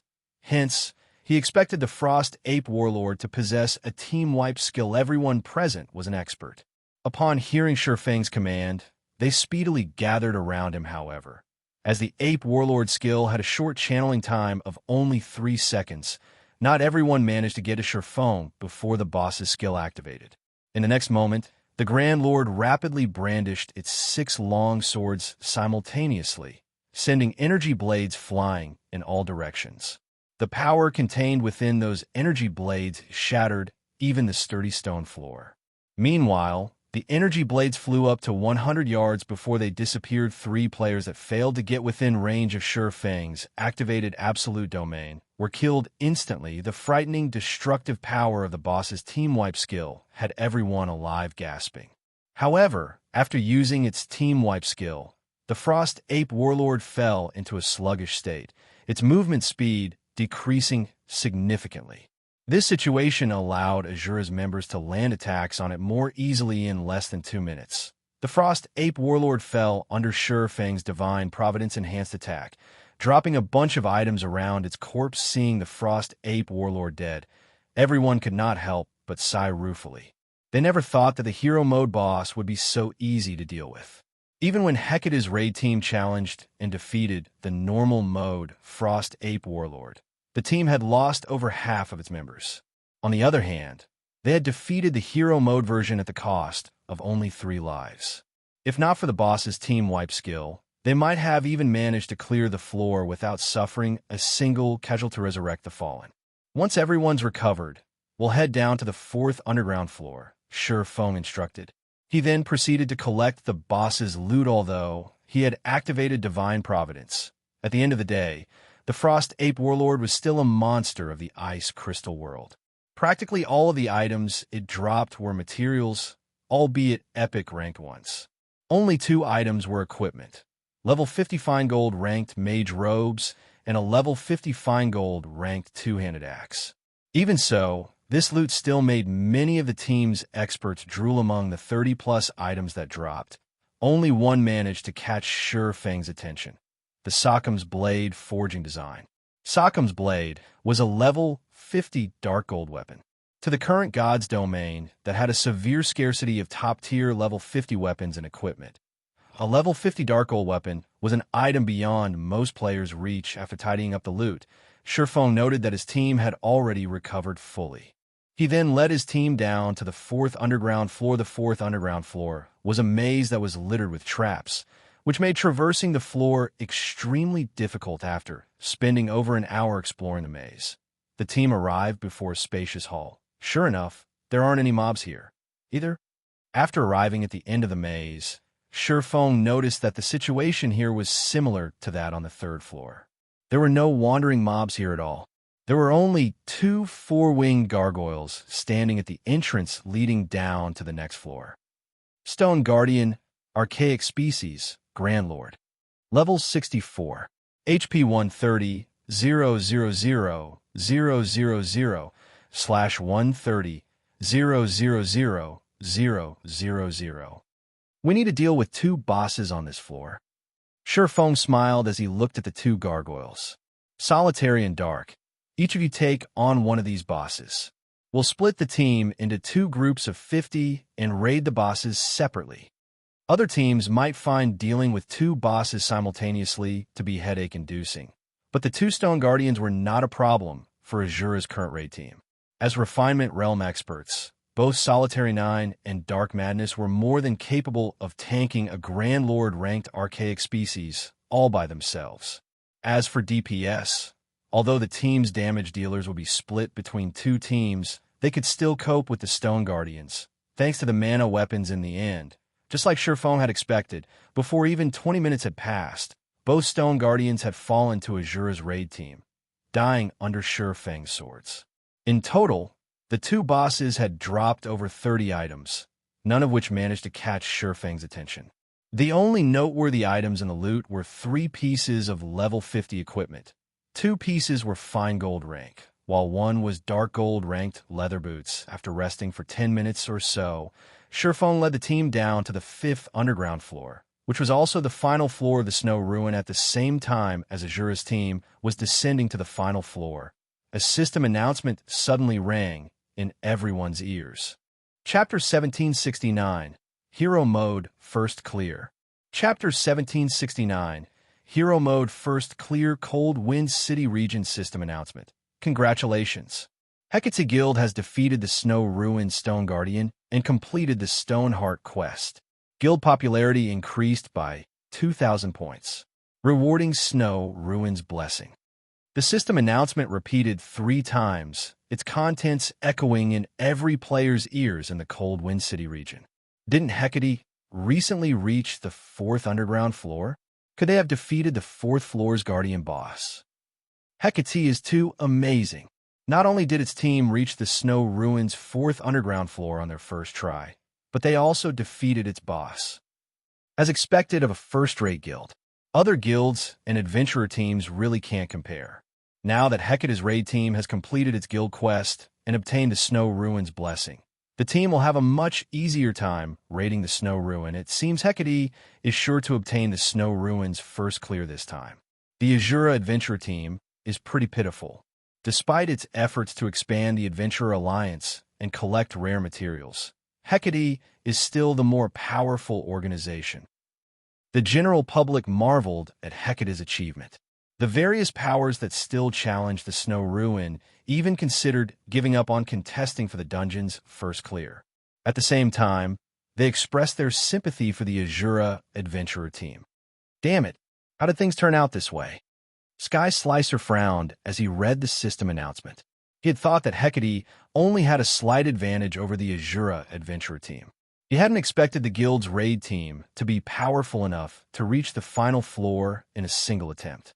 Moreover, Hecate had completed the epic guild quest. Stoneheart the Centurion Dynasty had this guild quest as well. However, the quest's initial phase was extremely complex. Even now, the Centurion Dynasty had yet to complete the initial collection quest. Yet, not only had Hecate completed the initial phase so quickly, but it had also slain the 4th floor's guardian boss and obtained the Stoneheart. Now that Hecate had completed the Stoneheart quest, every member of the guild would receive the Snow Ruin's blessing. With the Snow Ruin's blessing, not only would Hecate's members receive an 8% increase to their basic attributes when inside the Snow Ruin, but they would also receive 10% less damage when hit. Their stamina and concentration consumption would reduce by 10% as well. With this, Hecate would have a much easier time dealing with the Snow Ruin's final boss. Meanwhile, on the normal mode Snow Ruin's 5th underground floor, unlike the previous floors, players were led straight to an ancient shrine immediately after descending from the 4th floor. A 6-meter-tall, skeletal giant waited in the shrine's center to greet visiting players. Sacred, golden armor was draped over the giant's bones, and a great sword, emitting a faint glow, had been thrust into the ground before the guardian boss. Although the skeletal giant stood there, doing nothing, it radiated an indescribable sense of majesty and power. Skeleton King, Undead, Specialized Archaic Species, Grand Lord, Level 65. HP 220,000/220,000,000.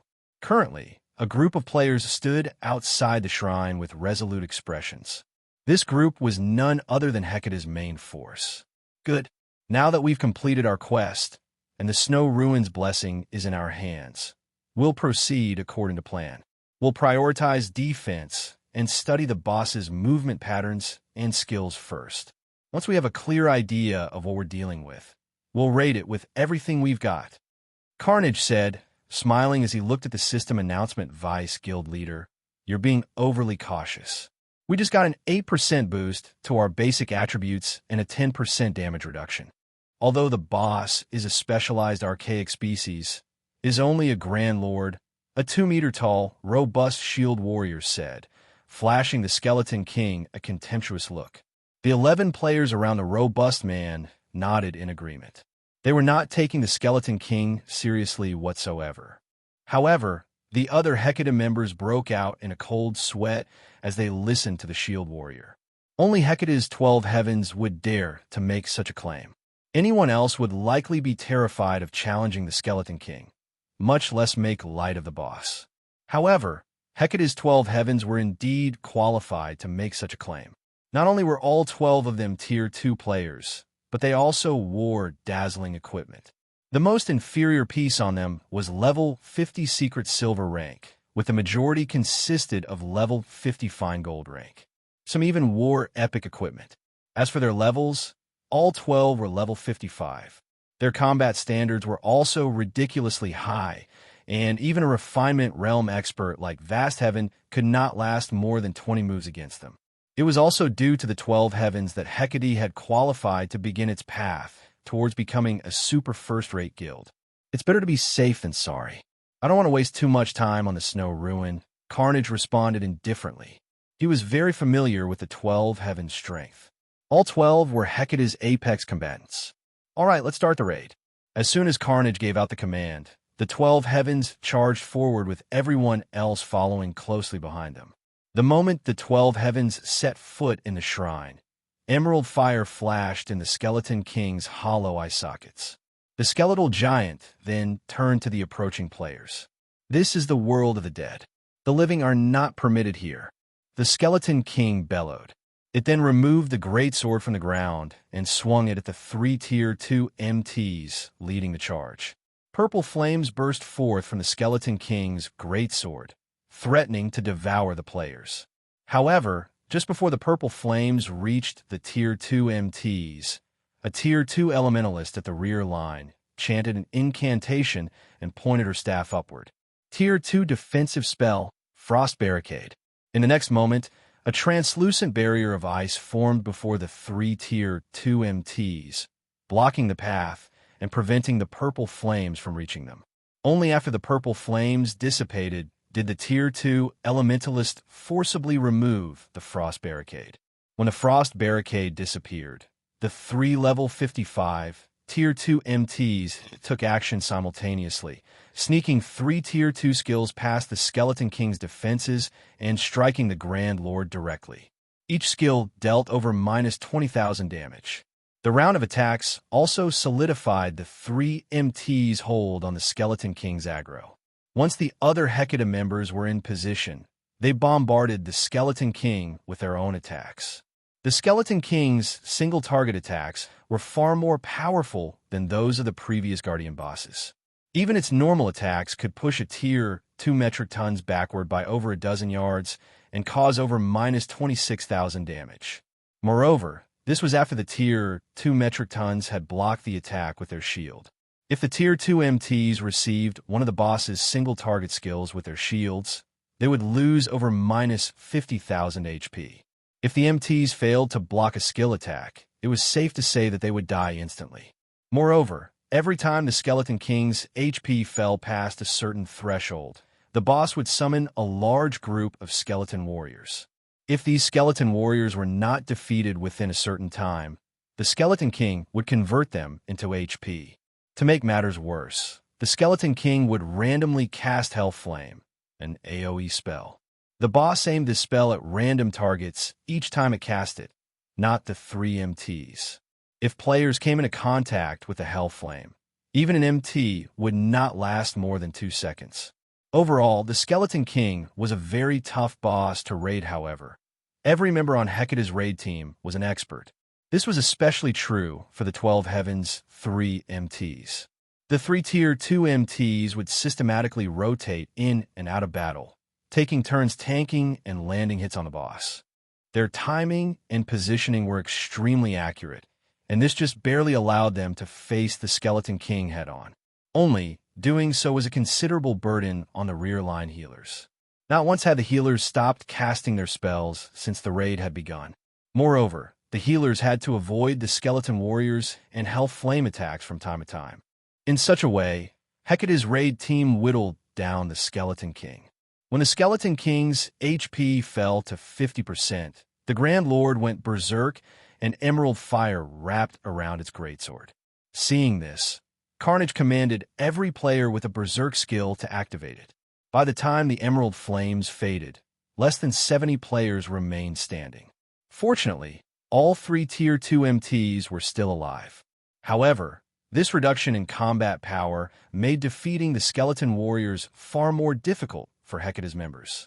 As both sides fought, both the Skeleton King's HP and Hecate's member count continuously decreased. 20%, 10%, 5%. By the time the Skeleton King collapsed, less than 20 players remained of Hecate's 100-man team. Only 7 of the 12 heavens had survived. The outcome had been gruesome. Cold Wind City Region System Announcement. Congratulations to Hecate for obtaining the first clear on the normal mode Snow Ruin, rewarding 2,000 guild popularity points and 300 Cold Wind City contribution points. We did it. Vice Guild Leader, as we predicted, we only needed 500 contribution points to take control of Cold Wind City. Now we just need to complete a few epic rank city quests to earn the remaining 200 contribution points. The Hecate members that were still alive could not help their excitement upon seeing the system announcement. Even Carnage's eyes glowed as a pleasant feeling warmed his heart. Meanwhile, news of Hecate's success shocked Cold Wind City's players. After this, Hecate's dominance over Cold Wind City was inevitable. In the future, Cold Wind City was bound to become Hecate's territory.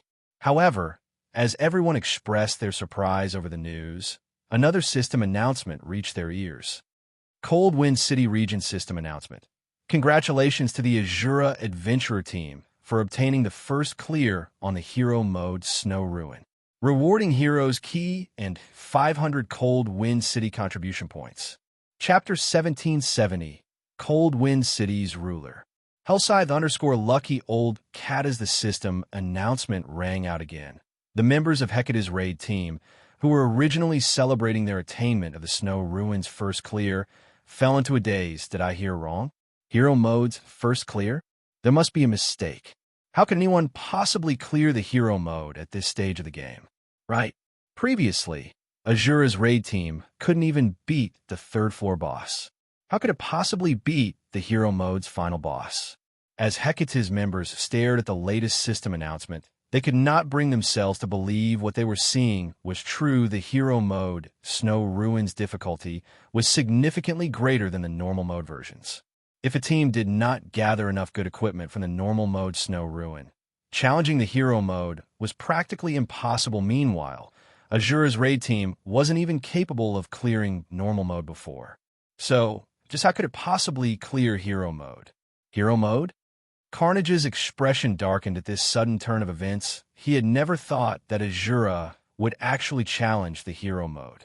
However, the fact that Asura had cleared the Hero Mode Snow Ruin was still not the most important part. The crucial point was that Asura had gained 500 Cold Wind City contribution points currently. The minimum requirement for an organization to take control of Cold Wind City was to have 500 contribution points.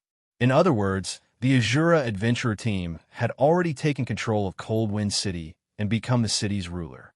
For the following month, Asura would hold a certain amount of authority over Cold Wind City. Only after 1 month had passed would the system conduct a re-evaluation and designate the player organization with the highest contribution points as the new ruler of the city. During this 1 month, Asura would gain plenty of benefits as the ruler of the city. If Hecate wished to overtake Asura in terms of city contribution points, then the guild would have to put in many times the effort it was putting in now, while Hecate's members were reeling from Asura's clearing the Hero Mode Snow Ruin. Cold Wind City was in an uproar. All hail Asura! Amazing! Asura managed to secure the first clear of the Hero Mode Snow Ruin. Just how strong is Asura's main force? Hecate is truly pitiful. Shortly after it got the first clear of the normal mode Snow Ruin, its achievement immediately got overshadowed by Asura's. However, with this, we independent players will have a great time in Cold Wind City. Since the Adventurer Alliance belongs to the Asura Adventurer team, the Adventurer Alliance will definitely develop into an even better organization.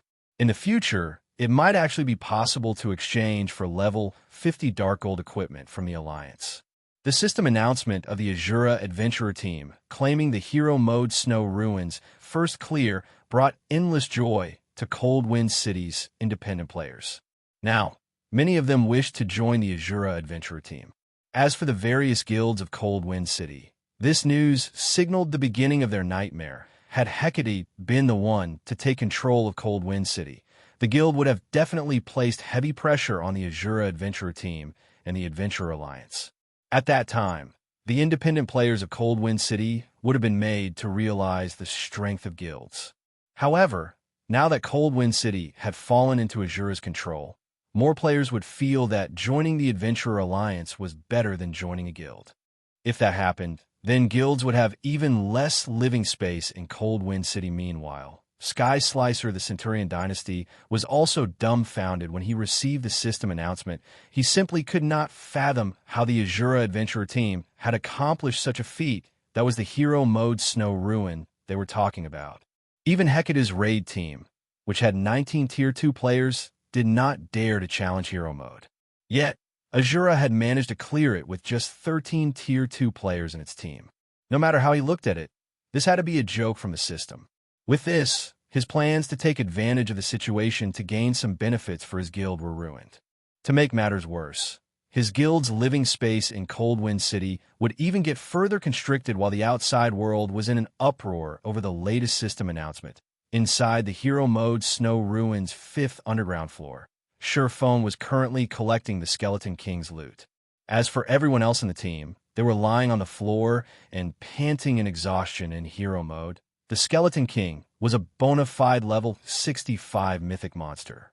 If not for Solitary 9 and Dark Madness constantly activating their Tier 3 mana weapons and taking turns tanking using their Berserk skills, the team would have been annihilated. As for the Hell Flame the Skeleton King used, it was basically a large-scale destruction spell.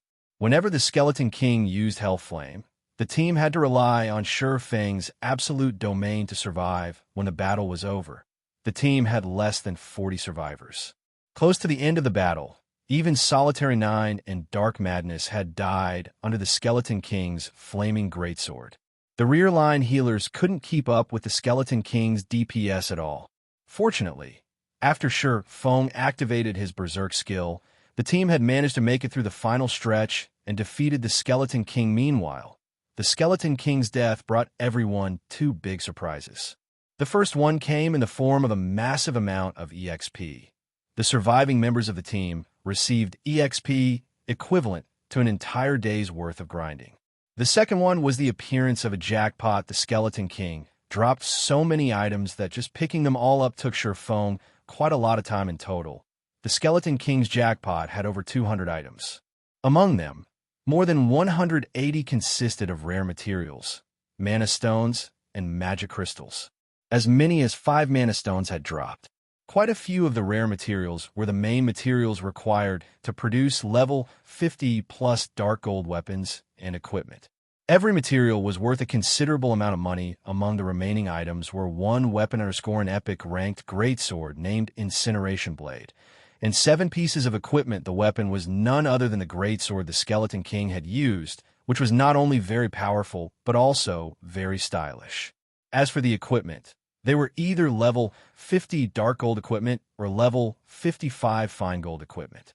The sight of these 8 items caused everyone's eyes to sparkle. Monsters rarely dropped weapons and equipment in the Ice Crystal world, let alone dark gold rank. Even fine gold weapons and equipment were extremely rare. As for epic weapons, those were practically myths in Coldwind City. However, Surefang had no intention of distributing the weapons and equipment to any specific person. Instead, he intended to place them in the Asura Adventurer Team's exchange catalog and allow Asura's members to exchange for them. These items would serve as an incentive to motivate Asura's members to work harder.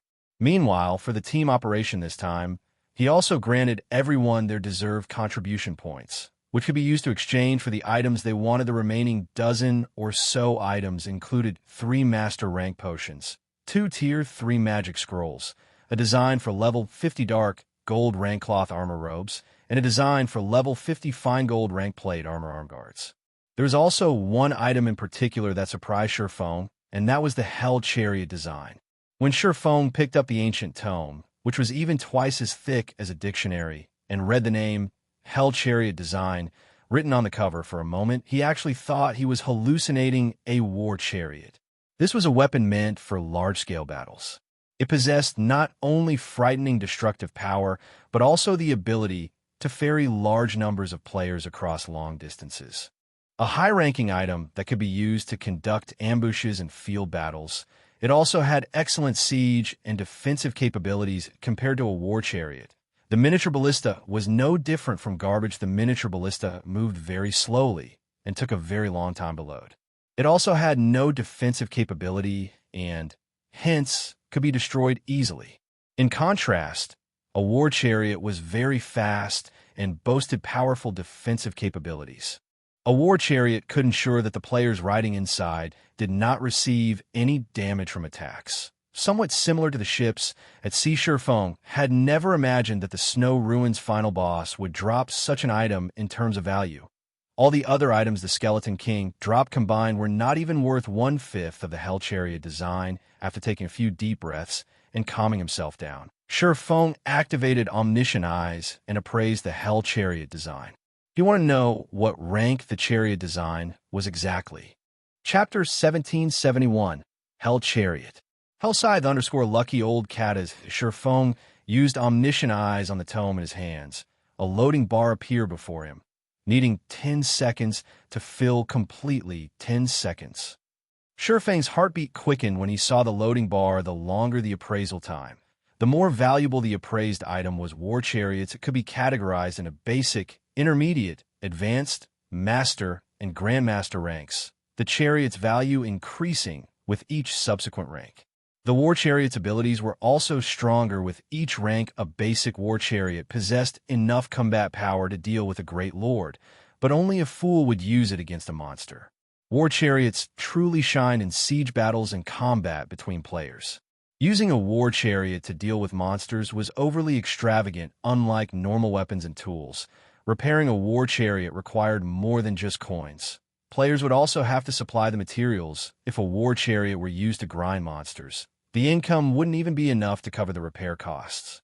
Moreover, the required materials were very rare and hard to obtain. Once the loading bar was full, the Hell Chariot design's details appeared before Feng. Hell Chariot design, intermediate design, can be used to produce the Hell Chariot. Hell Chariot maximum capacity. 20 people increases movement speed by 180%. Possesses Tier 2 defensive capabilities. Durability 400 additional skill 1 dash. Magic Shield. Constructs a Tier 3 magic barrier that can absorb up to a maximum of 2 million damage for 20 seconds. Each use costs 20 magic crystals cooldown. 10 minutes additional skill 2 dash. Hell Cannon. 1,500 range. Deals a devastating blow at the Tier 3 standard to a 30-yard radius. Each use costs 100 magic crystals cooldown. 15 seconds additional skill 3 dash. Flame Spears. Creates 12 flame spears. Each flame spear carries power at the peak of Tier 2 and has a 150-yard attack range cooldown.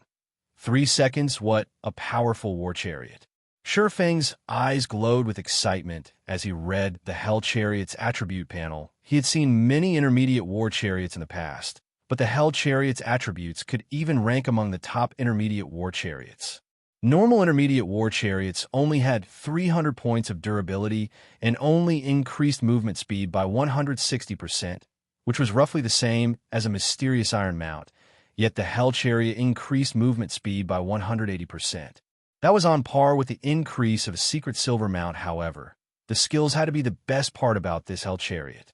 Ordinary intermediate war chariots only provided a Tier 2 magic shield that could reduce damage from Tier 2 attacks by 70% and Tier 3 attacks by 40%.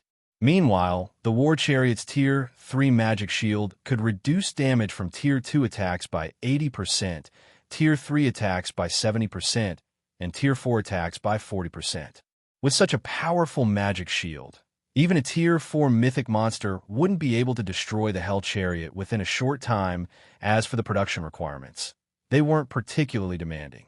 Only 3 master engineers and 1 master forger were needed to produce the Hell Chariot. The only troublesome part was the main material, Titan Oregon. A single Hell Chariot required 500 pieces of Titan, or a super rare, or that was even hard to find in the Storm Empire, which was famed for its production. This was because Titan ore was one of the main materials for epic equipment. It seems that I'll need Melancholic to focus on collecting Titan Oregon. Feng started plotting as he gazed at the Hell Chariot design in his hands. It wouldn't be impossible for the Candlelight Trading Firm to gather 3 master engineers and a master forger. The materials were the only other problem. Once they solved that, they could mass-produce the Hell Chariot. If Zero Wing had a tool like the Hell Chariot, its members could easily venture deep into neutral maps to grind and explore. The guild's members wouldn't need to compete with other guilds for nearby maps. In that case, Zero Wing's members would acquire more resources for the guild and themselves. A war chariot wasn't just a weapon of war. It was also a powerful transportation tool, much better than a mount. This was because players would not lose stamina and concentration when traveling in a war chariot. Moreover, war chariots could regenerate players' stamina and concentration. Although its ability to do so wasn't as good as a normal NPC city, the most important point was that war chariots could hold simple repair tools. This allowed players to repair their weapons and equipment without visiting a smithy. Only, the repair fees were extremely high, 3 times a city's prices. Also, there was a limit to how many repairs a war chariot could conduct. The simple repair tools that could be loaded onto an intermediate war chariot could only repair up to a maximum of 10,000 points of durability. However, to expert teams that valued time over money, this was a wonderful perk, following which Silverwing carefully stored the Hell Chariot design and inspected the hero's key, which he had acquired for securing the first clear of the hero mode Snow Ruin hero's key. Snow Ruin, dark gold rank item, can be used to activate the Snow Ruin's primordial teleportation magic array. Can teleport up to a maximum of 500 players to the other side of the teleportation array cooldown. 144 hours, 3 natural days, as expected of the first clear reward for hero mode. The system actually gave out such an item. Silverwing was astonished as he read the hero's keys attribute panel. Unlike on the continent of God's domain, traveling between cities in any other world was not an easy task. If Otherworld's players wished to visit other cities, they had to acquire an entry permit. The teleportation function between 2 cities would only activate after a certain number of players had secured entry permits. Before this requirement was fulfilled, players with a teleportation entry permit would physically have to travel to the city specified in the entry permit or use some secret passage. There was no other way for players to travel between 2 cities. Meanwhile, after killing the Skeleton King, a golden chest had appeared in the shrine, containing teleportation entry permits. When raiding the normal mode Skeleton King, players would only gain between 100 and 150 entry permits. Meanwhile, hero mode provided between 200 and 300 entry permits. Moreover, once players cleared the Snow Ruin, regardless of which mode they challenged, they would be prevented from challenging the Snow Ruin again for 7 days. However, the hero's key could teleport 500 players to a different region directly. Moreover, it only had a 3-day cooldown to the various guilds and adventurer teams that were trying to find a foothold in a different region as quickly as possible.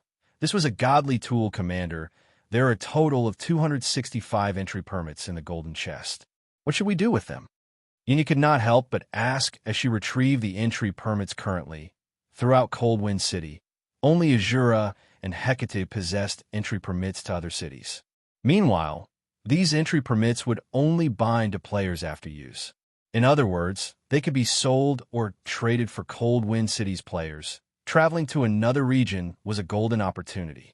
Many of these players dreamed of acquiring an entry permit, especially the city's various guilds. If they sold the entry permits they had right now, they could definitely make a fortune. For the time being, our priority is to expand our development to other cities, Silverwing said, shaking his head.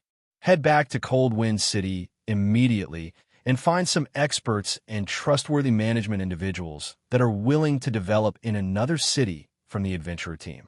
Have them gather in the residence. I'll head over to meet with them once I've finished my task. The Black Dragon Empire's various large guilds were preparing to travel into the Ice Crystal World. To secure more of this otherworld's resources for Zero Wing, the Asura adventurer team had to occupy more cities in the Ice Crystal World. Otherwise, once the Black Dragon Empire's various large guilds arrived in the Ice Crystal World cities, it would become far more difficult for Asura to secure a foothold in those cities. After all, both Asura and Zero Wing were far from a match for the Empire's large guilds in terms of resources and manpower. We're expanding our development to other cities. Yenya's eyes sparkled with excitement upon hearing Silverwing's words. She was painfully curious about the Ice Crystal World's other cities. Coldwind City was only a minor city, not one of the other world's main cities. Following Silverwing's command, Yenya promptly left the Snow Ruin to gather the Asura adventurer team's expert players. As for Silverwing, he made his way to Coldwind City City Hall. Chapter 1772, Acting City Lord. Hellscythe_lucky old cat. After Silverwing entered the city hall, he noticed that quite a few Hecate members stood at the front desk to pick up city quests. It was evident that Hecate had no intention of giving up on Cold Wind City and was preparing to compete for the city's authority once again. The guild had even picked up 2 of the top 5 most difficult contribution quests available. There were many contribution quests available in Cold Wind City, but they were all very difficult and could not be completed by ordinary experts. As for the top 10 most difficult contribution quests, each of them could rival epic quests. After completing these epic contribution quests, one would acquire roughly 50 city contribution points. Each of the top 5 contribution quests awarded 100 CCPs or more in addition. Players had to pay a hefty deposit when picking up these contribution quests. In the case of the top 5 contribution quests, the deposit was 500 gold plus 5,000 magic crystals. If players failed to complete the quest, they wouldn't get their deposit back yet. Hecate had picked up 2 of the top 5 quests at the same time. 1,000 gold might not be much for a first-rate guild like Hecate, but 10,000 magic crystals was no small amount. After all, the Ice Crystal World was an otherworld that had low production of magic crystals. However, Silverwing did not give the matter much thought as he followed the NPC senior administrator straight to the office of Cold Wind City's magistrate to receive a portion of authority over the city bookshelves filled with books lined the peaceful office's walls. Currently, a young man in noble garb sat behind a desk, reading through some documents.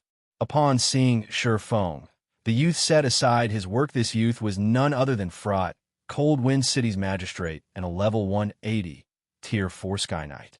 It was very rare for one to become a Tier 4 Sky Knight at such a young age, so it was clear how much talent and potential Fraught had. "Adventurer, you're here," Fraught said as he looked at Silverwing. "Greetings, Lord Magistrate. I have come here today as a representative of the Asura Adventurer team. I wish to become the acting city lord and help contribute to Cold Wind City." Silverwing respectfully declared, "I have heard of your deeds.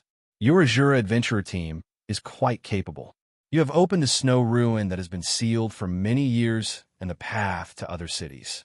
If your adventurer team possesses such strength, I believe that letting you manage Cold Wind City should be a wise decision," Fraught said, nodding in approval after observing Silverwing for a moment.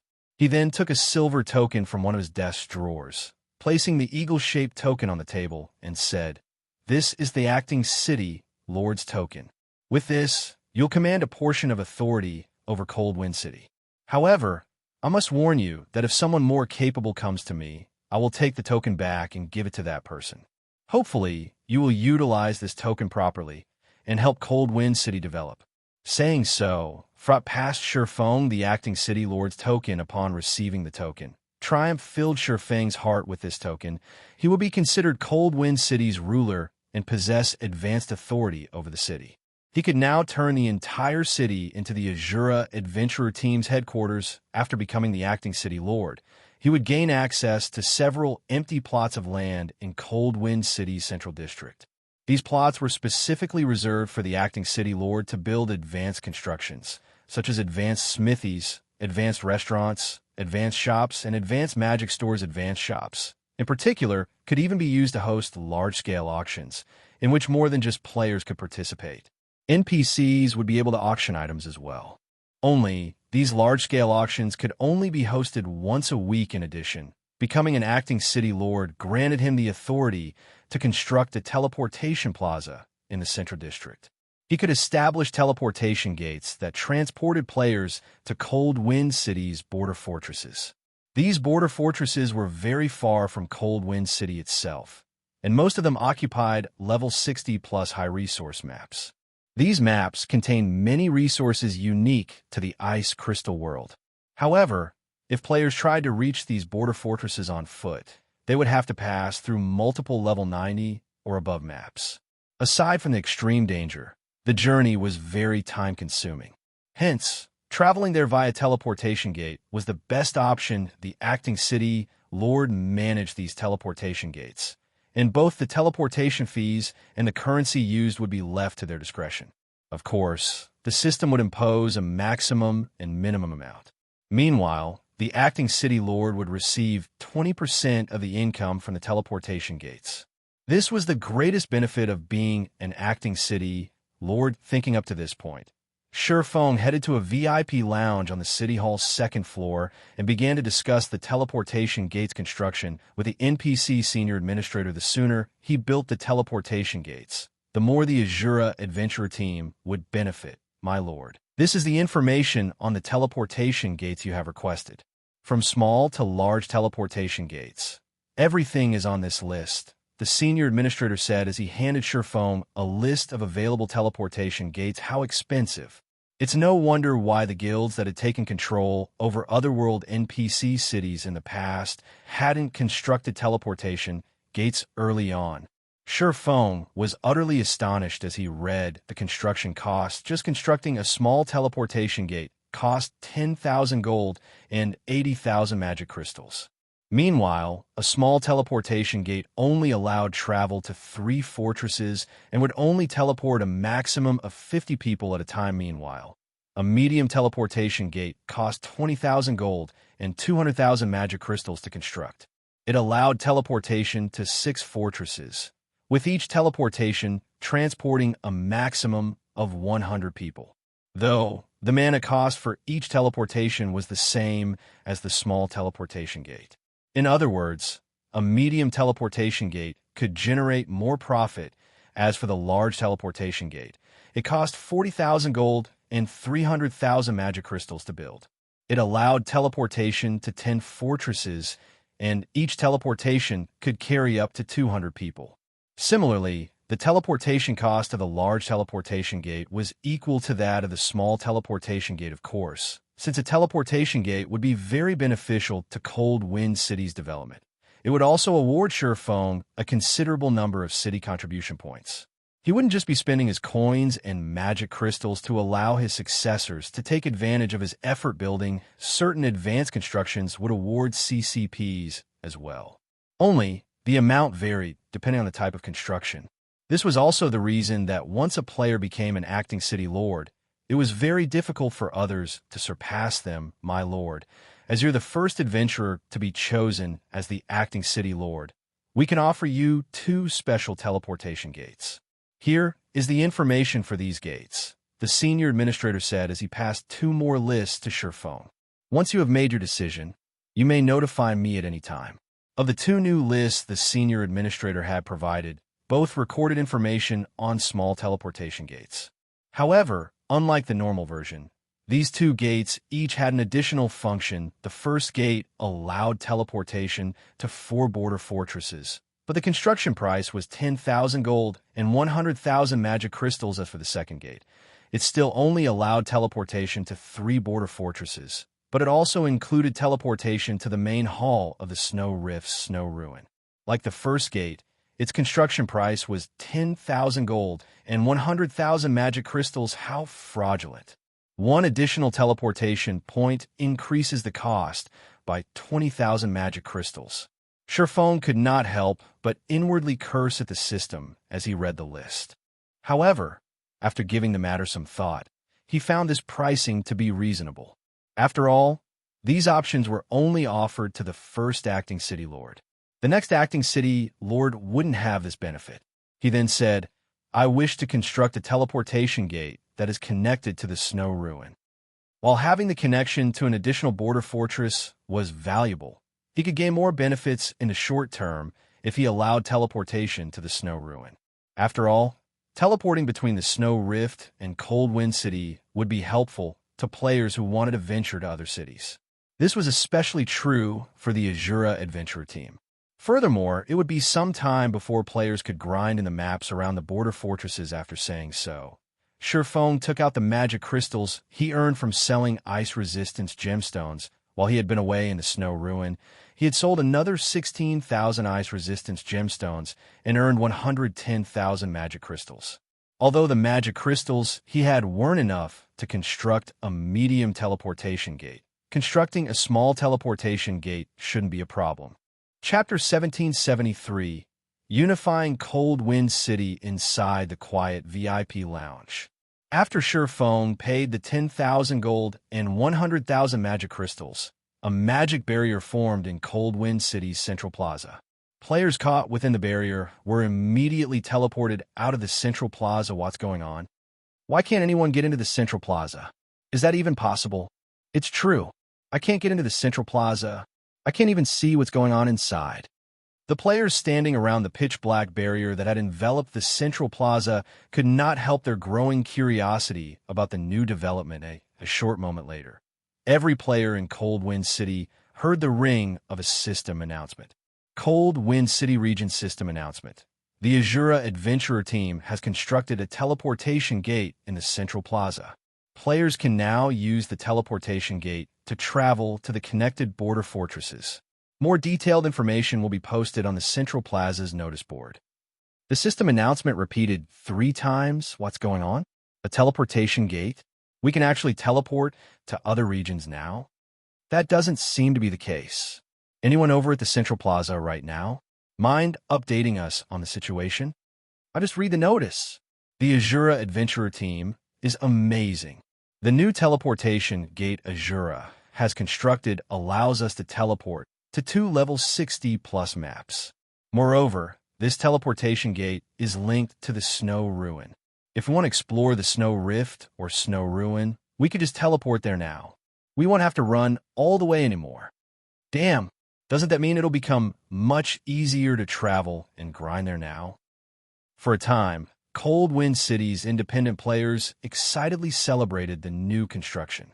To them, players who were doomed to live long-term in Cold Wind City, nothing could be more troublesome than physically traveling to maps. Practically half their time in the game was spent on travel. Now that there was a teleportation gate that could send them to the Snow Rift directly, they could spend more time grinding. This, in turn, would increase their leveling speed in contrast to the independent players' reactions. The upper echelons from the city's various guilds wore gloomy expressions when they heard the news. Independent players might not have a clear idea of what kind of authority enacting city lore possessed, but this information was not foreign to the various guilds. It took only a little investigation to find out the various guilds had believed that they still had a chance of wresting the position of acting city lord away from Asura within the next month. But now, their hopes had been dashed. The Asura Adventurer team was invincible in Cold Wind City. The teleportation gates activation meant that Asura could start collecting teleportation fees and earn a massive amount of income. With these funds, Asura could commission more advanced constructions and earn more city contribution points. Meanwhile, their guilds would hold less influence in Cold Wind City as time went on. From now on, the Asura Adventurer team would make the rules in Cold Wind City. Vice Guild Leader, what should we do? Vice Heaven, who occupied the Snow Ruin's first upper floor hall, turned to Carnage when he saw the latest system announcement now that Asura had built a teleportation gate. Hecate would have a very difficult time trying to compete with Asura, even if it completed several epic contribution quests. Interesting. It seems that I have underestimated Asura's commander, Carnage said, smiling. However, if Asura thinks it can compete with Hecate just because it has secured Cold Wind City, then it has made a massive mistake. Notify the vultures and have them take action. Have the vultures take action? Vast Heaven's eyes sparkled upon hearing the order. I'll notify them right away. In one of the City Hall's VIP lounge. Once Sherfong had paid the construction fee, the senior administrator, Mercons, gave Sherfong a detailed form relating to the small teleportation gate. To fill out the form would allow Sherfong to decide the teleportation's pricing and ranking systems in God's domain. The smaller a teleportation gate was, the greater its operating cost would be, and vice versa. Hence, the system had determined that the minimum teleportation fee for traveling to the Snow Ruin was 1 silver, 50 copper, and its maximum could be set to 5 silver in the end. Sherfong had decided to set the teleportation fee for the Snow Ruin at 2 silver. While this price might be a little high for current ordinary players, it was affordable for elite players. With the amount of time players could save, they could easily earn back the 2 silver and Morias for the ranking system. Sherfong had settled on 3 ranks: Basic, Silver, and Gold. At the Basic rank, players would not receive any discounts when using the teleportation gate. Players at the Silver rank received a 10% discount, and players at the Gold rank received a 20% discount.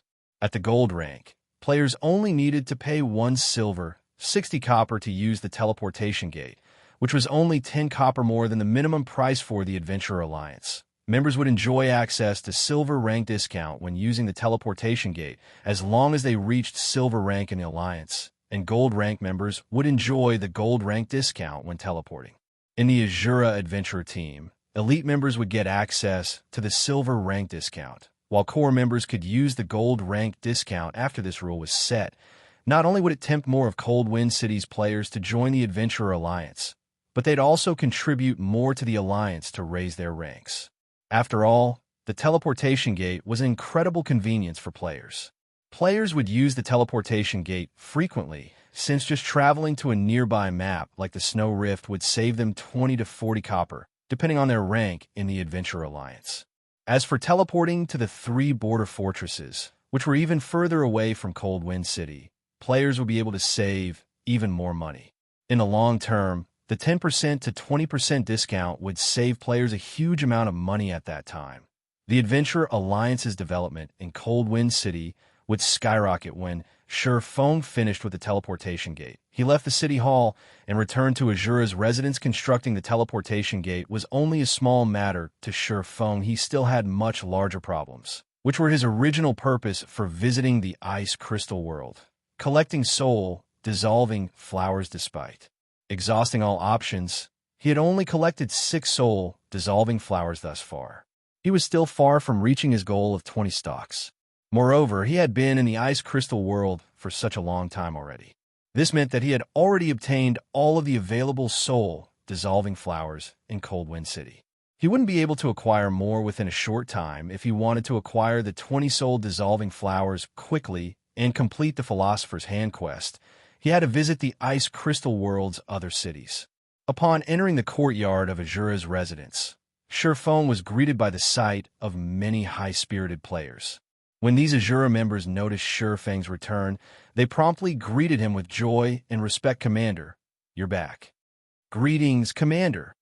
Seeing a crowd rapidly form around him, Silverwing did not dare to tarry. After responding with a few nods, he sped into the residence. "Commander, I've gathered the people you asked for. Aside from 500 experts from our Asura Adventurer team, we've also selected 200 advanced lifestyle players from the Adventurer Alliance. We have a total of 700 players ready to depart," Yinya said as she gestured to the rows of players in the lobby.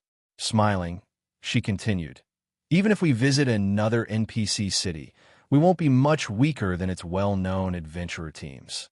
It was not easy for guilds and adventurer teams to secure a foothold in other NPC cities since they had to compete with the local guilds and adventurer teams.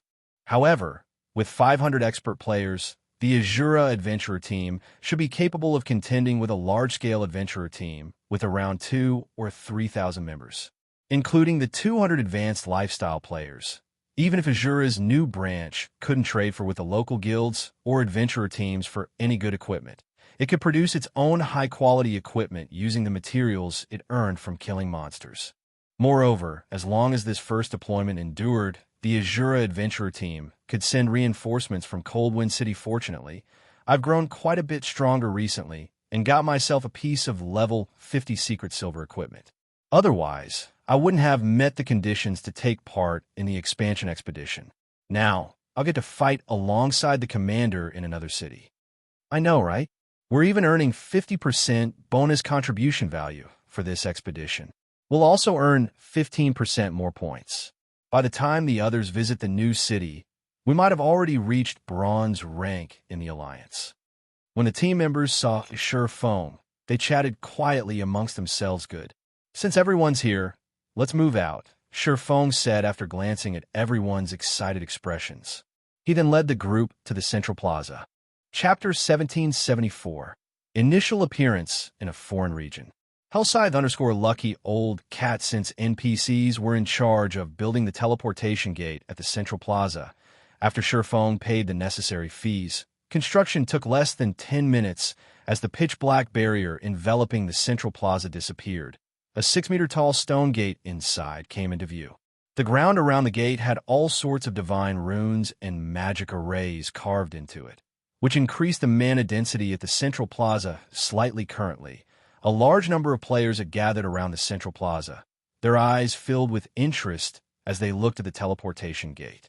Some adventurer teams couldn't hold back their curiosity and directly teleported to the 3 border fortresses the teleportation gate connected to. When Shi Feng's expedition team arrived at the central plaza, it immediately attracted the attention of every player there now that Asura had become the master of Cold Wind City. No power in Cold Wind City dared oppose the adventurer team anymore. Only those seeking to halt their development in Cold Wind City would go against Asura now, following Shi Feng's arrangement. Asura's expedition team started teleporting to the snow ruin in batches. What's Asura trying to do with so many players? Didn't you see that they teleported to the snow ruin? Moreover, there are quite a few low-leveled lifestyle players in the team. I guess that they plan to develop in another region city. Crap, Asura is too amazing. It's already trying to expand to another city. With this, the guilds of Cold Wind City will fall even further behind Asura. I know, right? I heard that some of the smaller guilds have already disbanded in order to join the Asura adventurer team. Asura's recruitment standard is very high. Although I've reached the Trial Tower's 4th floor already, I was still deemed too weak when I tried applying. Right now, I can only slowly improve my ranking in the Adventure Alliance. While the bystanders at the Central Plaza were discussing the Asura adventurer team, Shi Feng's group had arrived at the Snow Ruins main hall. Once everyone was present, Shi Feng used the hero's key and teleported 500 players to the other end of the primordial teleportation magic array. As for everyone else, they teleported there using the teleportation entry permit. When everyone opened their eyes again, they had already arrived inside an abandoned shrine. The shrine was so dilapidated that snowy white clouds peeked through the many holes in the roof. Meanwhile, this shrine was located at the other end of the Snow Rift system. Congratulations! You have arrived in the Frozen City region. We made it over just like that. When everyone heard the system notification, they had a sense of unreality. It felt as if they were still in the Cold Wind City region. All right, everyone, get ready. We're setting out for Frozen City. Shi Feng commanded. Although they had teleported to another region, they were still inside the Snow Rift, which remained a forbidden land for players. Needless to say, there were definitely plenty of monsters here, however. Before the expedition team even got 1,000 yards away from the abandoned shrine, a group of players suddenly surged out from the snow-capped forest on both sides of the team. Very quickly, these new arrivals not only blocked off the expedition team's path of advance, but also formed an encirclement around the team with a glance. Shi Feng and the others could easily tell that this group of new arrivals comprised at least 30,000 players, every one of them wearing Hecate's guild emblem.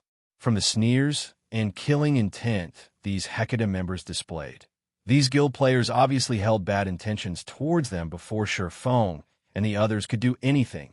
The sky above them suddenly darkened. A moment later, everyone in Asura's team gained a debuff that prevented them from using teleportation tools and teleportation skills for 3 hours. The Tier 3 Magic Scroll War Blockade? Shi Feng could not help but frown as he looked at the debuff on him. Commander, this is bad. They clearly came prepared. Right now, we can't even use instantaneous movement magic scrolls to leave this place, Yinya said, an ugly expression on her face as she looked at the Hecate members surrounding them. Their opponent outnumbered them by too much. Moreover, these Hecate members were all very well equipped. Even the weakest piece of equipment on them was level 50 mysterious iron rank. As for their levels, they were all at least level 53. Quite a few of them also radiated a chilling aura.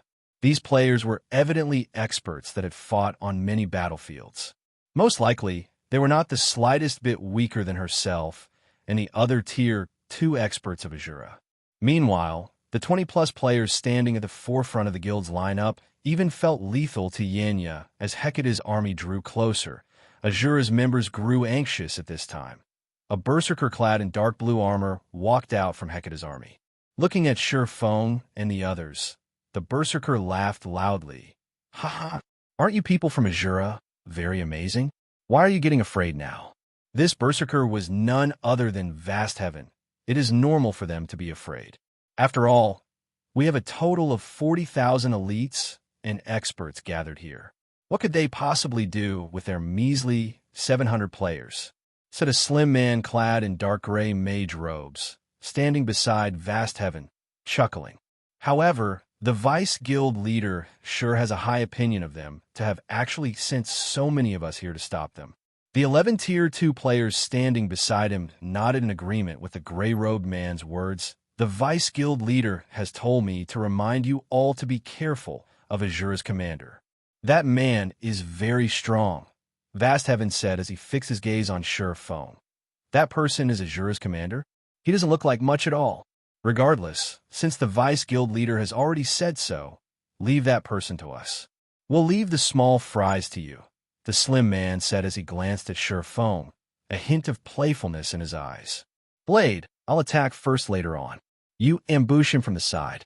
We'll give this brat a taste of what it feels to be utterly helpless. Sure. The level 55, Tier 2 assassin standing beside the slim man replied indifferently before disappearing from where he stood. All right, I'll go deal with those small fries, Vast Heaven said, a hint of disappointment in his voice as he watched the Tier 2 Elementalist and Tier 2 Assassin moving out. The Tier 2 Elementalist walking straight towards Silverwing and the Tier 2 Assassin that just disappeared were both part of the 12 Heavens. They also ranked number 1 in their respective classes in Hecate. The Elementalist was Cold Brew while the Assassin was Blade Hand. Either of them could defeat him easily. Working together would amplify the combat power they could display by multiple times. Hence, instantly killing a Tier 2 player would be child's play for them at this point. Hecate's other members had also started slowly closing in on Asura's members facing such a force. Even Yinya, who was a Tier 2 player, could not help but gulp. As for the other experts of Asura, they were already breaking out in a cold sweat. After all, this was the first time they were going up against such a massive force. Resisting the horrific aura and pressure Hecate's army projected was deeply ingrained, yet in such a situation, they could only watch the guild players draw near. We're doomed. Hecate is too ruthless. We have only 700 people on our side, yet they actually dispatched so many elite and expert players to deal with us. The members of Asura's expedition team panicked as Hecate's members closed in on them when less than 100 yards separated the two sides. Cold Brew smiled as he looked at Silverwing.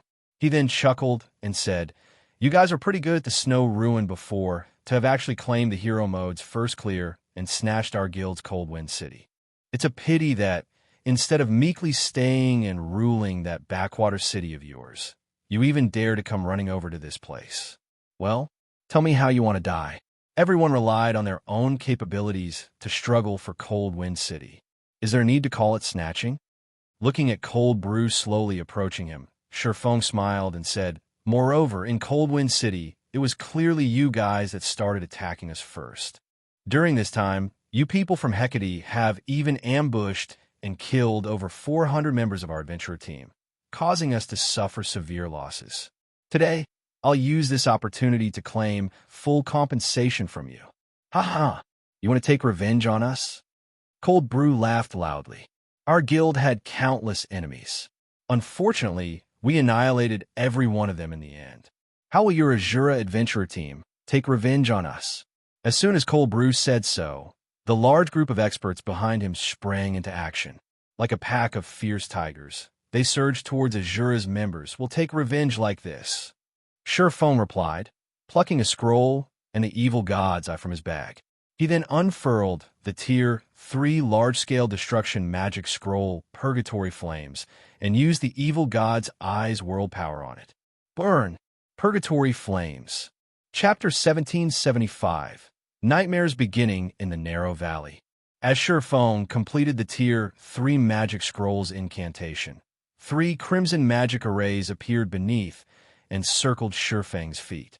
Immediately after, the ground started to tremble, extending forward and away from Silverwing. Even Hecate's members, who stood over 50 yards away, felt the intense quaking. Damn it. It's a large-scale destruction spell. Everyone dodge. Cold Brew panicked when he noticed a torrent of mana surge towards Silverwing. However, the magic scroll Silverwing had used had a very short channeling time. By the time Hecate's members had noticed it, the 3 crimson magic arrays formation had completed. In the next moment, a gigantic flaming phoenix, with a wingspan of easily over 100 meters, appeared above Sure Foam. The heat the phoenix radiated melted the snow around it. Boom. With a screech, the phoenix flapped its wings once and disappeared, sundering the space it had occupied. In the blink of an eye, the phoenix arrived before Hecate's army. Seeing the approaching avian, horror flashed on the faces of Hecate's members. At the same time, thoughts of escape flooded their minds. However, compared to the phoenix's speed, Hecate's members were little more than snails. Wherever the phoenix passed, a sea of fire followed. When Vast Heaven, who led the charge against Asura's members, saw the flames, his eyes widened in shock. With a frustrated gaze, he turned towards Sure Foam as the fire devoured him, his HP falling to 0 instantly as his body turned to ash. After Vast Heaven disappeared, an item took his place. If these flames even killed a Tier 2 player like Vast Heaven upon contact, Hecate's Tier 1 players didn't have a chance of survival. Agonized screams echoed throughout the Valley Asura. Cold Brew's expression darkened as he glared at the phoenix as it flew past him due to the valley's narrow terrain. The single attack had claimed more than 3,000 Hecate members. 4 of the 12 heavens, who weren't adept at protecting themselves, had died as well. The loss Hecate just suffered was egregious. Everyone, charge. Let's teach Hecate's members that if they target our adventurer team, they'll have to pay in blood. Sure Foam commanded through the team chat as the phoenix disappeared. Asura will fully compensate you for any losses you suffer today. Against an army of 40,000 elite and expert players, even a 100-man Tier 2 team would fall. After all, players had limited stamina. Furthermore, Hecate had come prepared for this ambush. The guild had all kinds of magic scrolls and tools for this battle. Even if the 100 Tier 2 experts could maneuver around the battlefield and dodge incoming attacks, some hits were bound to land. All these players could do was try to flee. Fighting was simply suicide originally. Purgatory Flames was an AoE spell that dealt fire damage to an area of 20 by 100 yards, but with World's Powers enhancement, its range had grown to 400 yards. It was just enough to open a path through Hecate's army. As long as they could break free from this encirclement, they would have a chance of survival. Right? At worst, we'll just die once. Isn't that just one piece of equipment? Let them have it. We follow the commander's orders. Nice. I've been itching for some payback. Hearing Sure Feng's words, Asura's members burned with fighting spirit, their fear of Hecate vanishing. Good. Let's charge. As his team brimmed with fighting spirit, Sure Feng nodded approvingly. He then took out the Bible of Darkness and summoned a Tier 3 demon to remove anyone in his way. He then followed after the demon kill. Kill these bastards from Hecate. Asura's members flowed into a defensive formation, with the experts around the perimeter and the lifestyle players in the center, and followed after their commander. When he saw Hecate's members start to fill the gap in their army's formation, Sure Feng used Flame Domain to reopen his path, instantly slaying another several hundred players. Do not let them escape. All ranged players, attack with everything you've got. Cold Brew shouted as Asura's members tried to escape. He then cast the Tier 2 spell, Frostflame Bullet, at Asura's members. Frostflame Bullet had a very strong penetrating ability.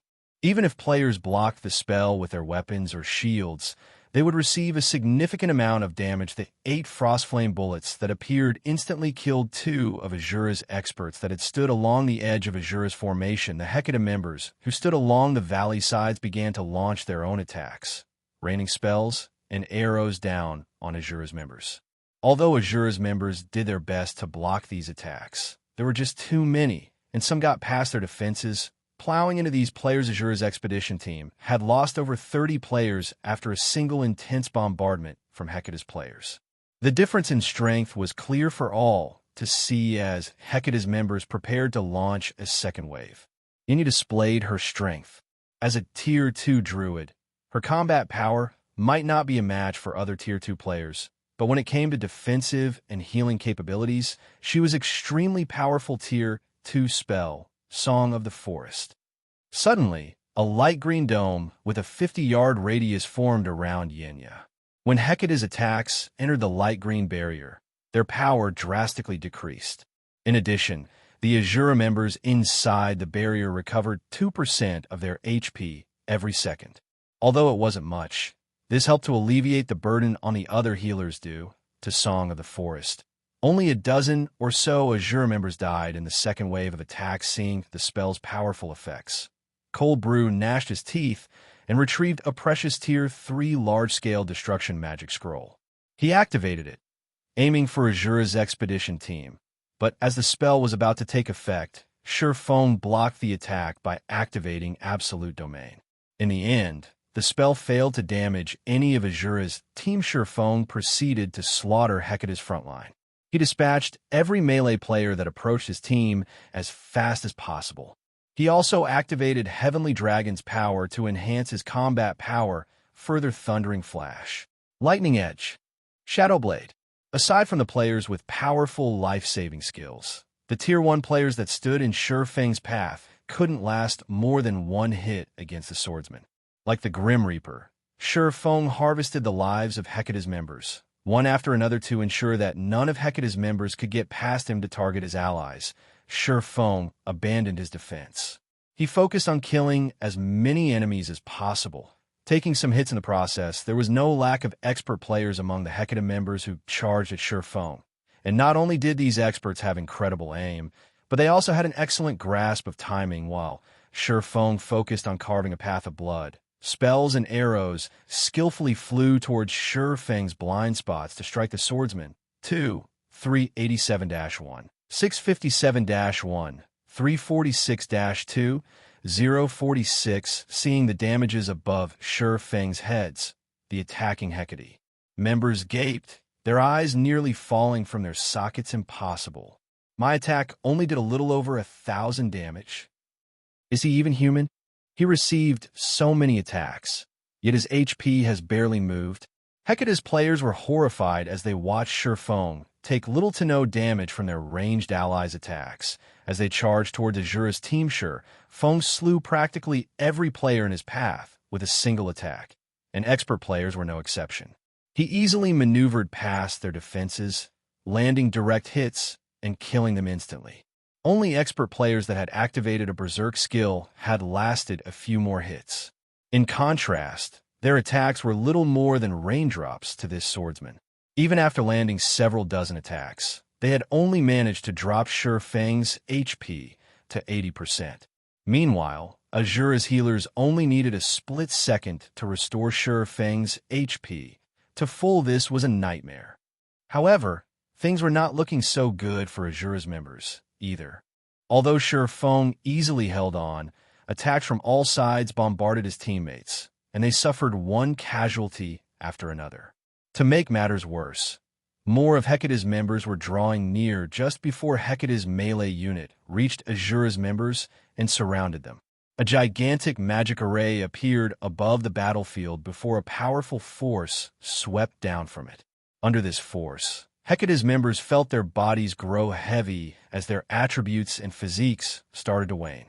In contrast, Asura's members suddenly felt lighter, a surge of power flooding in their bodies. Even their minds cleared considerably. What's going on? Cold Brew could sense that the battlefield's mana density had increased, boosting Asura's attributes. Chapter 1776. Asura's Sword Hellscythe_Lucky Old Cat. After Silverwing spent 7,000 magic crystals to activate the Ring of Gospel's World Projection and Ring of Brilliance, the attributes of Asura's members increased, and those of Hecate's members decreased. The change immediately alleviated the pressure on Asura's members. Now, Asura's ranged members were able to repel Hecate's melee members with greater ease. Even when their attacks struck the enemy MT shields, the impact pushed the MTs back, stopping their advance momentarily. After a single round of attacks from Asura's ranged members, the offensive formation of Hecate's MT shattered.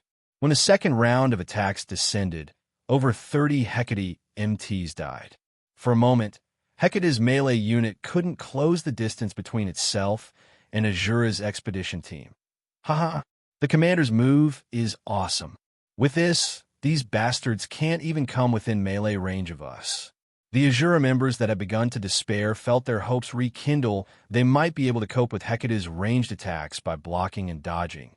But if they allowed Hecate's melee members to come in close and personal, they would definitely be in a bind. If they were pinned down for too long, Hecate's ranged members would make quick work of them thanks to World Projection and Ring of Brilliance. Asura's advancement had increased considerably. Now, with the exception of Hecate's Tier 2 players, Asura's members held their ground against the incoming attacks. Hecate's Tier 1 players could no longer break their formation meanwhile. Feng, who opened a path for his team, was like a killing machine despite Feng having only advanced 1/4 of the way through Hecate's blockade. More than 400 players had died by his swords in addition. Feng's Tier 3's demon disrupted Hecate's formation from time to time. This prevented Hecate's members from slowing Feng down. And Hecate's members could only watch as Feng made his way through there. Rank's blade, go, stop him with the vultures. We must not let these people get away, Cold Brew said, gnashing his teeth as he watched Feng plow through Hecate's army. Unhindered Feng played a crucial part in this battle. If he hadn't torn a hole in their encirclement, Asura's members wouldn't have had a chance of breaking through. Moreover, too many Hecate members had died at Feng's hands. Feng left only corpses in his wake. If they did not remove the man from the battle now, they would suffer immense losses. Got it. Blade Hand, who had hidden a short distance away from Asura's expedition team, replied through the team chat. He then led the 6 assassins around him and snuck towards Feng. The Vultures was a party of assassins Hecate had specifically nurtured to eliminate important figures in other large guilds. The Vultures had successfully assassinated the upper echelons of super first-rate guilds in the past, when the Vultures were within 30 yards of Feng. The 6 assassins each took a magic array scroll from their bags. When they were within 25 yards, they used shadow steps and instantly appeared beside Feng's seal. The Vultures moved extremely quickly and simultaneously unfurled the magic array scrolls in their hands. However, Feng's response was also swift. He instantly knew what these newcomers intended to do. Immediately, he began brandishing his sword's orbit. Dazzling stars bombarded the 6 assassins, one after another with both hands occupied. The Vultures couldn't defend themselves. Hence, they promptly activated wind steps, utilizing the brief invulnerability the skill provided to block Feng's strikes while they continued to activate their magic array scrolls. Suddenly, a magic array formed beneath Feng's feet. He then felt a powerful gravitational pull as chains emerged from the magic array and wrapped around his body, reducing his basic attributes, movement speed, and attack speed by 60%. Moreover, a magic barrier formed around him, Blade Hand, and the Vultures, sealing them off from the outside world. No attack spells or healing spells would be able to get through this barrier. Dying. Blade Hand appeared behind Feng, slashing his 2 daggers at the swordsman while he activated his berserk skill. Similarly, the 6 Vultures activated their berserk skills and used Absolute Strike, the assassin class's strongest Tier 1 skill, since the attacks had been launched from such a close range, and Feng's attributes and speed had been drastically reduced. He couldn't defend himself in time. As a result, all 7 attacks hit their mark at the same time. Commander. Anxiety and concern overwhelmed Yinya as she watched Feng take the hits, facing 1 Tier 2 assassin and 6 Tier 1 assassins with activated berserk skills. Even Feng, who had activated Heavenly Dragon's power, would likely fall. He's finally dead. Cold Brew could not help but breathe a sigh of relief when he saw the attack strike Feng. With Feng dead, the remaining members of Asura were fish on the chopping block. Moreover, the fact that they had killed Feng, the Asura adventurer team's commander, more or less justified the large number of casualties they had suffered. However, unlike Cold Brew, the Vultures and Blade Hand, who were inside the magic array, expressed neither joy nor relief. Instead, they stared at Feng with grim expressions. This was because their weapons had not struck Feng at all. Rather, a translucent barrier enveloping Feng's body had stopped their weapons. What a powerful assassination technique. For a moment, even I thought I was dead meat. After glancing at his 7 tense assailants, Feng took a look at the void shield he had activated. His void shield had already lost more than 30% of its energy. If he had failed to activate the barrier in time, he definitely would have died. It's only a protective shield. I refuse to believe it can last forever. After recovering from his shock, Blade Hand altered his dagger's trajectory and launched another attack. Similarly, the 6 vultures launched their own assault. The 7 assassins remained cold and unmoving as they attacked Fang's protective shield in a frenzy, disregarding any cost while inside the magic array. Their basic attributes surpassed Fang's. They were also faster than the swordsmen. Meanwhile, skills that generated protective shields could only absorb a limited amount of damage. As long as they broke through the protective shield, Fang would die. All the same daggers and short swords rapidly struck Fang's void shield. Dang! Fang executed sword's orbit to defend himself, but each time he blocked an attack, his arms would tremble slightly. In terms of strength, he was no match for the 7 assassins. Meanwhile, the assassins' coordination prevented him from blocking all of their attacks. As a result, his void shield's energy continued to deplete 60%, 50%, 30%. While void shield's energy drained, the expedition team situation had taken a turn for the worst. Since Asura's members had halted their advance for a time, Hecate's members were able to land more attacks. As a result, Asura lost members rapidly. Seeing this, Fang could not help but sigh. Immediately, he activated Blade Liberation, his aura's intensity skyrocketing the instant Blade Hand and the vultures came into contact with Fang's killing ray. They felt their arms go numb. The impact sent them flying and crashing into the magic barrier, which rippled under the force. How did he recover his strength? Blade Hand's expression darkened further as he watched Fang, who stood proudly in the center of the magic barrier.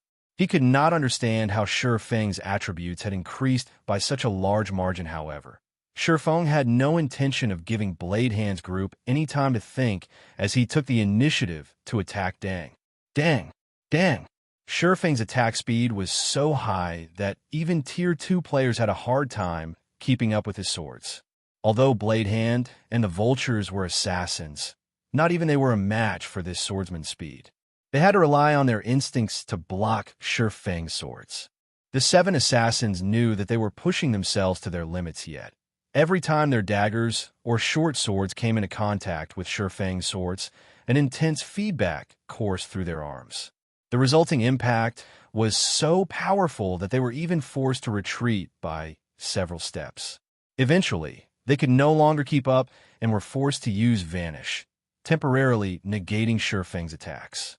Using the brief invulnerability, they launched a suicidal attack. The reckless assault instantly shattered Fang's void shield and slightly lowered his HP. Seeing that they had finally dealt damage, Blade Hand and the vultures regained a little hope. Immediately, the 7 assassins disregarded defense and launched another reckless assault. However, just as their attacks were about to strike Fang, their targets split into 2 identical copies. Phantom kill. Blade Hand and the vultures were dumbfounded, but since their brief invulnerability was still active, they thrust their blades at the 2 copies. However, with the 7 assassins' attacks divided and the fact that Fang had an absurd amount of HP and defense, the assassins failed to kill either of Fang's copies when the 7 assassins' temporary invulnerability ended. Fang and his doppelganger simultaneously activated Shadow Blade, sending 20 strikes flying at the assassins. There was little space for players to move around inside the magic barrier, and as a result, 5 of the 7 assassins were killed instantly. Fang and his doppelganger then executed Purgatory Pentaslash, each bombarding the 2 remaining assassins with 5 slashes. The power of each slash grew stronger than the last, and by the time Fang and his doppelganger landed their 5th hit, their opponents were paralyzed suddenly. A streak of blue light cut down Blade Hand and the last vulture this time. The 2 assassins were powerless. When the streak of light cut through the 2 assassins' leather armor, both were thrown into the magic barrier, staring with widened eyes as they died. They simply could not bring themselves to believe that some commander of a measly adventurer team had turned the tables on Hecate's vultures, who were powerful enough to make the various large guilds tremble with fear. Although Blade Hand wanted to say something, his HP had reached 0. His vision faded to black as his body transformed into a streak of light and disappeared, leaving behind a piece of equipment shortly after. The magic barrier around Silverwing shattered and vanished. Chapter 1777. Scourge. Hellscythe_Lucky Old Cat. Along with the magic barrier's disappearance, Hecate's members, who were slowly closing in on Asura's members, could not help being stunned. Everyone in Hecate knew of the vultures. The group was second only to the guild's pride, the 12 Heavens, in terms of strength. When it came to fame, the vultures were far more renowned than the 12 Heavens because the vultures had killed many people in the upper echelons of first-rate guilds before, and even someone in the upper echelon of a super first-rate guild. Moreover, Blade Hand, Hecate's #1 assassin, had even led the assault on Silverwing this time yet. After fighting for just a little over 10 seconds, all 7 of the vultures actually got killies, not dead. Even after all that, a hint of fear flashed across Cold Brew's eyes as he watched Silverwing collect the items dropped by Blade Hand and the vultures. Although he had long since known that Silverwing was very strong, he hadn't thought the swordsman was this strong. Gritting his teeth, Cold Brew immediately commanded, "Everyone nearby, listen up. Stop Asura's commander at all costs. He has already used up all his trump cards. We cannot let him get away, no matter what. I will reward 4 pieces of level 50 fine gold equipment or 1 level 50 dark gold weapon to whoever manages to kill him." With such strength, if they allowed Silverwing to develop freely, he would undoubtedly become a scourge on Hecate in the future. Only by killing Silverwing once now and damaging his vigor would they be able to disrupt Silverwing's development. Moreover, it wasn't very easy to hunt down and encircle players out in the field. They had succeeded this time only because Silverwing had not been prepared. After today, they definitely wouldn't find another good opportunity like this to strike at Silverwing in the future anyhow. The sudden boost in Silverwing's attributes definitely wouldn't last long. Once they outlasted its duration, victory would be theirs for the taking. Kill. Meanwhile, when Hecate's members heard the reward Cold Brew was offering, their eyes promptly turned bloodshot. The guild had precious few level 50 fine gold weapons, much less level 50 dark gold weapons. If they could get their hands on one, it would definitely boost their combat power significantly, following which the Hecate members that were previously drawing closer to Asura's members suddenly changed course. For Silverwing, dozens of melee players swarmed Silverwing simultaneously. Spells and skills also flew at him one after another. Seeing this, Silverwing swung Killing Ray, lightly summoned lightning. Suddenly, with Silverwing as the center, countless streaks of lightning spread out into his surroundings. As he was still under the effects of twofold berserk, every player that came into contact with the lightning strikes were killed, their bodies becoming piles of ash on the ground. Before the might of this attack, Hecate's members, who were fired up with bloodlust, instantly cooled down, their charge coming to an abrupt halt. Sure enough, there are still too many people. Silverwing paid no attention to the Hecate members that had stopped approaching him. Instead, he shifted his gaze to his teammates, who were currently fighting a heated battle. Although the Ring of Gospel skills had helped Asura's members significantly, the disadvantage in numbers was simply too massive. Now, less than half of the Asura expedition team remained alive. Silverwing then turned to look at the snow-capped forest a little over 1,000 yards away.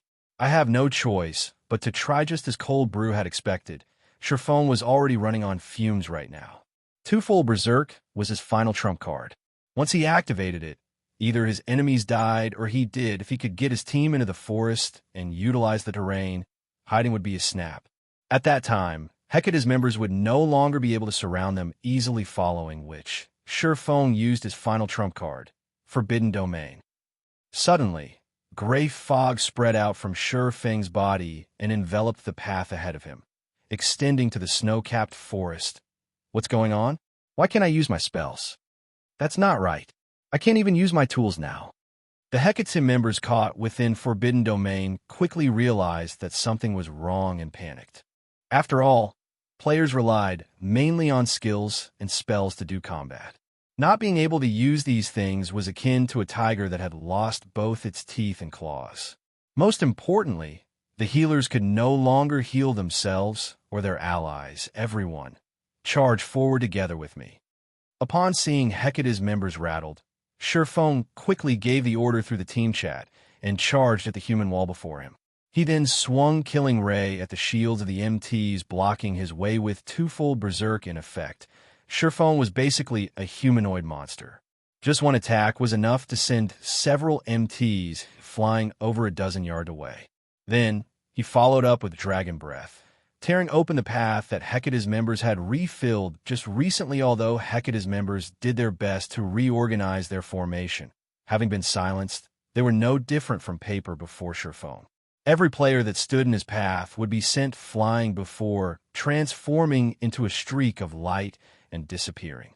Nobody could stop him, and all Asura's members became hot-blooded at the sight of Silverwing harvesting the lives of their enemies so effortlessly. They followed after him with renewed vigor, although Hecate's members tried to prevent the adventurer team from advancing. The difference in combat power was simply too massive.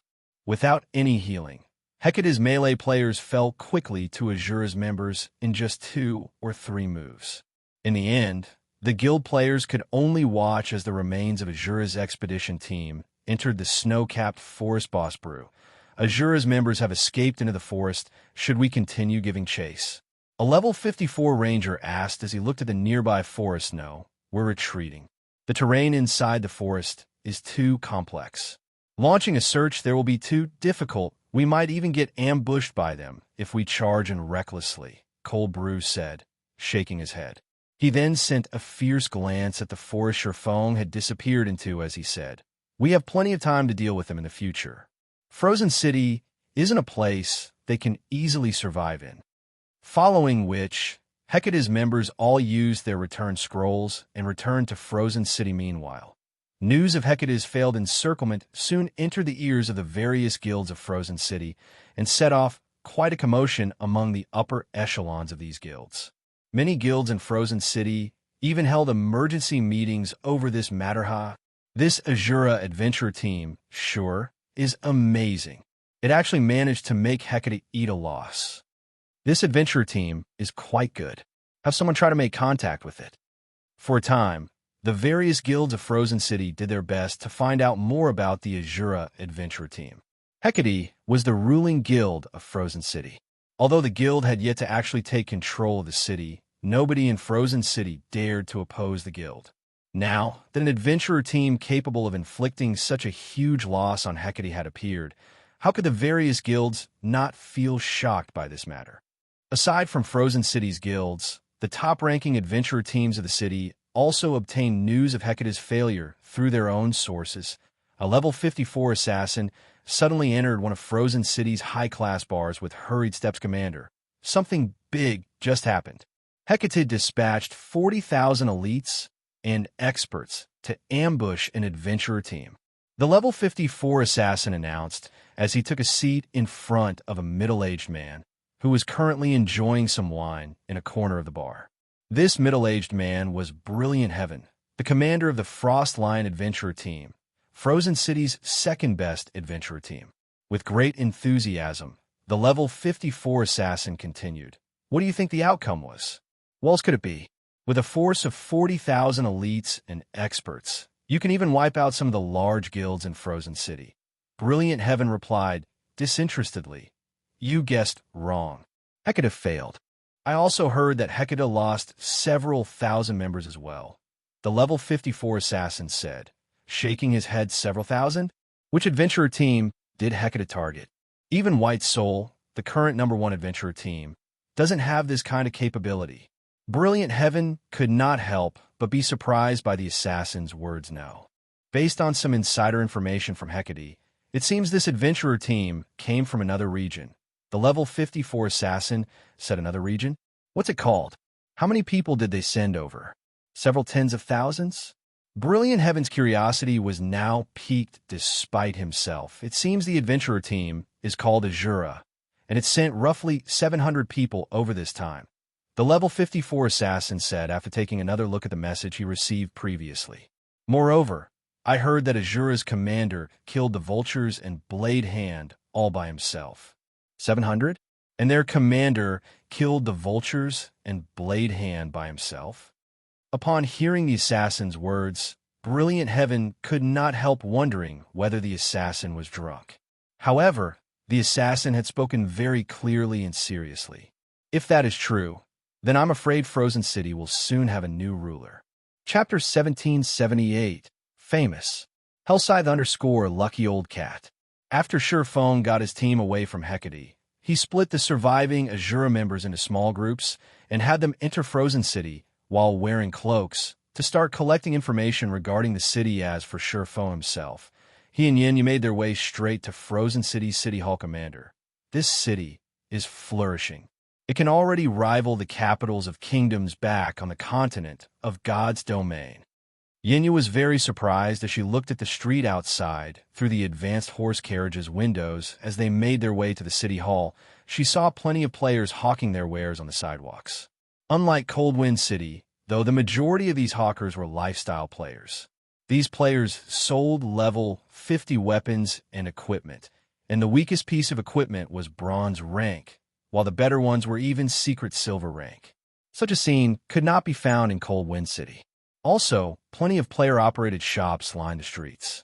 Frozen City's prosperity could definitely rival that of a kingdom's capital. Moreover, compared to the level and equipment standard of Coldwind City's players, the players here were obviously superior.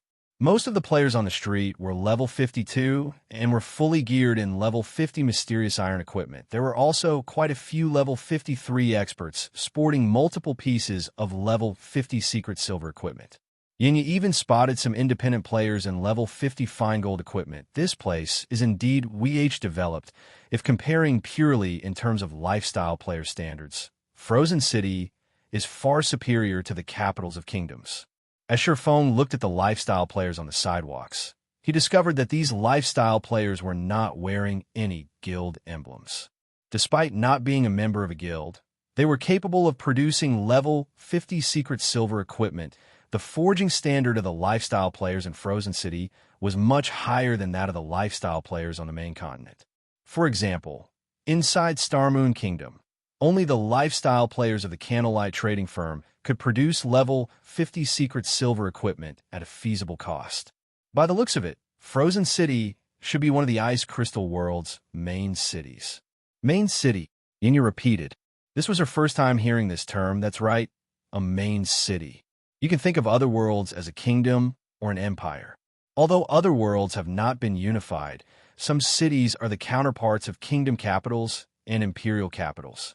These cities are known as main cities. They function as an intersection for neighboring regions.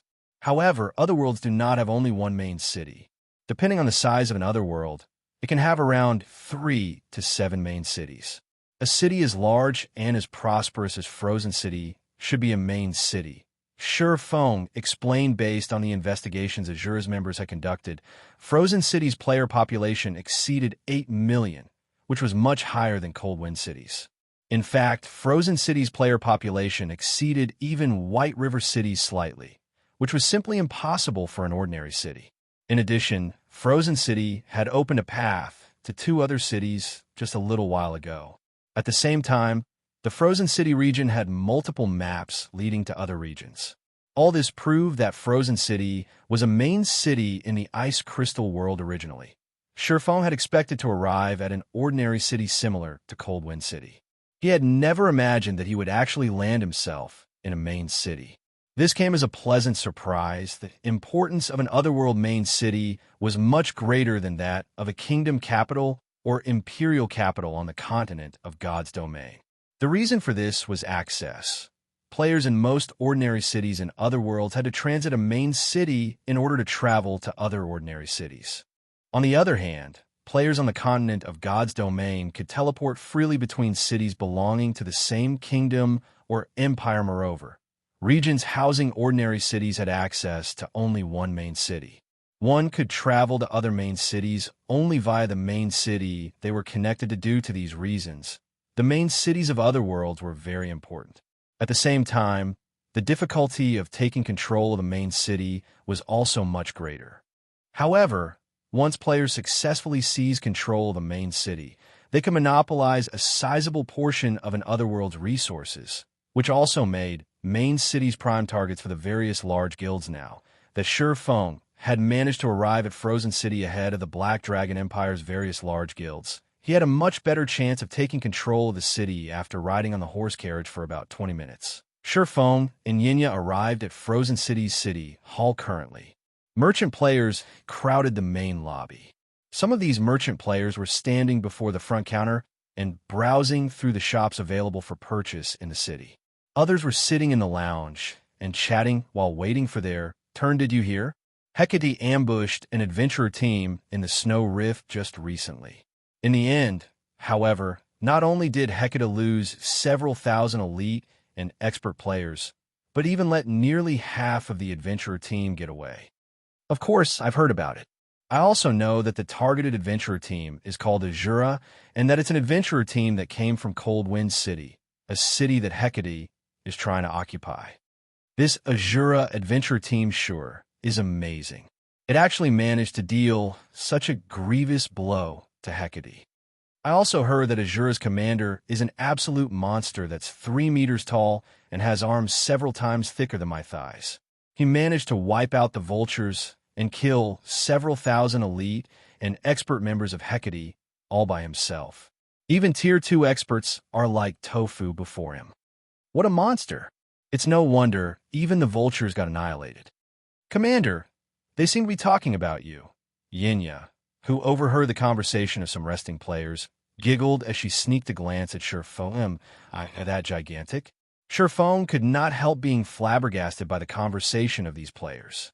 The rumors about him were growing increasingly ridiculous. Hecate's ambush this time had indeed dealt a severe blow to Asura's expedition team. However, Asura had also gained a considerable harvest from the ambush, and this harvest came in the form of free promotion. After all, Hecate had caused quite a commotion when it dispatched an army of 40,000 players to hunt a single adventurer team. The fact that the guild returned in failure only served to garner even more attention from the general populace. At this point, practically every player in Frozen City had heard about the Asura adventurer team already. After Silverwing arrived on the second-floor hall of the city hall, he revealed his city protector title. Lord Protector, how may I be of service to you today?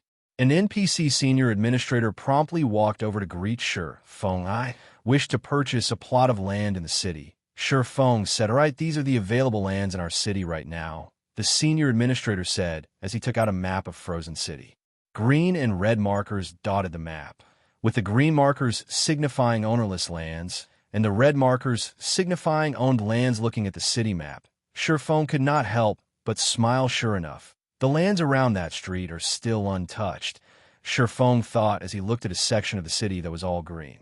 Labeled the Old City District, this section was located in the outer area of the city, and it would seem that nobody was interested in purchasing the lands thereafter. All this time, since the launch of God's Domain, the important lands of NPC cities, whether on the main continent of God's Domain or in other worlds, had already been bought by the various guilds.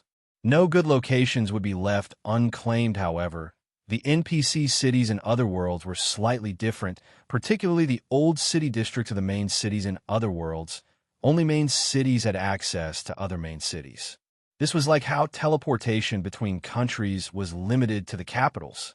Players needed to travel to the capital in order to teleport to another country. However, the way this access was gained wasn't by opening up a path in a particular map, but by activating the air routes between cities.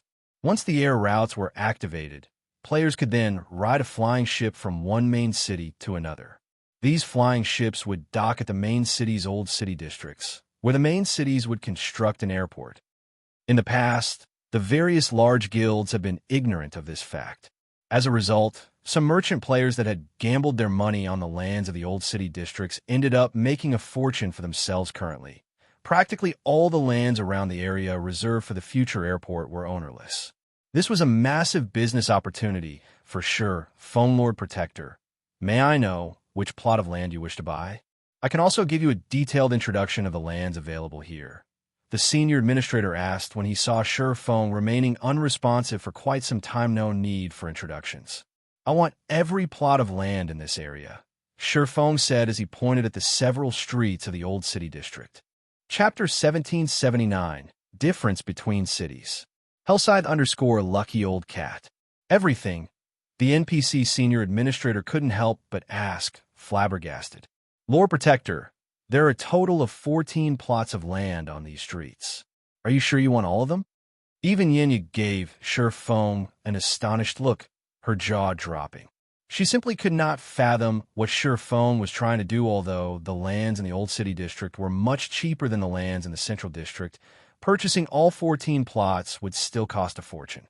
Moreover, the Old City District was in a remote area of the city. Even now, nobody had bothered to purchase any of those lands. One could easily see just how poor the location was. Just finding a tenant might be impossible, that's right. I want all of them.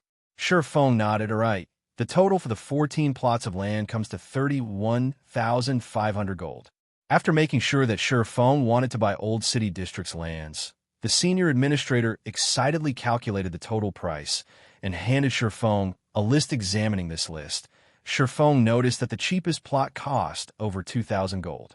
These lands were slightly more expensive than those in the outskirts of a kingdom's capital city, however. Once the air routes between main cities opened to the public, these lands would become dozens of times more valuable. Even if he didn't have a use for these lands, he could rent them out and make a fortune. Naturally, he couldn't miss the opportunity to purchase these lands. After ensuring that everything was in order, Feng completed the payment at this stage of the game. 31,500 gold was a massive sum even to a first-rate guild. To Feng, however, this amount was nothing. Feng had already sent Solitary 9 with the rare materials, which the Asura Adventurer team and the Adventurer Alliance had gathered, to the Candlelight trading firm.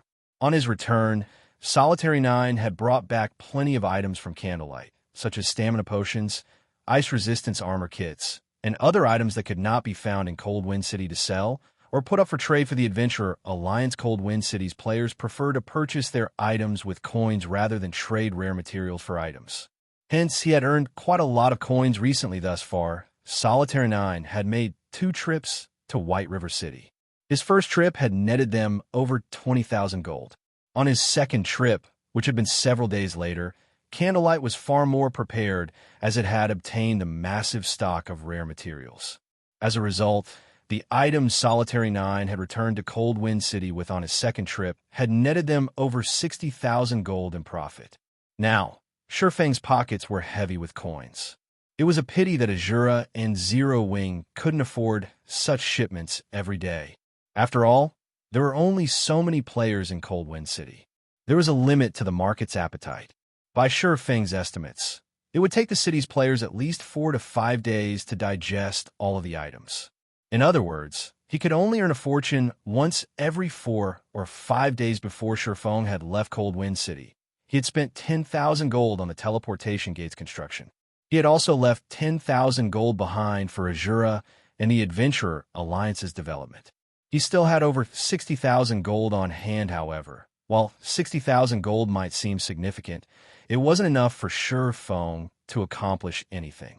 He needed a lot more than this paltry amount aside from Cold Wind City's development. Feng was responsible for the development costs of Zero Wing's branch guild, Silverwing Town, and the Lost Town and the Boneless Land, all of which required a massive amount of funds. This was especially true for Silverwing Town and the Lost Town. Silverwing Town was located beside a primordial divine ruin that was connected to Primordial City. It was a strategic location that could constantly bring in combat techniques and resources which could aid players in their promotion quests. As for the Lost Town, it was a holy land that could help players grasp the realms of truth. It would help Zero Wing nurture countless experts for the future. These 2 towns were the foundations necessary for Zero Wing to become a super guild, and they needed to be fortified as soon as possible. Otherwise, once the various superpowers realized the value of these 2 towns, they would do everything they could to steal them from Zero Wing. This was also why Feng had told no one about the Lost Town. With how large Zero Wing had grown, there were many spies within the guild. The risk of leaking information was too great in God's domain. The strong preyed on the weak. On the off chance that the various superpowers discovered the Lost Town's ability, Zero Wing's current strength wouldn't be enough to defend the town from the claws of multiple superpowers. It was absolutely necessary that Shurfeng fortify the two towns as soon as possible. And the fastest way to do so required spending money to earn even more. Purchasing these 14 plots of land was his plan's first steps. After purchasing these 14 plots of land, Shurfeng chose the largest one and spent 3,000 gold to build a luxurious adventurer residence, which would serve as Asura's base in this city. He then selected another 5 plots of land and spent a total of 5,000 gold to build high-end shops. Shurfeng intended to use these shops as temporary warehouses. Frozen City had far more residential players than Cold Wind City, and the resources these players possessed were doubtlessly superior to those in Cold Wind City in both quantity and quality. After making the necessary preparations, Shurfeng went on to Frozen City's official forums and published a post as the Asura Adventurer Team's Commander. The Adventurer Alliance is currently recruiting in Frozen City. We offer excellent benefits with no restrictions. Strong, capable players can even join the Asura Adventurer Team directly. The moment this post went public, many players that were interested in the Asura Adventurer Team clicked on it out of curiosity. Amazing. Truly amazing. What? We can even purchase level 50 fine gold set equipment. Quick look. We can actually purchase combat techniques in the Adventurer Alliance. There are also ice resistance gemstones among the exchangeable items. This Asura Adventurer Team is too generous. Does Asura plan to gather strength for a war against Hecate? Is this for real? If it's true, I'll join the Adventurer Alliance right away. Magic Light Set, here I come. The post Shurfeng had uploaded contained information that introduced the Adventurer Alliance's benefits. To attract more players to join, he had even used the Magic Light Set and combat techniques as bait. Of course, not only did items like the Magic Light Set require a large number of Adventurer Alliance points, but they also required a sufficient number of soul-dissolving flowers. Shortly after Shurfeng's post went live, the independent players throughout the entire Frozen City went into an uproar.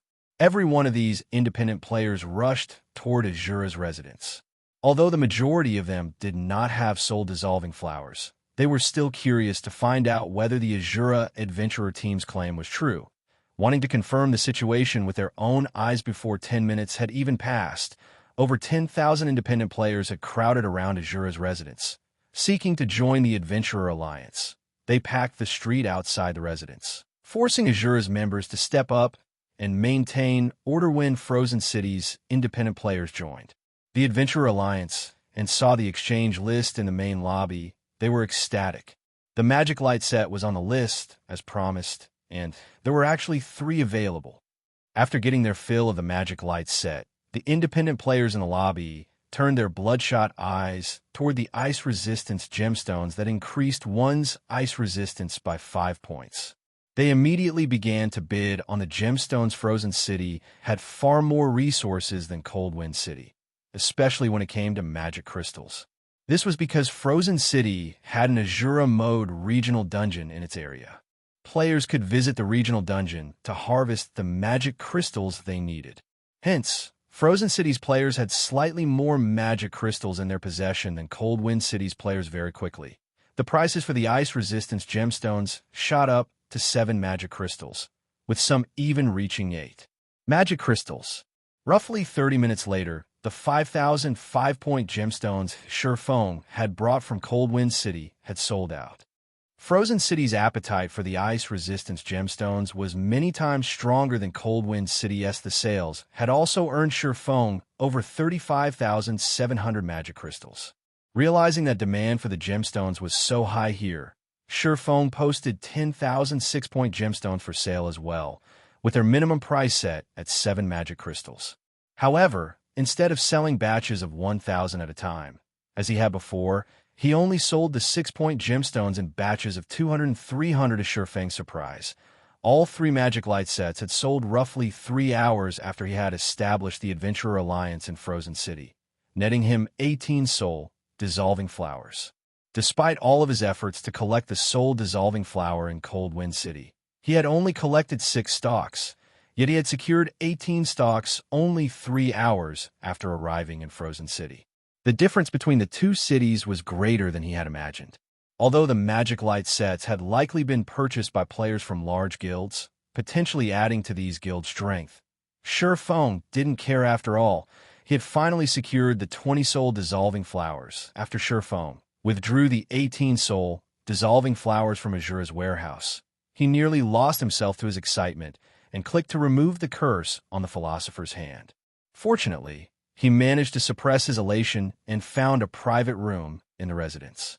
Only after ensuring that he was alone did he retrieve the crystalline hand from his bag system. It has been detected that you have 20 soul dissolving flowers. Do you wish to remove the curse on the Philosopher's hand? Seeing the system notification, Feng clicked Accept without hesitation. Chapter 1780. Initial Unsealing of a Legendary Item. Hellscythe_Lucky Old Cat. The instant Feng chose to remove the curse, the crystalline, skeletal hand released a purplish gold glow that lit up the entire room. The mana density in the room also started to rise at a rapid rate. Amazing. So, this is the power of the Philosopher's hand? Feng was unprecedentedly calm as a white mist surrounded him shortly after. The mist turned mana, gradually took liquid form. A globe of liquid mana then formed before Feng. A moment later, a scene began to play in the mana globe. The footage showed a world enveloped in fire. The world's sky was covered in dense, dark clouds, and from time to time, a tower of flame would rise into the sky. Meanwhile, white flames danced on flowing, white-hot magma in this world center.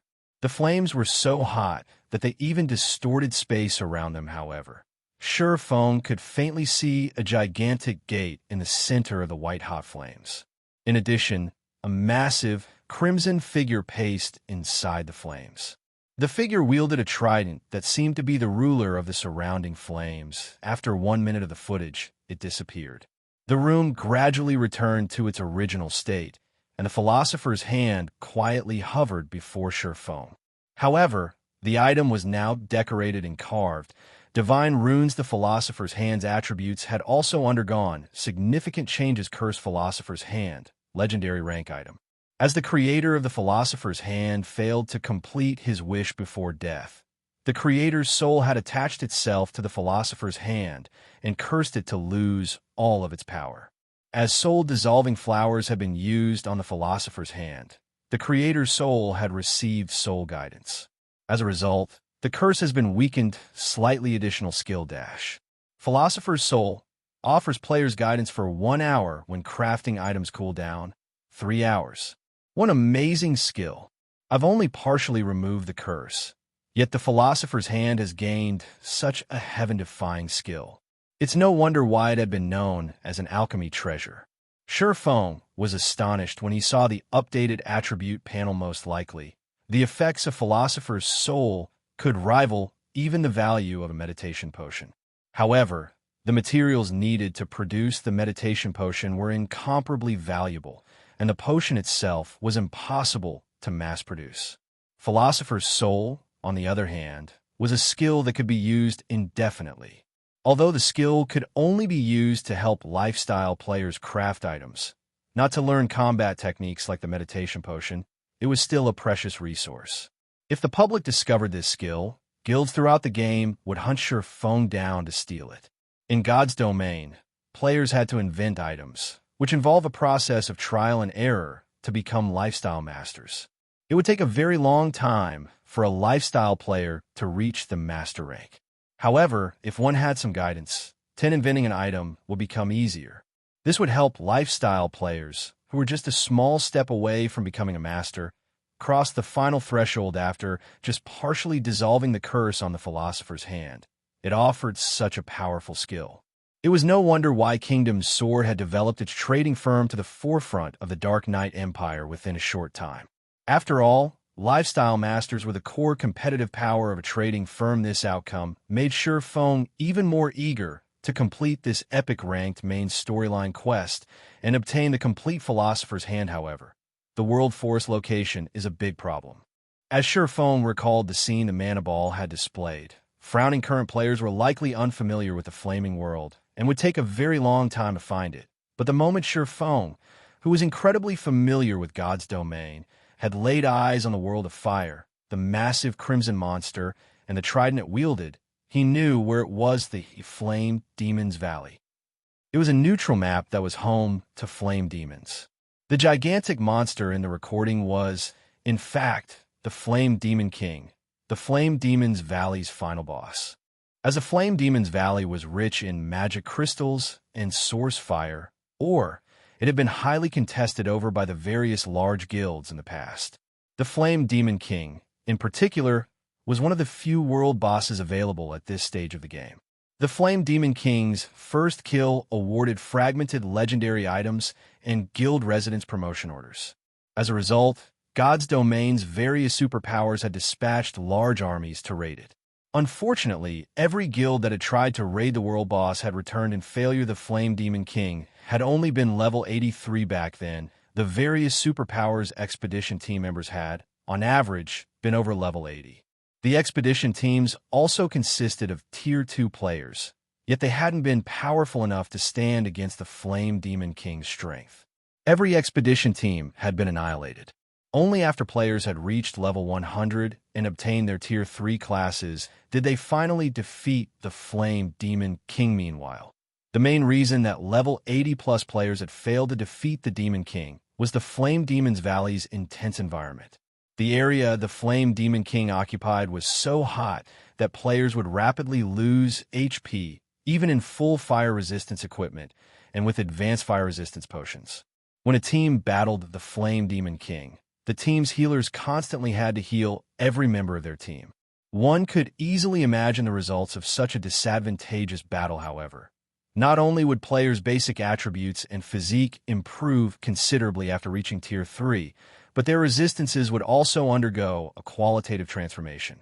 This was also the greatest difference between Tier 2 and Tier 3 players. This was why players have been able to defeat this boss after reaching Tier 3, although Silverwing's goal only consisted of traveling to the World Forest and activating the World Gate, not killing the Flame Demon King. The area's scorching fire was no laughing matter.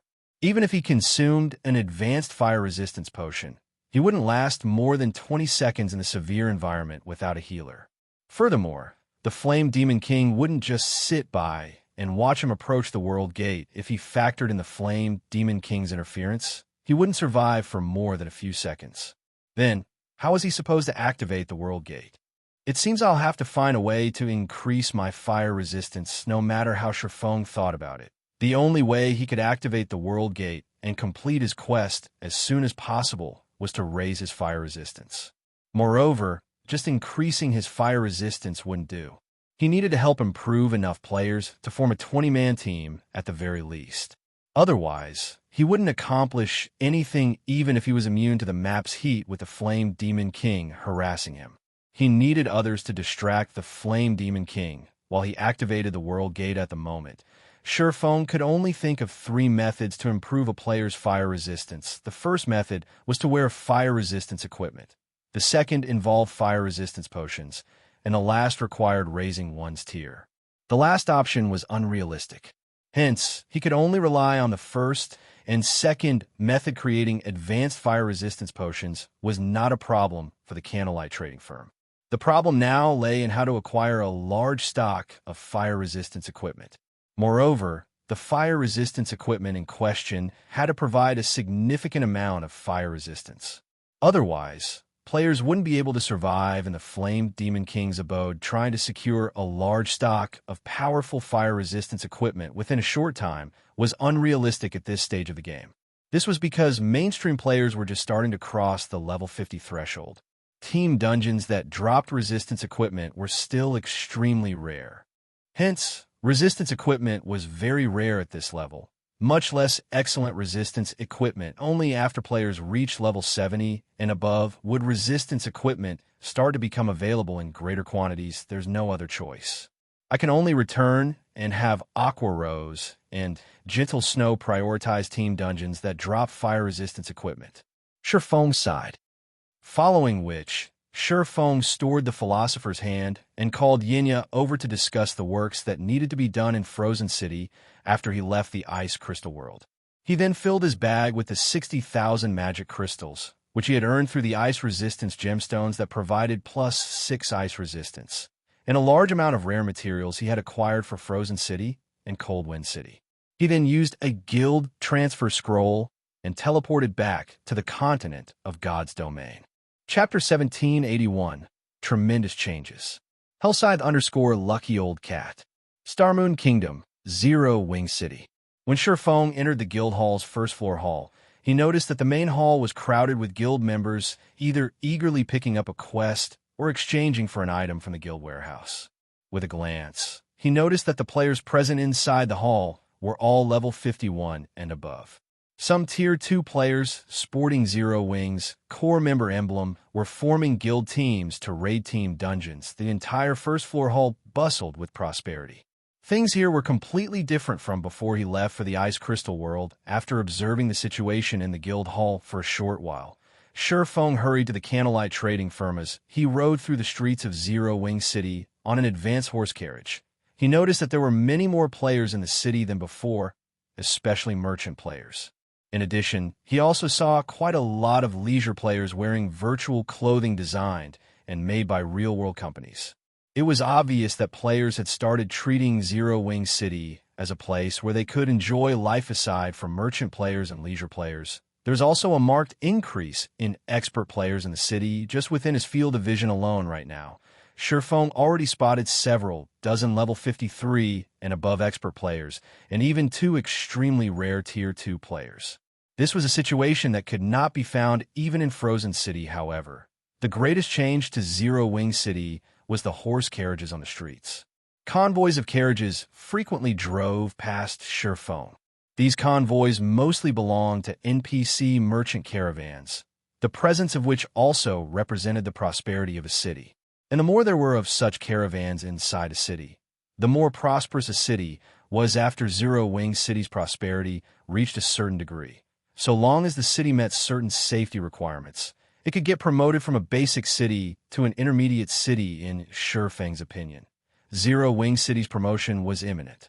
If a guild wished to promote its basic city to an intermediate city, the city needed sufficient popularity. The presence of NPC merchants on the streets was a good benchmark for a city's popularity, something which the various large guilds in the past had discovered after collecting sample information from multiple guild cities. Normally, when half of the merchant caravans present in the city were made up of advanced transport carriages, a basic city already possessed sufficient popularity to become an intermediate city. Meanwhile, roughly 1/3 of the merchant-owned carriages present inside Zero Wing City were advanced transport carriages.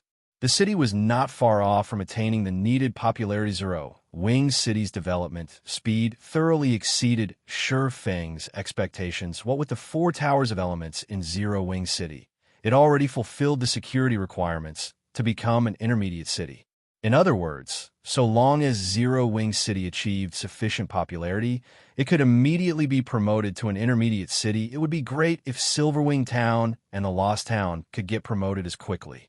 Feng could not help but sigh ruefully as he looked at the streets through his carriage's window. Being Starmoon Kingdom's first guild city provided Zero Wing City with a massive advantage. With the additional benefit of an advanced defensive construction like the 4 towers of elements, it was basically impossible to stop Zero Wing City from developing rapidly. On the other hand, Silverwing Town and the Lost Town, which were both located in neutral maps, did not possess such an advantage. After riding on the horse carriage for about 10 minutes, Feng arrived before the Candlelight trading firm, which was as lively as ever. Quite a number of lifestyle players were lined up on one side of the shop, waiting to apply to join Candlelight. Guild leader, you're back. Melancholic Smile, who is currently busy handling recruitment procedures on the second floor hall, was pleasantly surprised to see Feng and MHM. What's the situation in Zero Wing City and Candlelight right now? Feng asked when he saw Melancholic Smile approaching him. When he noticed the Master Forger's insignia pinned on her chest, he could not help his surprise, asking, "You got promoted to Master already?" "I became a Master Forger just yesterday." It is all thanks to the rare materials you had Solitary 9 and the others deliver. Those materials allowed me to carry out many experiments. In the end, I managed to create an entirely new piece of equipment, Melancholic Smile said. However, despite her humble words, Melancholic Smile still felt a little proud of herself. After all, the threshold of master was a huge one to cross. At this point in time, tons of lifestyle players were still stuck at the advanced rank, nowhere close to creating a new item since you've already been promoted to a master forger. I'll hand over these designs to you, Shi Feng said, taking out a few designs from his bag. He had obtained these designs from the Snow Ruin. One of these designs was for the level 50 dark gold weapon Sockham's blade. One was for level 50 fine gold ranked plate armor guards, and one was for level 50 dark gold ranked cloth armor robes. Upon taking a closer look at these designs, Melancholic Smile immediately fell into a daze, her hands gripping the designs for Sockham's blade and the fine gold ranked arm guards tightly. Guild leader, can I really learn these? She asked excitedly. If these were merely secret silver ranked forging designs, she wouldn't have batted an eye at them. However, it was a different story for level 50 fine gold and dark gold ranked designs, because forging items of such quality required completely different techniques and the proper matching of materials to unleash the full potential of the materials used. In short, the rank of a forged weapon or equipment was determined by a forger's capability to utilize the materials involved. If a forger was capable of forging only bronze and mysterious iron ranked weapons and equipment, then their ability to unleash the potential of raw materials was only at a rudimentary level. Weapons and equipment at the dark gold rank, on the other hand, could be considered works of art. At this rank, the matching of materials was practically at a perfect level. Meanwhile, if players wished to create such works of art of their own, they needed to keep learning level 50 plus fine gold and dark gold ranked forging designs. However, designs of such rank were extremely rare and difficult to obtain. Thus far, aside from the fine gold rank and above designs from the Holy City of Titan, the Candlelight trading firm did not possess any other high-ranking designs. Of course, if Candlelight has a tailor who has reached the master rank, then that robe design will be theirs, Shi Feng said, chuckling. This situation made him realize that, aside from various rare materials, he could also get high-ranking designs for lifestyle players from the Ice Crystal world. It wouldn't be a bad idea to have Solitary 9 transfer some of the high-ranking designs they acquired at the Ice Crystal world. Thank you, Guild leader. I'll make sure to produce weapons and equipment that will be to your satisfaction very quickly. Melancholic Smile was brimming with joy as she stored the designs. Afterward, she started reporting on Zero Wing's current affairs to Shi Feng. Thanks to Zero Wing City and Silverwing Town, Zero Wing's development was zooming along. The guild already had over 240,000 elite members and 7,000 expert members. Those numbers could already rival those of first-rate guilds, with Zero Wing City's player population having exceeded 5 million during this period. It was close to catching up to White River City. Just the entrance fees collected daily provided massive income to the guild only. As the guild's member count increased, the guild's expenditures likewise increased. Moreover, the Zero Wing members developing over at Silverwing Town were constantly ambushed and harassed by the evil god's temple and dark players. This forced the guild to construct more defensive structures in Silverwing Town, as well as pay compensation to members that got killed in battle.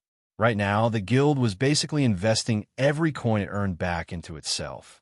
As a result, it was just barely running properly right now. However, it was also thanks to Silverwing Town that Zero Wing was gaining a bountiful harvest from the primordial divine ruin. The guild was now sending many more players into the ruin. After hearing Melancholic Smile's report, Shi Feng, who had been cudgeling his brain over the collection of fire resistance equipment, relaxed considerably now that the guild had so many experts. Having a portion of them focus specifically on collecting fire resistance equipment would not hamper the guild's operation. At the very least, it would not affect the main force's development. As for funding, that was not a problem at all. Afterward, Shi Feng emptied the rare materials inside his bag and stacked them up into miniature mountains inside Candlelight's warehouse. The sight of the materials Shi Feng took out rendered Melancholic Smile speechless. The amount of materials greatly exceeded the total amount that Solitary Nine's group had brought over in 2 trips with so many rare materials. They could earn a fortune just by selling the materials directly. If they turned these materials into products and sold them, they would earn even more. After all, many of these materials were suitable for producing level 50 weapons and equipment at the secret silver rank and above. If they made these weapons and equipment and sold them, they would rake in a ridiculous amount of money, right? Guild leader, I have an item here that the secret pavilion sent over. Originally, the secret pavilion's representative stated that they had to hand it over to you in person. However, since you weren't around, after they made several visits, they ended up giving up and passed it to me for safekeeping. Instead, Melancholic Smile said. She then took out a pitch-black gift box from her bag and handed it to Shurfeng, an item from the secret pavilion. After receiving the gift box, Shurfeng immediately opened it out of curiosity. Chapter 1782, Raising Funds. Hellscythe_Lucky Old Cat.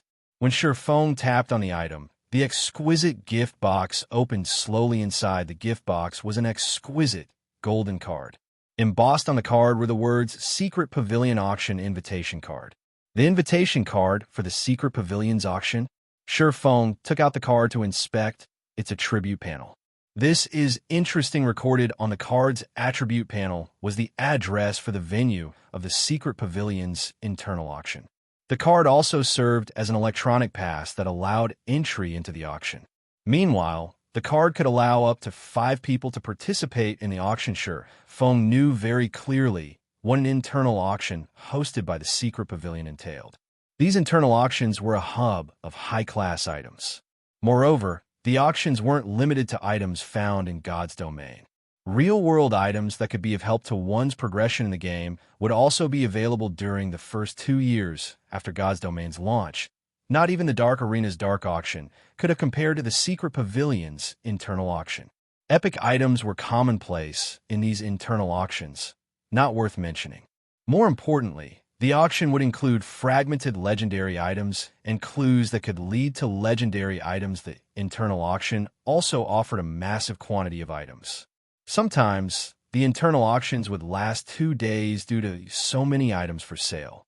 As long as one attended, they could reap a considerable harvest for Shurfeng. This auction's timing could not be more perfect. He currently needed a large stock of high-quality fire-resistance equipment, and the Secret Pavilion, which reached all across the continent of God's domain, definitely had some fire-resistance equipment to sell. Purchasing some during this auction would save him a lot of time and effort. Taking a look at the auction's date, he noticed that it would be held in 4 days. He still had time to prepare later. Shurfeng gathered Aqua Rose and Gentle Snow to inform them of the Secret Pavilion's invitation. If it were merely a normal auction, he might not have bothered to notify these two, but this was a Secret Pavilion internal auction. Many of God's domain's outstanding experts would be there due to the auction's tradition to prevent the participating superpowers from monopolizing the finale items, leaving nothing for the other powers. The Secret Pavilion would hold a competition to decide how many of the finale items each power could purchase. Of course, one could refuse to take part in the competition, but they'd be limited to 2 or 3 of the finale items at most to avoid missing out on anything precious. The various participating powers would show some effort in the competition. After all, the Secret Pavilion's finale items were all extraordinary, of course. Not just anybody could participate in this competition. Only 25-year-olds and younger could participate. If old monsters were allowed to take part, then up-and-coming powers might as well sit still and do nothing. Because of this, the various powers usually brought their outstanding experts to the internal auction. Although these experts were relatively unknown in the current God's domain, they would definitely become famous figures in the future, as Aqua Rose and Gentle Snow were Zero Wing's vice guild leaders. It was best to let them keep an eye out for these up-and-coming experts. After all, nobody knew if these up-and-coming experts would become enemies in the future. When Aqua Rose saw the invitation card in Shurfeng's hand, she stared with wide, surprised eyes. Guild leader, you're too awesome. You actually received a gold invitation card.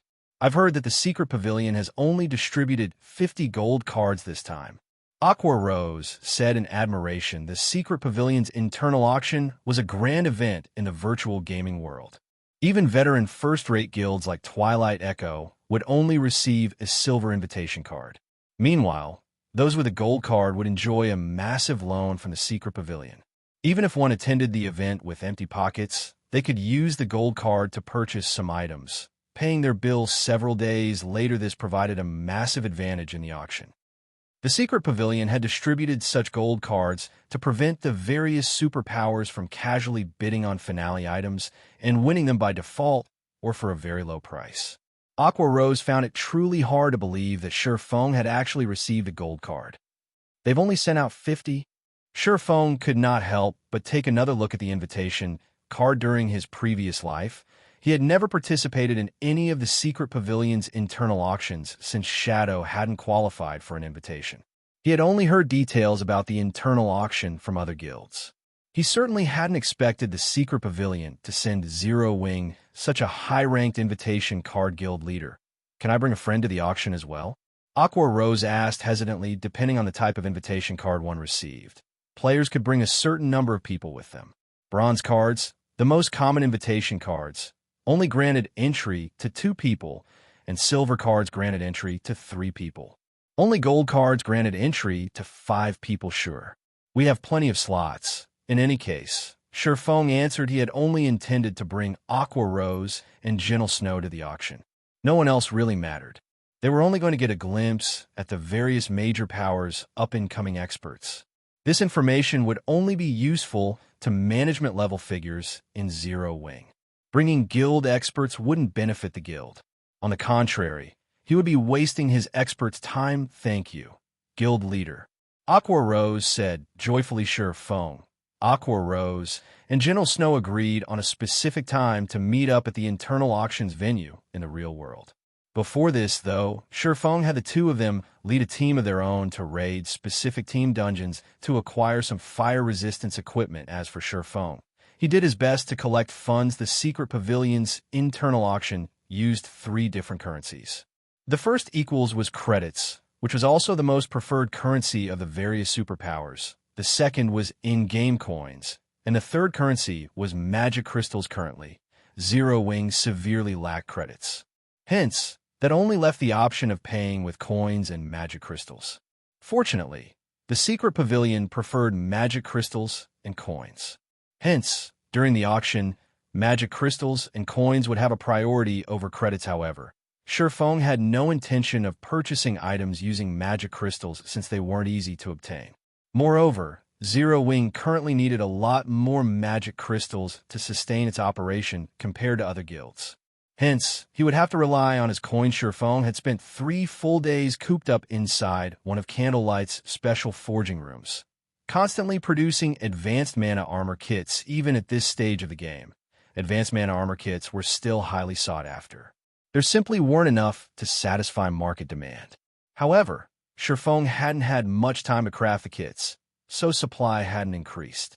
Now, not only could he use these advanced mana armor kits to make money, but he could also use them to increase his forging proficiency. 100,000 proficiency points were required for a basic master forger to become an intermediate master forger. Only after a basic master forger had the required forging proficiency and created the necessary number of weapons or equipment could they become an intermediate master forger. Producing both the Bronze Guardian Puppet and the Hell Chariot required an intermediate master forger. Between the Bronze Guardian Puppet and the Hell Chariot, it was easier to acquire the necessary materials and manpower to craft the Hell Chariot. If Candlelight could produce Hell Chariots, it would be of immense help to Silverwing. Aside from Silverwing, the only basic master forger in the Candlelight trading firm was Melancholic Smile. However, as Melancholic Smile had just reached that rank, she would need some time to become an intermediate master forger. The best candidate to become an intermediate forger right now was Silverwing himself. While Silverwing had worked to maximize his coin profits, he had Melancholic Smile sell some of the less important rare materials they had in stock. Since the various large guilds were so eager to acquire these rare materials, they could sell for a high price. However, based on the latest market trends, Sherfone could sense that these guilds are trying to save their funds, likely due to the Secret Pavilion's upcoming auction. Some guilds were even selling strategic resources to raise funds. This caused the various large guilds throughout God's domain to sense the impending arrival of a storm.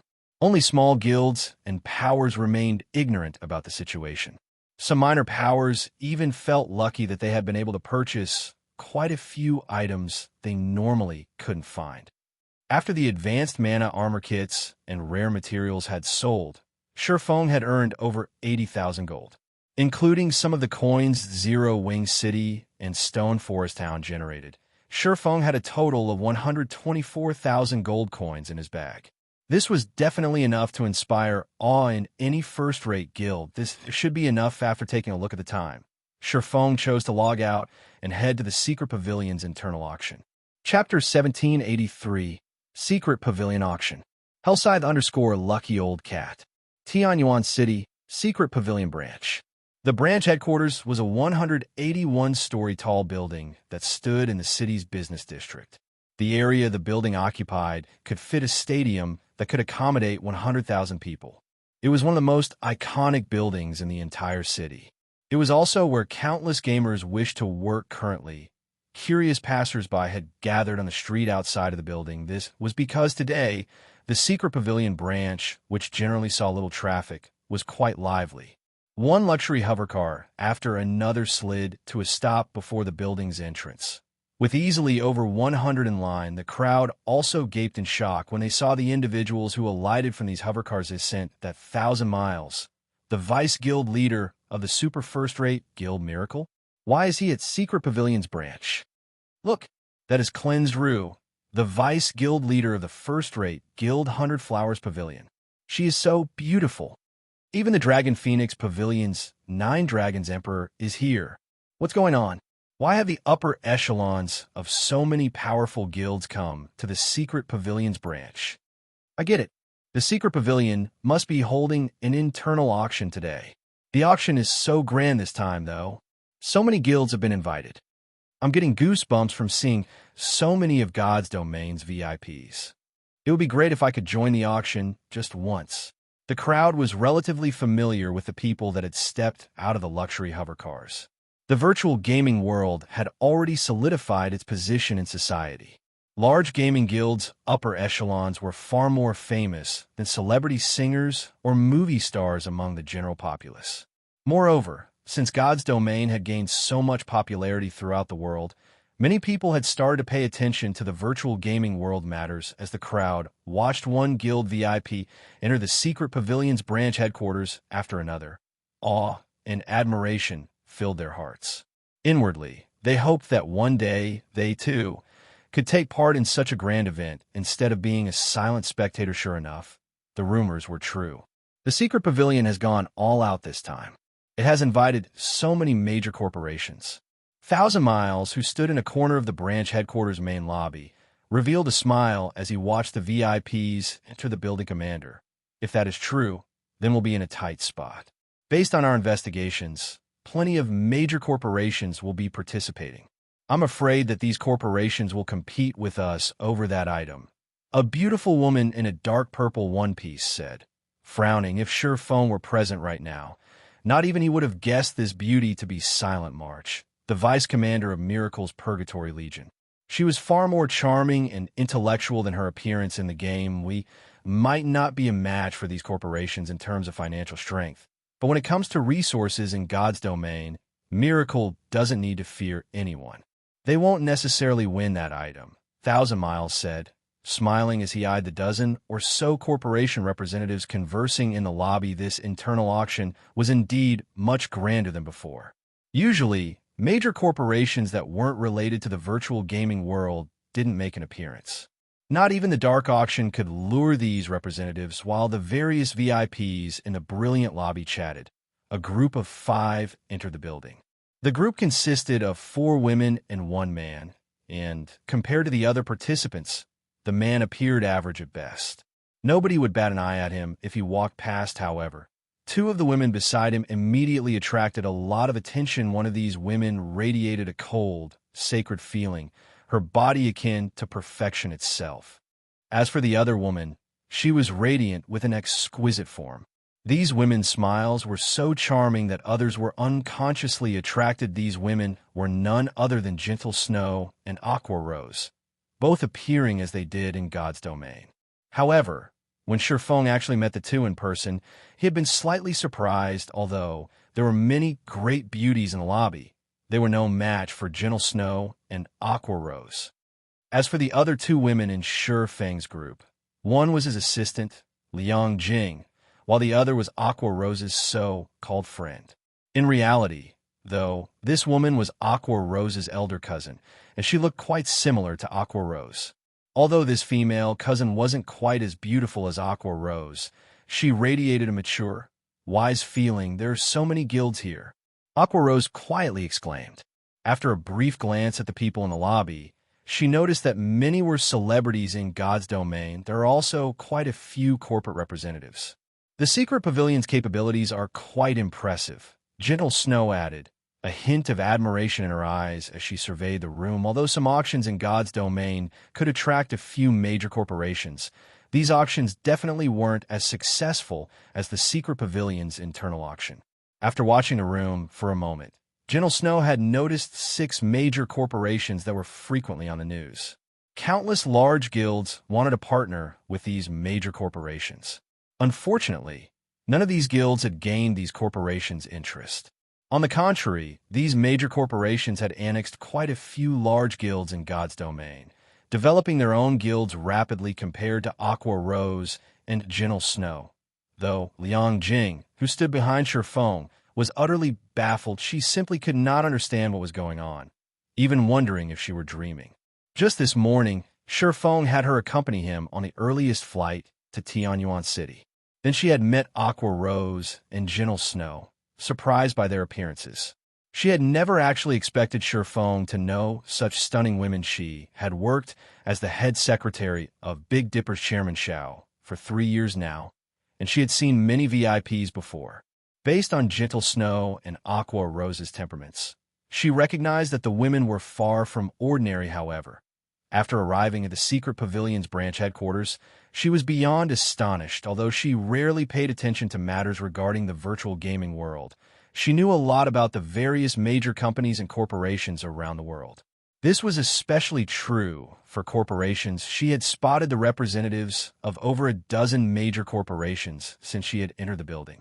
Normally, these representatives were VIPs that not even Chairman Xiao qualified to meet, yet they had gathered in one location to attend an event that she, too, attended. The only explanation that she could think of for such a situation was that she must be dreaming. Although Shifeng was a martial arts master and someone that even Chairman Xiao had to treat with importance, he wasn't worth mentioning compared to these representatives. These people lived in entirely different worlds. Furthermore, the only thing Shifeng did, aside from his position as a martial arts instructor, was play God's domain. While God's domain was very popular, in Liang Jing's opinion, it was only a virtual reality game. Even if a virtual reality game were quite impressive, how could it possibly attract the attention of powerful international corporations? What Liang Jing did not know was that God's domain was unlike any virtual reality game in the past. God's domain was capable of extending its players' lifespans. If one took care of their body properly, it was possible to extend their lifespans by decades and centuries. Hence, God's domain had attracted the attention of countless corporations to compete over the game and its limited resources. While Liang Jing reminded herself that she must be dreaming, a healthy middle-aged man wearing an elegant suit and tie approached Shifeng's group. Upon noticing this middle-aged man, many first-rate guilds and super first-rate guilds' upper echelons turned to watch Shifeng's group. Damn it. Why did he choose Zero Wing? Nine Dragons Emperor gritted his teeth, nearly cracking them, as he watched this elegant man stop before Shifeng. While Nine Dragons Emperor's eyes turned bloodshot, the middle-aged man introduced himself to Shifeng's group. "Hello. You must be Zero Wing's representatives, right? Let me introduce myself. I am Lu Xinglua, the Starline Corporation's representative. May I know if we can find a quiet place for a proper chat?" After the man introduced himself, some of the large guilds' upper echelons, who hadn't recognized the representative, were dumbfounded. Even Liang Jing, who stood behind Shifeng, gaped when she learned the middle-aged man's identity, the Starline Corporation. That was one of the top 50 corporations in the entire world. Chapter 1784. Unyielding Soul. Hellscythe_Lucky Old Cat. The Starline Corporation has its eye on Zero Wing. That's not possible, right? Didn't Starline reject a partnership offer from a super first-rate guild before? Why would it suddenly set its sights on Zero Wing? If this is true, we'll have to be careful of Zero Wing in the future. The corporate representatives and the upper echelon of various guilds inside the hall discussed among themselves in hushed tones as they watched Lu Xinghua and Shi Feng's group enter a private lounge. Meanwhile, Nine Dragons Emperor, who had quietly watched these proceedings from a corner of the room, frowned deeply. Previously, he had sought out the Starline Corporation for partnership, but got rejected outright. He did not even manage to meet with a corporate representative like Lu Xinghua. The Starline Corporation was one of the major corporations that had invested in God's domain early on, unlike those that joined the struggle after the game had garnered global fame. Hence, the Starline Corporation already had a solid foundation in God's domain. So much so that even the various superpowers feared the corporation greatly. If Zero Wing really partnered with the Starline Corporation, then he would have a much harder time dealing with Zero Wing in the future. Uncle Yuan, what do you think this is all about? Is the Starline Corporation actually trying to partner with Zero Wing? Purple Jade, who was wearing a white dress, asked curiously as she watched Shi Feng's group enter the private lounge. I'm not sure. From what I know, the Starline Corporation has never taken the initiative to seek a partnership with a guild before. Could Zero Wing still have some secrets that we are not aware of? Yuan Tiexin replied, shaking his head. He was also very confused by this situation. In fact, even the secret pavilion wanted to collaborate with the Starline Corporation, which held a large amount of energy resources, especially the extremely rare high-level energy. If the secret pavilion could get its hands on sufficient high-level energy, it would be able to nurture many more experts than before. This was also the reason why many super first-rate guilds and super guilds sought a partnership with the Starline Corporation inside the spacious private lounge. Both sides were currently seated on leather sofas and observing each other. At this moment, Shifeng was honestly surprised that the famous Starline Corporation would approach Zero Wing. As for Liang Jing, she was already close to fainting after the silence persisted for a while. Lu Xinghua shifted his gaze to Aqua Rose's cousin, revealing a playful smile as he said, "Miss Mu Lingsha, your unyielding soul really is tenacious. Do you think that, just because you managed to worm your way into the secret pavilion's internal auction this time, you'll be able to obtain that thing and avoid defeat?" Due to Lu Xinghua's words, the atmosphere inside the room suddenly became tense. Meanwhile, Shifeng and Gentle Snow automatically turned to look at Aqua Rose's cousin, who had remained silent all this time. She's someone from Unyielding Soul. Gentle Snow blinked repeatedly, her heart full of surprise as she looked at Mu Lingsha. Unyielding Soul was a veteran super first-rate guild. At its peak, it had been stronger than many super guilds. Although it had not made headlines during the past few years, it was still much stronger than the current Dragon Phoenix Pavilion. She found it very hard to imagine that such a super first-rate guild would need to rely on Zero Wing to get into the internal auction. What Gentle Snow did not know was that the secret pavilion had not sent an invitation to Unyielding Soul this time, due to the Starline Corporation's meddling. Hence, Mu Lingsha had turned to Aqua Rose for help. The first reason for her decision was her family ties with Aqua Rose. The second reason was Aqua Rose's having been under Unyielding Soul and Mu Lingsha's care during her youth. Hence, the two of them could be considered best friends, as well as for getting Twilight Echo's help. That first-rate guild had refused to share any of its participation slots with Mu Lingsha when she asked. Just when Aqua Rose was feeling troubled by Mu Lingsha's request for help, Shifeng happened to reveal that he had received an invitation, a golden invitation card at that. Since there were additional slots, Aqua Rose ended up asking for one for her cousin. Meanwhile, despite having heard Lu Xinghua's question, Mu Lingsha remained silent for a long time. Just as she was about to say something, Lu Xinghua turned his gaze to Shifeng and Gentle Snow, who wore confused expressions on their faces. "It seems you don't know about this matter. Fine then. I'll treat this as Zero Wing being ignorant and overlook your transgressions. Afterward, just notify the secret pavilion security and have them escort Miss Mu out of the building. In compensation for your wasting a participation slot, I'll send you 1,000,000 credits later, Lu Xinglua said. He then sent one last glance at Mu Lingsha before standing up to leave at Lu Xinglua's words. Mu Lingsha fell into despair in the secret pavilion's internal auction. Nobody had the authority to meddle with the people brought along by other invited persons.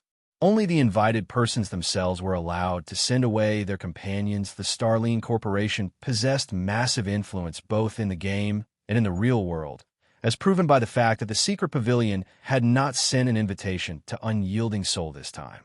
If even an entity as powerful as the secret pavilion had shrunk back because of the Starline Corporation, there was no need to mention what kind of response a minor existence like Zero Wing would make. Meanwhile, Aqua Rose, who was sitting beside Shurfeng, also turned pale at this turn of events. She had never thought that their actions would get discovered. Mu Lingsha was her best friend. However, Aqua Rose also owed Zero Wing a huge debt of gratitude. Caught in a dilemma, she was at a loss as to what to do just when Lu Xinglua's party made for the lounge's door. A voice suddenly rang out inside the room. 1,000,000 credits? Chief Lu Shur is generous. Unfortunately, Zero Wing can't accept this generosity. Since there aren't any other matters to discuss, we'll be taking our leave first. Although these words were spoken with a calm tone, they deeply ingrained themselves in the minds of everyone present. Aqua Rose, Mu Lingsha, and Liang Jing instinctively turned to Shurfeng, the originator of these words. Meanwhile, Gentle Snow revealed a bitter smile as she helplessly shook her head, her expression conveying that she had expected this outcome. However, although Gentle Snow had a troubled look on her face, her eyes shone with joy and excitement. After all, it was because of this attitude of Shurfeng's that she had chosen to join Zero Wing back then. Despite Zero Wing having grown considerably, Shurfeng remained the same as before. He did not change his principles just because he now had more responsibilities on his plate. Although Shurfeng's decision would bring no small amount of trouble to the guild, she still strongly supported this decision. Guild leader Aqua Rose was greatly moved as she looked at Shurfeng, who currently wore a calm and indifferent expression. Meanwhile, Liang Jing's mouth was hanging wide open. Although she did not understand what exactly was going on here, she knew very clearly just how frightening the Starline Corporation was. If Shurfeng were to blatantly defy Lu Xinglua, Starline's representative, he would definitely incur a disaster. Moreover, it would be a disaster that could drive even Chairman Xiao to despair. Lu Xinglua, who had just arrived at the door, suddenly stopped.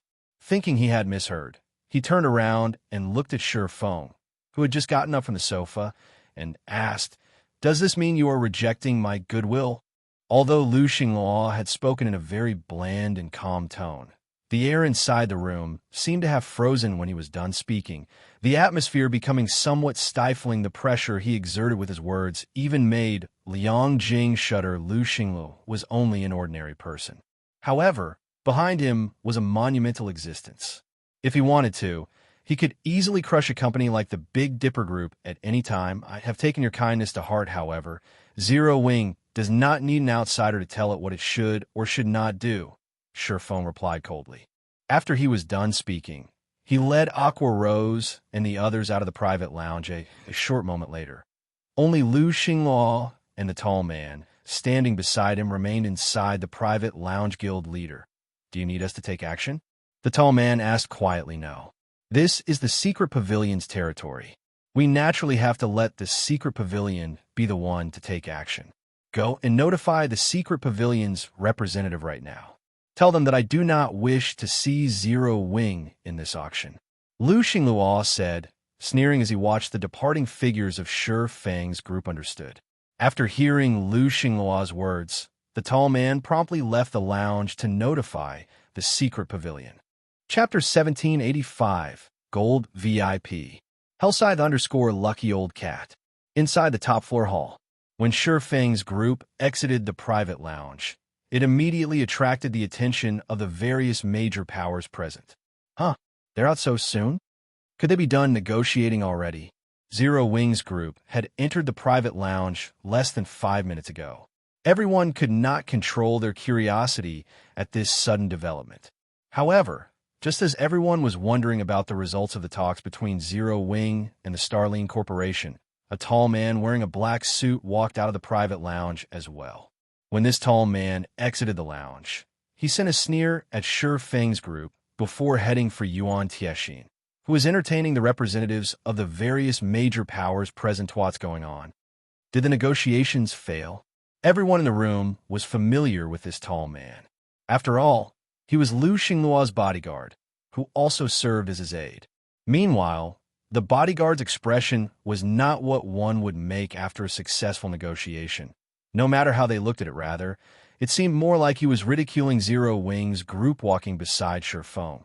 Aqua Rose noticed Lu Xingluo's bodyguard's direction, and her complexion darkened. Are they planning on using the secret pavilion to deal with us? Aqua Rose could not help frowning in worry as she watched the bodyguard getting increasingly closer to Yuan Tiexin. The Starline Corporation had already relied on its influence to stop the secret pavilion from sending an invitation to Unyielding Soul, a super first-rate guild. Getting the secret pavilion to remove Zero Wing from the auction would be even easier. If Zero Wing were to miss out on this internal auction, it would suffer a massive loss. No need to panic. Let's see how things develop first, Shi Feng said calmly as he looked at Lu Xingluo's bodyguard. If it really isn't possible, then we'll just leave. While it was indeed true that the items auctioned by the secret pavilion were extraordinary, Zero Wing was not so desperate that it would collapse just because it couldn't get them at this time. Mu Lingsha walked up to Shi Feng. Thank you. Because of my problem, I have caused Zero Wing to provoke the Starline Corporation. I'd like to use a plot of land in Dark Knight City as compensation. The land is under my name and is located near the city's central district. Mu Lingsha thanked Shi Feng sincerely. When faced with the threats and pressure of the Starline Corporation, few would be willing to help Unyielding Soul. After all, even Twilight Echo, a veteran first-rate guild that had close ties with Unyielding Soul, had yielded to Starline's tyranny. Nonetheless, Zero Wing, a guild that had practically no relations with Unyielding Soul, had actually stood up to Starline for Unyielding Soul. Upon hearing Mu Lingsha's words, Aqua Rose and Gentle Snow turned involuntarily to look at her in surprise. They had never thought that Mu Lingsha would use a valuable plot of land located within the Dark Knight Empire's imperial capital as a token of gratitude. Nowadays, major corporations and companies around the world were investing in God's domain, boosting the prices of lands in major NPC cities as a result, especially in kingdom capitals and imperial capitals. A plot of land without high potential would still sell for a fortune. As for those with high potential, even if one offered tens of thousands of gold to purchase such a land, nobody would be willing to sell. Shi Feng found it difficult to refuse such compensation. The Dark Knight Empire's imperial capital had a player population of over 10 million. If he could set up the Candlelight trading firm on this plot of land, the trading firm would gain access to all these players. At that time, Candlelight's income would definitely increase by a significant margin. Hence, Shi Feng ended up accepting Mu Lingsha's offer. Meanwhile, over at Yuan Tiexin's location, Lu Xingluo's bodyguard had arrived before Yuan Tiexin and relayed his employer's words to him upon receiving this unreasonable demand. Yuan Tiexin fell silent. He simply could not figure out just what Zero Wing had done to anger Lu Xingluo this much. I hope that the secret pavilion can make a decision soon. The Starline Corporation dislikes having to wait, Lu Xingluo's bodyguard said in an indifferent tone. In his opinion, there was no need to consider this decision at all. The Starline Corporation was entirely out of Zero Wing's league. It would be in the secret pavilion's best interest to go along with the Starline Corporation's demands and remove Zero Wing from the auction. The nearby people who overheard the bodyguard's words were momentarily dumbfounded. They had never thought that Zero Wing would be so bold as to actually provoke the Starline Corporation. Zero Wing really is overestimating itself to go against the Starline Corporation. When Nine Dragons' Emperor received this piece of news, he could not help but laugh. Previously, he thought that Zero Wing would obtain the Starline Corporation support. If that had happened, he would most likely be doomed. After all, Phoenix Rain would have indirectly gained a powerful helper in the fight to become the great Pavilion Master, however. Now that Zero Wing had provoked the Starline Corporation, not only did this outcome not provide Phoenix Rain with the slightest bit of help, but it would also become a huge hindrance to her becoming the great Pavilion Master. After all, the Guild Elders would have to take the Starline Corporation into account when considering Phoenix Rain for the position. Meanwhile, when the various major powers attending the auction received news about this matter, they were similarly shocked. Zero Wing's foolishness had thoroughly exceeded their imagination. The guild had actually provoked the Starline Corporation for some unknown outsider. The Starline Corporation was in possession of plenty of high-level energy, which many superpowers had tried to purchase to no avail. Now that Zero Wing had become a thorn in the corporation's side, many superpowers would probably gun for Zero Wing to curry favor with Starline. At that time, even if they failed to establish a partnership with the corporation, they should still be able to purchase some high-level energy to strengthen their own guilds. Damn it. The Secret Pavilion will most likely earn the Starline Corporation's favor. Zero Wing sure is pitiful. Despite this being the guild's first time at one of the Secret Pavilion's internal auctions, it is already going to get chased off before it can even take part in the actual auction. The representatives of the various superpowers looked at Sure Feng's group with pity in their eyes. Uncle Yuan? Purple Jade was dying of curiosity as she looked at Yuan Tiexin, who had remained silent all this time. Yuan Tiexin was the host for this auction. All matters relating to this Secret Pavilion branch were currently under his management. In normal times, the Secret Pavilion would definitely remove Zero Wing from the premises without hesitation to curry favor with the Starline Corporation. After all, there was simply no comparison between the two. What is it? I'm just asking to have Zero Wing's people removed from the auction venue. Is this a difficult matter for you to accomplish? Lu Xingluo's bodyguard demanded in irritation as he looked at the unresponsive Yuan Tiexin. It is indeed very difficult, as I do not have this authority. Although I am the host for the auction this time, Zero Wing is just like the Starline Corporation and is a VIP invited with a gold card. Yuan Tiexin explained after taking a deep breath. Chapter 1786, Book of Undying. Hellscythe _ Lucky Old Cat. Zero Wing received a gold card. Zero Wing's group does include 5 people. It's actually true. The various major powers, who perked up to listen in on the conversation between Yuan Tiexin and Lu Xingluo's bodyguard, couldn't help their surprise upon hearing this revelation. When the Secret Pavilion hosted an internal auction, it would only send 50 golden invitation cards. These gold cards would only be given to powers the Secret Pavilion acknowledged. The various representatives hadn't paid much attention to the number of people in Zero Wing's group. It was rare to see the powers with a gold card use all 5 of their slots. It generally only brought 2 or 3 people. Hence, the major powers that attended the Secret Pavilion's internal auction had stopped paying attention to how many attendees a particular power had with it. They were all quite familiar with the powers that qualified for a gold card, and even if some people arrived as a group of 5, it was likely that 2 friendly powers had decided to attend together. However, most of the eavesdropping powers were more surprised to learn that the Starline Corporation wanted Zero Wing removed than they were to learn that the Secret Pavilion had invited the guild as a gold VIP. So, what if Zero Wing received a gold invitation? Lu Xingluo's bodyguard asked nonchalantly. Although he was Lu Xingluo's bodyguard, he was also an expert in God's domain. He knew a significant amount about the game. Had the Starline Corporation not dissuaded the Secret Pavilion from sending an invitation to Unyielding Soul, the guild would have received a gold card, treated like a gold VIP. Yet due to the corporation's interference, hadn't the Secret Pavilion failed to send the super first-rate guild an invitation? Is that so? Yuan Tiexin responded with a tinge of anger in his voice. The Secret Pavilion will not rescind an invitation from any of its guests, regardless of if they are bronze or silver VIPs, unless they have made a mistake. If you have nothing else, please wait in the banquet hall quietly. The auction will begin soon.